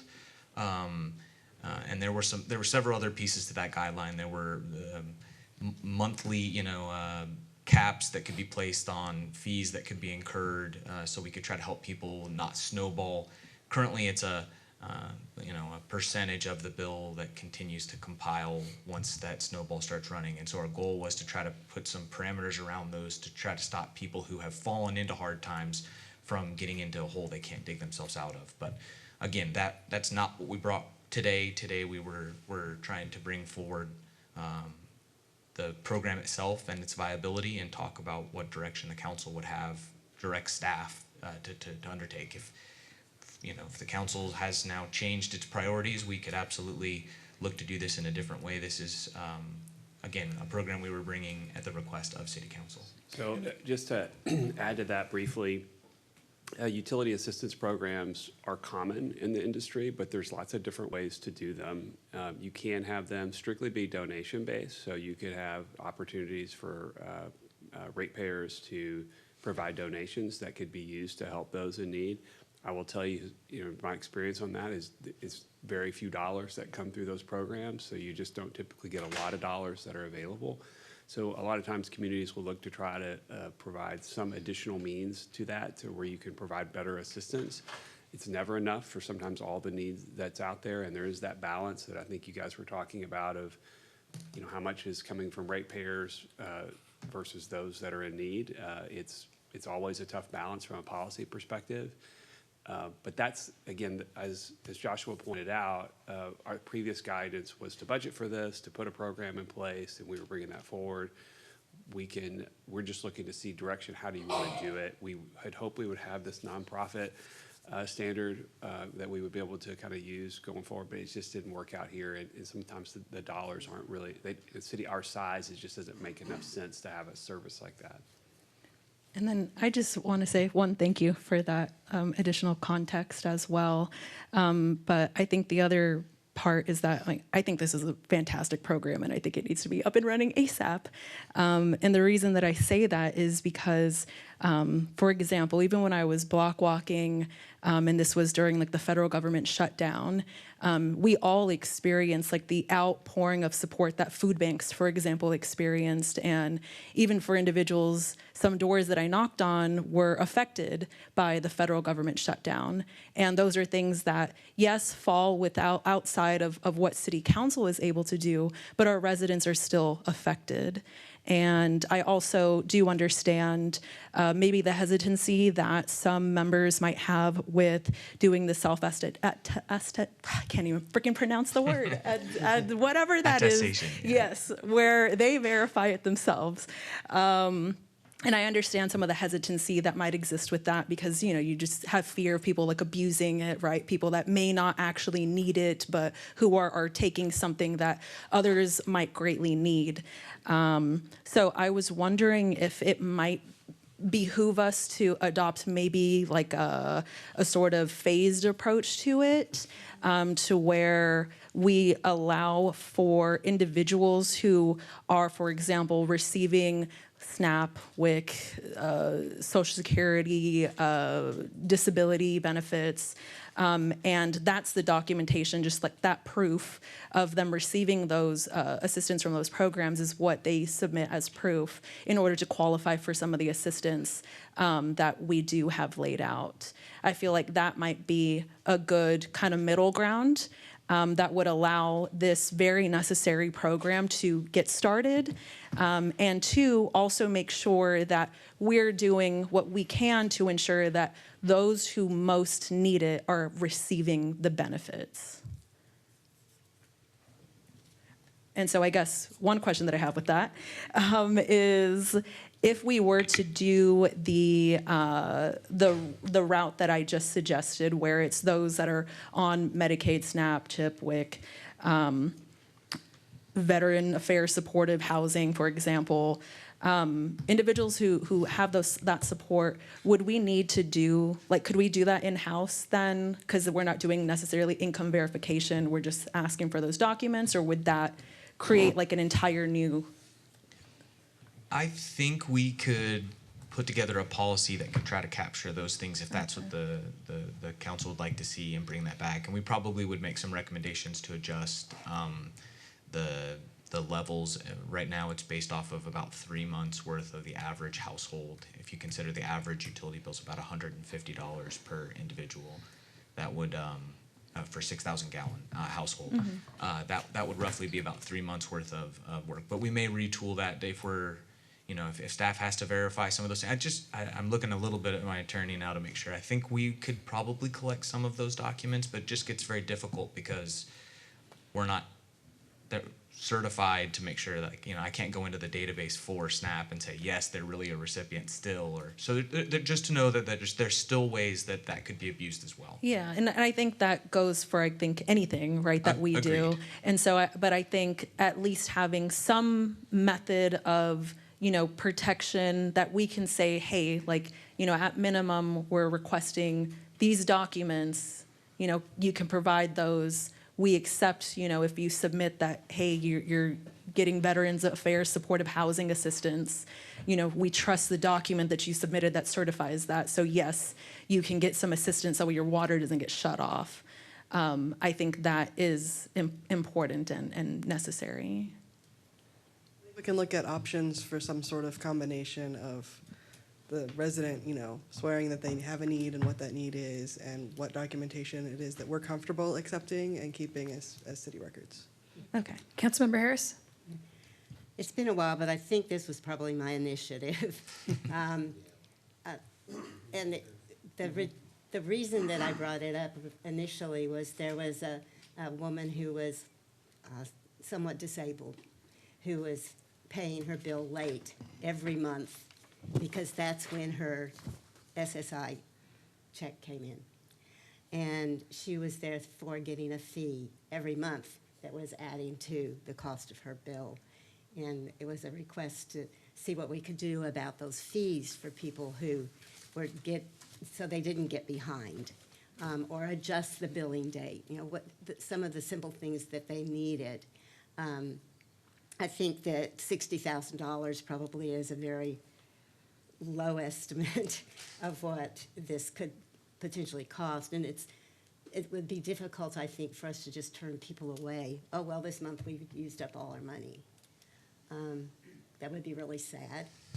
But I do think we need this kind of assistance. You know, there are people, I know especially in the ETJ with the increase in their water bill, there are some that really there's no problem with them paying that. I'm in the city, but I have no problem paying my increase in my water bill. There are people that can't, but there are some that it is causing, especially in the ETJ, some low-income families that I'm aware of, that the increase in the water bill has been a real stressor on them. So I really do think this is a great program. I think we need to get it right. I think doing it in-house is fine. And then we need to look at what kind of funding we need in the coming year, or maybe a year after we've implemented. So the organizations that we originally were talking with were going to use the very types of criteria, SNAP, SSI, you know, income that we're talking about. So I think that would be great. All right, anybody else? No, okay. Councilmember Medina? Yes, I would like to see something come to fruition with this program. I know $60,000 in itself doesn't sound like a lot of money, but with certain parameters set, we can help our residents with their utility bills. I know a lot of residents will say, well, you wouldn't need to help us if you didn't raise our rates, but think back to a year ago, even then we had residents who needed help with their bills. And I know over here at St. Anthony's Catholic Church, they have the St. Vincent de Paul program that's strictly donation-based. And they set parameters to where they help a family one time per year, a certain amount of money per month, and that could fluctuate based on what their donations are coming in. So we could set similar parameters, you know, and if an average water bill was as much as $300, you could only help necessarily with that 60,200 families per year, which averages out to about 16 families per month. So it's at least somewhere to start. But I would definitely like to see something come back with a possibility of helping our families. Have we considered working with PEC on something like that? Do they have a program in place with their residents to where we look at a PEC does have a utility assistance program. Kind of, you know, kind of not so much contract, but just to kind of see how they work on that end, what they do as far as their customers here in Kyle, maybe like a match kind of program or like Community Action in San Marcos that help out? We did reach out and discussed how they did their program. Was we were trying to fact find all the people in the area who were doing this, and some of the difficulty we think we might have there is they don't solely serve our community, and so it'd be very Okay. difficult to segregate the dollars to this region. Yeah. But that to say, I can make the phone call and we can have a deeper conversation about it. But those were just some of the logistics when we had conversations Yeah, with. you never know. They may have something already in place for Kyle residents that we may not know about. Because we and- looked at and asked to see, because we were trying to figure out if they did the in-house or if they used a third party. Because if they used a third party, we wanted to reach out to their third party. There you go. They do it in-house. Well, they would be, in fact, if we contract with them, a third party, but they would charge us. They would. And I don't know what those administrative costs would look like. Do we have a cost for doing it in-house? Depending on the level of requirement we decide on for bringing in, I think we probably have existing staff that could, who are already dealing with the payment plans and the defaulting payments that could manage this program within existing funds. And that was our goal for bringing this back. Again, it's just not the level of scrutiny that we would have had we had a third party that could validate it. It's just that the cost was too great for the amount of money we have budgeted for this. And we do plan in the future to look at adding the roundup or potential donations to our utility bill as an option for people who want to round up for those pools. We haven't worked through all the logistics yet on getting the program up and running, so it's hard to even talk about funding because we haven't even figured out how we could do that yet. Yeah, if we do the roundup, I'm sorry, go ahead. I didn't mean to cut you off, Mayor, but I was just going to say to that point, this is hopefully a start of a program if the council decides to proceed with it. And as we learn more about it, learn more about the usage and the needs that are out there, then we can always come back and look at either the budget or the donations or how other ways to kind of augment it. Right now, we're trying to guess what we think that need is and how to use it as best we can. But I think if the program does actually start, you launch a pilot program, then we can actually have better details about how to do that. So offer that for you. Do we have a number for people who are on a payment plan? It fluctuates quite a bit, but it's several hundred. Okay, and then do we have a number for people who are past due?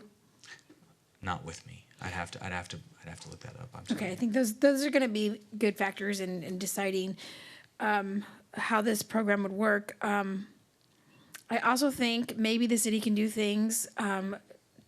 Dr. Councilmember Laura Lee Harris had a great point when she was talking about getting it right, but also when she talked about the examples, she said it didn't seem like maybe she needed assistance. Maybe she just needed to change the date of her payment. And can the city be flexible with that? Sometimes, I mean, it's hard when you're late and then you get a late fee and then it puts you even more far behind. Or also, maybe for certain customers, we can exempt them from the online fee, those can pile up too. Just doing things that we already are in control of, that we can make these little adjustments that will help bring some relief to the residents as well. In November of December of this year, we brought back the utility billing ordinance and did build in some language that allows staff to have some of that flexibility to be able to do those. Because under the previous ordinance, we were not granted that ability. It basically said, these are the parameters. And so we added parameters now that give the city manager ultimate ability to waive fees when we run into those one-off situations that we need to escalate to that level. But Well, and sometimes the 15th may not be good for people. Is there someone that you could say, okay, well, we're going to set their date to be the 30th. I mean, that's kind of cumbersome, but other than manpower, we're not giving up any money as far as taxpayer money, So can we do things like that? And this may be a culmination of different things that we have to do, not just one straight thing, because I've heard from the outside, neighbors is what I'm going to call them, and their bills are $800. And I talked to a lady who bought her house several years ago for like $200,000.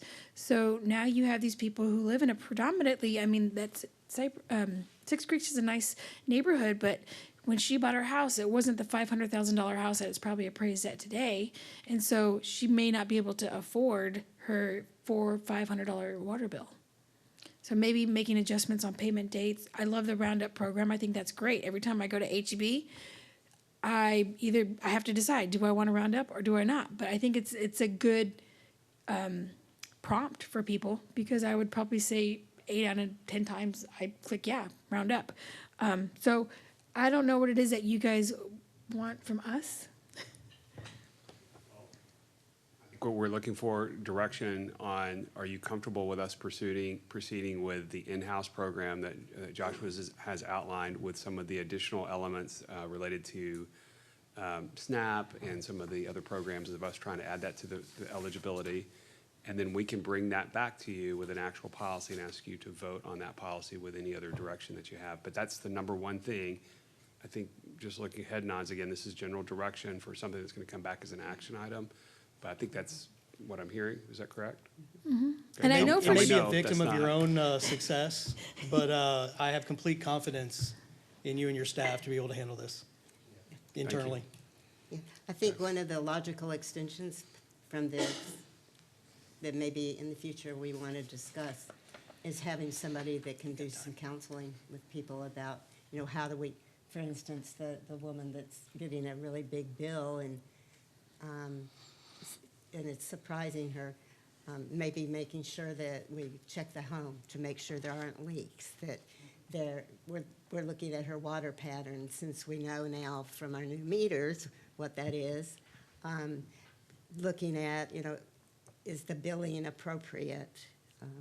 So there could be some extensions that will help people even more than just adjusting the bill. No, you're absolutely right. Yeah, and we can certainly look at those things. And one other thing, as we were just talking, that occurred to me is our AMI program, looking at real-time billing data and usage, people being able to see if there is a leak, you're having usage up at night when you're asleep, what's going on. We can take a look at that and try to look at how to blend all that together. So yes, I think we can do all those things. All right. That's what we need if we're we good. got. All right. All right, moving on. We're going to agenda item number 16. Consider nominations and selections of Mayor Pro Tem for 2026. So I'm going to begin this with anybody who may be interested. I think for the most part, we have great people on the council who are going to be able to lead a meeting. If I can do it, anybody can do it. And so although I struggled a little bit, I think the capability is there for everybody. So if there's anybody that would like to volunteer, we can start from there. Or if anybody has any motions to nominate someone, I'm open for that too. I'll be willing to assist if need be, to be Mayor Pro Tem for this year. I'm the oldest one, the old goat in this dais. I've led some of the meetings these past few weeks and these past few months.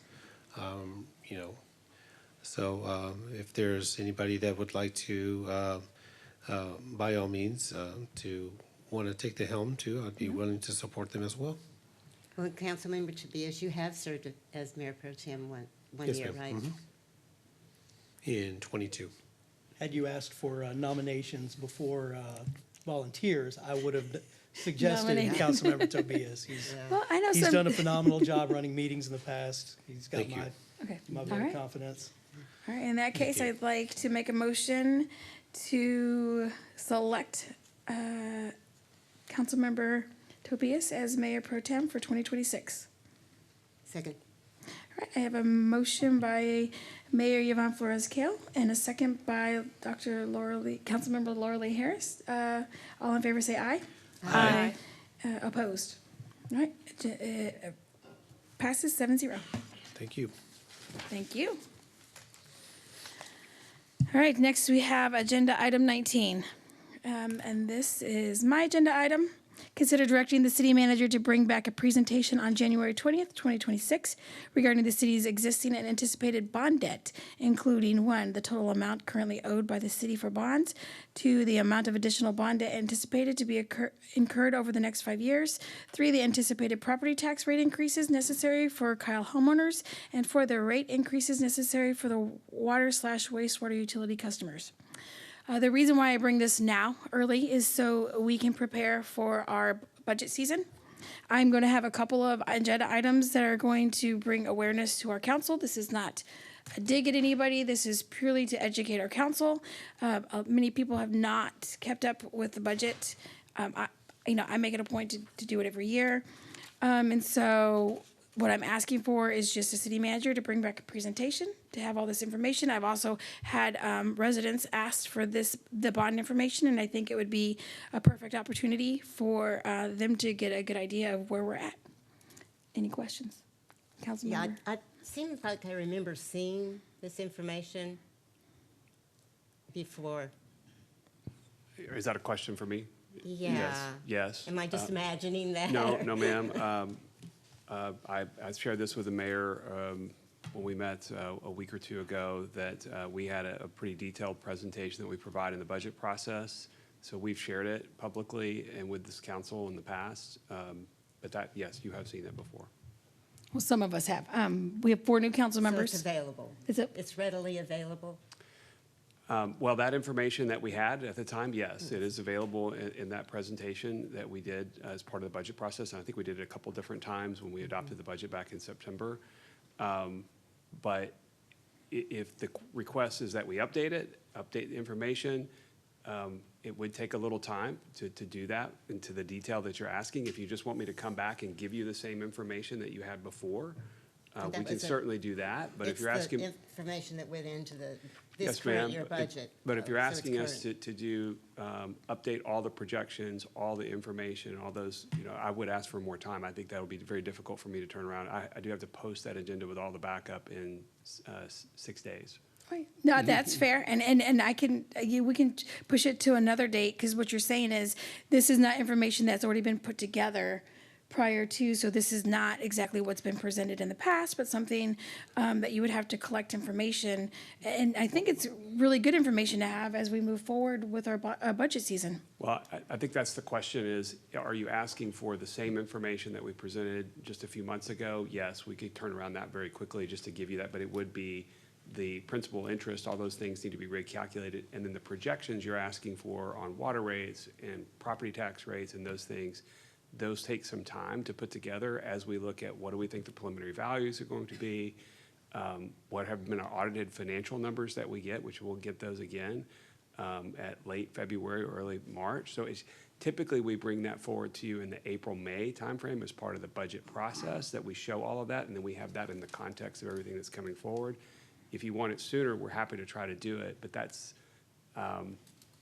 the difficulty with some of the projections to update them. I just offer that to you to make sure you kind of know what the information is. Okay, I'm willing to move it to, the first meeting in April, if that gives you Yep. some more time. Because we're also looking at vision workshop, and they got prepared for that, and it's gonna be real quick if it's in 2 weeks, and then we got another one in March, to be fair for them as well. Yeah, let me see what is the first week of April. And I think when we talk about our vision, we need to make sure that we're visioning within our budget and our means. Because it's kind of silly to have a vision that we can't afford. So it looks like April 7th, if that works for you. Well, I feel like it needs to be part of the budget process. Would So the end, we'll yeah, be right. starting it April, May, they said. in April, May. Mm. So I think whatever the timing would be right on that budget process would be when they would be bringing it back to us, rather than telling them arbitrarily that day. Oh, okay. And this is all stuff that goes into the budget process. It's not anything that we don't get on a regular basis. We do. Well, this is information they don't currently have and you haven't currently seen? Yes, they do have. Okay, well, he just says he couldn't provide it. He said if It's we the wanted the update. previous. Yeah, it's, our current budget is what he's got. Right. What he doesn't have is if you want it as of today. Just to be clear, I have all of the information that was presented to you in the budget process this past year. I do not have updated new projections for all of the rates. So But we that's the will. question. But I will, of course. But that's the question is, do you want me to present the information that's provided before, or are you asking me to update all the projections moving forward? It's a Yes. difference. Okay. If you're asking me to update those, it will require more time. Yeah, and that's a process that generally falls within the budget process. Okay, so what day would be good for you guys to bring this? Do we have? I don't have a specific date. I think something in the April-May timeframe is definitely doable, and that's I think that's pretty much kind of what we're planning, but I don't know the specific date, Mayor, of when we were going to do that, so I'm hesitant to give you that. Okay. If you want to say April, we can certainly try to bring it forward. I just want to make sure I meet the expectations that you guys have on that. Okay, that's perfect. Yeah, if you want to bring this back, I will make a motion to approve agenda item number 19, and to be brought back during the budget season. Second. I have a motion by Mayor Yvonne Flores Kale, second by Councilmember Tobias. All in favor say aye. Aye. Opposed? Motion passes 7-0. And if I just kind of may add, I think last year we had our first budget meeting like the second week of May, Perfect. May 10th of last year. All right, moving on to the budget information. Still, we have agenda item 20, discussion of possible action directing the city manager to bring back a presentation on February 3rd, 2026, detailing the city's total payroll cost for fiscal periods 2019 to 2025, including but not limited to the cost for payroll taxes, health insurance, retirement benefits for each city department. The reason why I am bringing this back is because with our parks growing, I think we're going to need to get a good idea of how many full-time employees we're going to need, and I would just like to have an idea of how we can do that. And so just a presentation would be ideal. So that's also part of a budget process when the staff give us what those numbers have traditionally been. You've got them for all of previous years. They can go easily on a chart. But then the departments project what their needs are going to be in the coming year. So it's part of the budget process. Perfect. And then there's we all agree. So we can have them from 2019 to 2025. We can anticipate having that. So with that, I'd like to make a motion. I actually have some discussion before we move to make a motion. We can make a motion and still discuss. Is it okay if I just say it before? Sure. Thank you. I think what is the reasoning for 2019 to 2025? So just to get a generalized idea, if we do it every 2 years, if we do it, in a more limited amount of time, I don't know if we'll get a good idea. For those who've been around since 2019 and been active, we've seen the growth within our city, and we also anticipate grow even bigger. So this will give us a good idea of what we can anticipate in the future. So those were arbitrary numbers that were then brought up. I think because my overall concern is that, for example, if the reasoning that you provided was because of parks, then it's like, then let's have a discussion not about bringing the total payroll cost, but then let's just talk about parks, right? And where we see that going and how we see that growing and where we want it to go. I think that's part of that visioning stuff. But I am very hesitant to bring and ask staff to pull together the total payroll costs without the numbers between 2019 and 2025 seem to have been arbitrarily chosen. And I think in addition to that, I do not want for us to, overstep the role and responsibility of our departments and our directors and our city manager, who are the ones that are actually here, full-time employees that constantly see the work it is that we're doing and that are better able to estimate the number of FTEs that we might need. I think in addition to that, bringing about the total payroll costs, taxes, health insurance, retirement benefits for each city department, I think can, without the context, for example, even just bringing in historical context of pre-COVID, post-COVID, and bringing and putting all of that in context, we can set up our city staff to be scrutinized, and city staff salary is not something that for our regular staff that comes in and performs the job, those aren't the things that I think it's up to us to be putting out there for scrutiny, or for us to also be ultimately the ones that are deciding and discussing that. And so I just think that, for example, if the reasoning behind this, like you stated, was because of parks, then let's actually talk about the vision that we have for parks, where we see it growing, where we might want to pull back some, that sort of stuff. I think that's the role that council has. And so I think I don't agree with moving forward with this agenda item. Okay, thank you. Any other? Well, it's part of the budget process. It You know, is it's a part of the- standard yeah, part of it's the already gonna budget happen. process. So I'm not sure why we're bringing it up at this point. It's all information we'll be receiving, not necessarily 19 to 25, because that's not comparable for the growth of the city, you know. But we get it for at least the comps for the last 2 years on the budget. I know at least the last year. But it's part of the budget process, and I agree that, you know, and we get all of the positions, you know, how many people are in what position. So it's by department. I don't Well, understand throughout why the we budget need process this. too, my apologies for interrupting, Dr. Harris, but each department asks for more Yeah. staff than what we could, like, fiscally provide. Agreed, And yeah. that's part of our. And this isn't this, it's let part of me, our decision-making process is figuring out, like, how do we maximize the benefit to our residents with the, you know, the finite resources that we have available to us. I agree with that. And here's the deal, this is not about parks. I didn't say it was about parks. I used parks as an example, so my apologies if that was taken out of context, but also, you know, just full-time employees and staff in general. And I think the key to making good votes is having a good concept of the past, and so that will help us plan for the future. Nobody has to agree with it. You don't have to vote on it. It doesn't have to be divisive. It doesn't have to be micromanaging. That's actually not what our job is to do. Our job is oversight. And so as somebody who sits up here and has to approve a budget, I want to have that information. If everybody else doesn't want that information, they can just vote no. There's no harm, no foul. Can you help me understand the intent? Yeah, to help prepare, plan for the future, you know, see what we've done historically, and then moving forward, like, just making sure, I mean, our town, does anybody have an idea of what our population is supposed to be when we like, are grown out? Because it's expected to be 120,000. Okay, and plus, well, if our water allows for it, but I mean, finding and understanding the economics of a growing town, I think, is part of our job. We have to make sure that we're preparing for the future.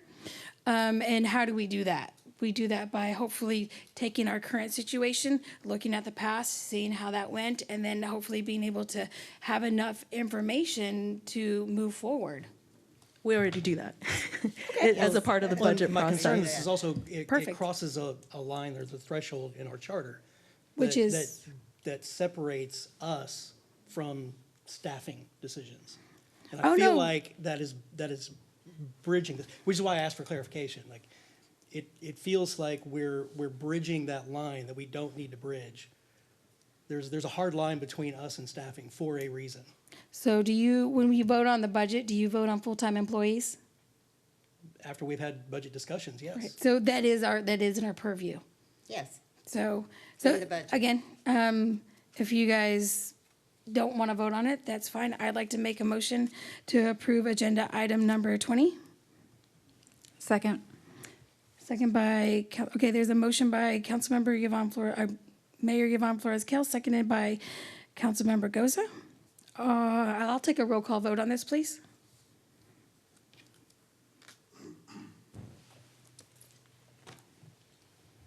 McKinney, No. Zapata, No. Tobias. No. Goza, Yes. Harris, No.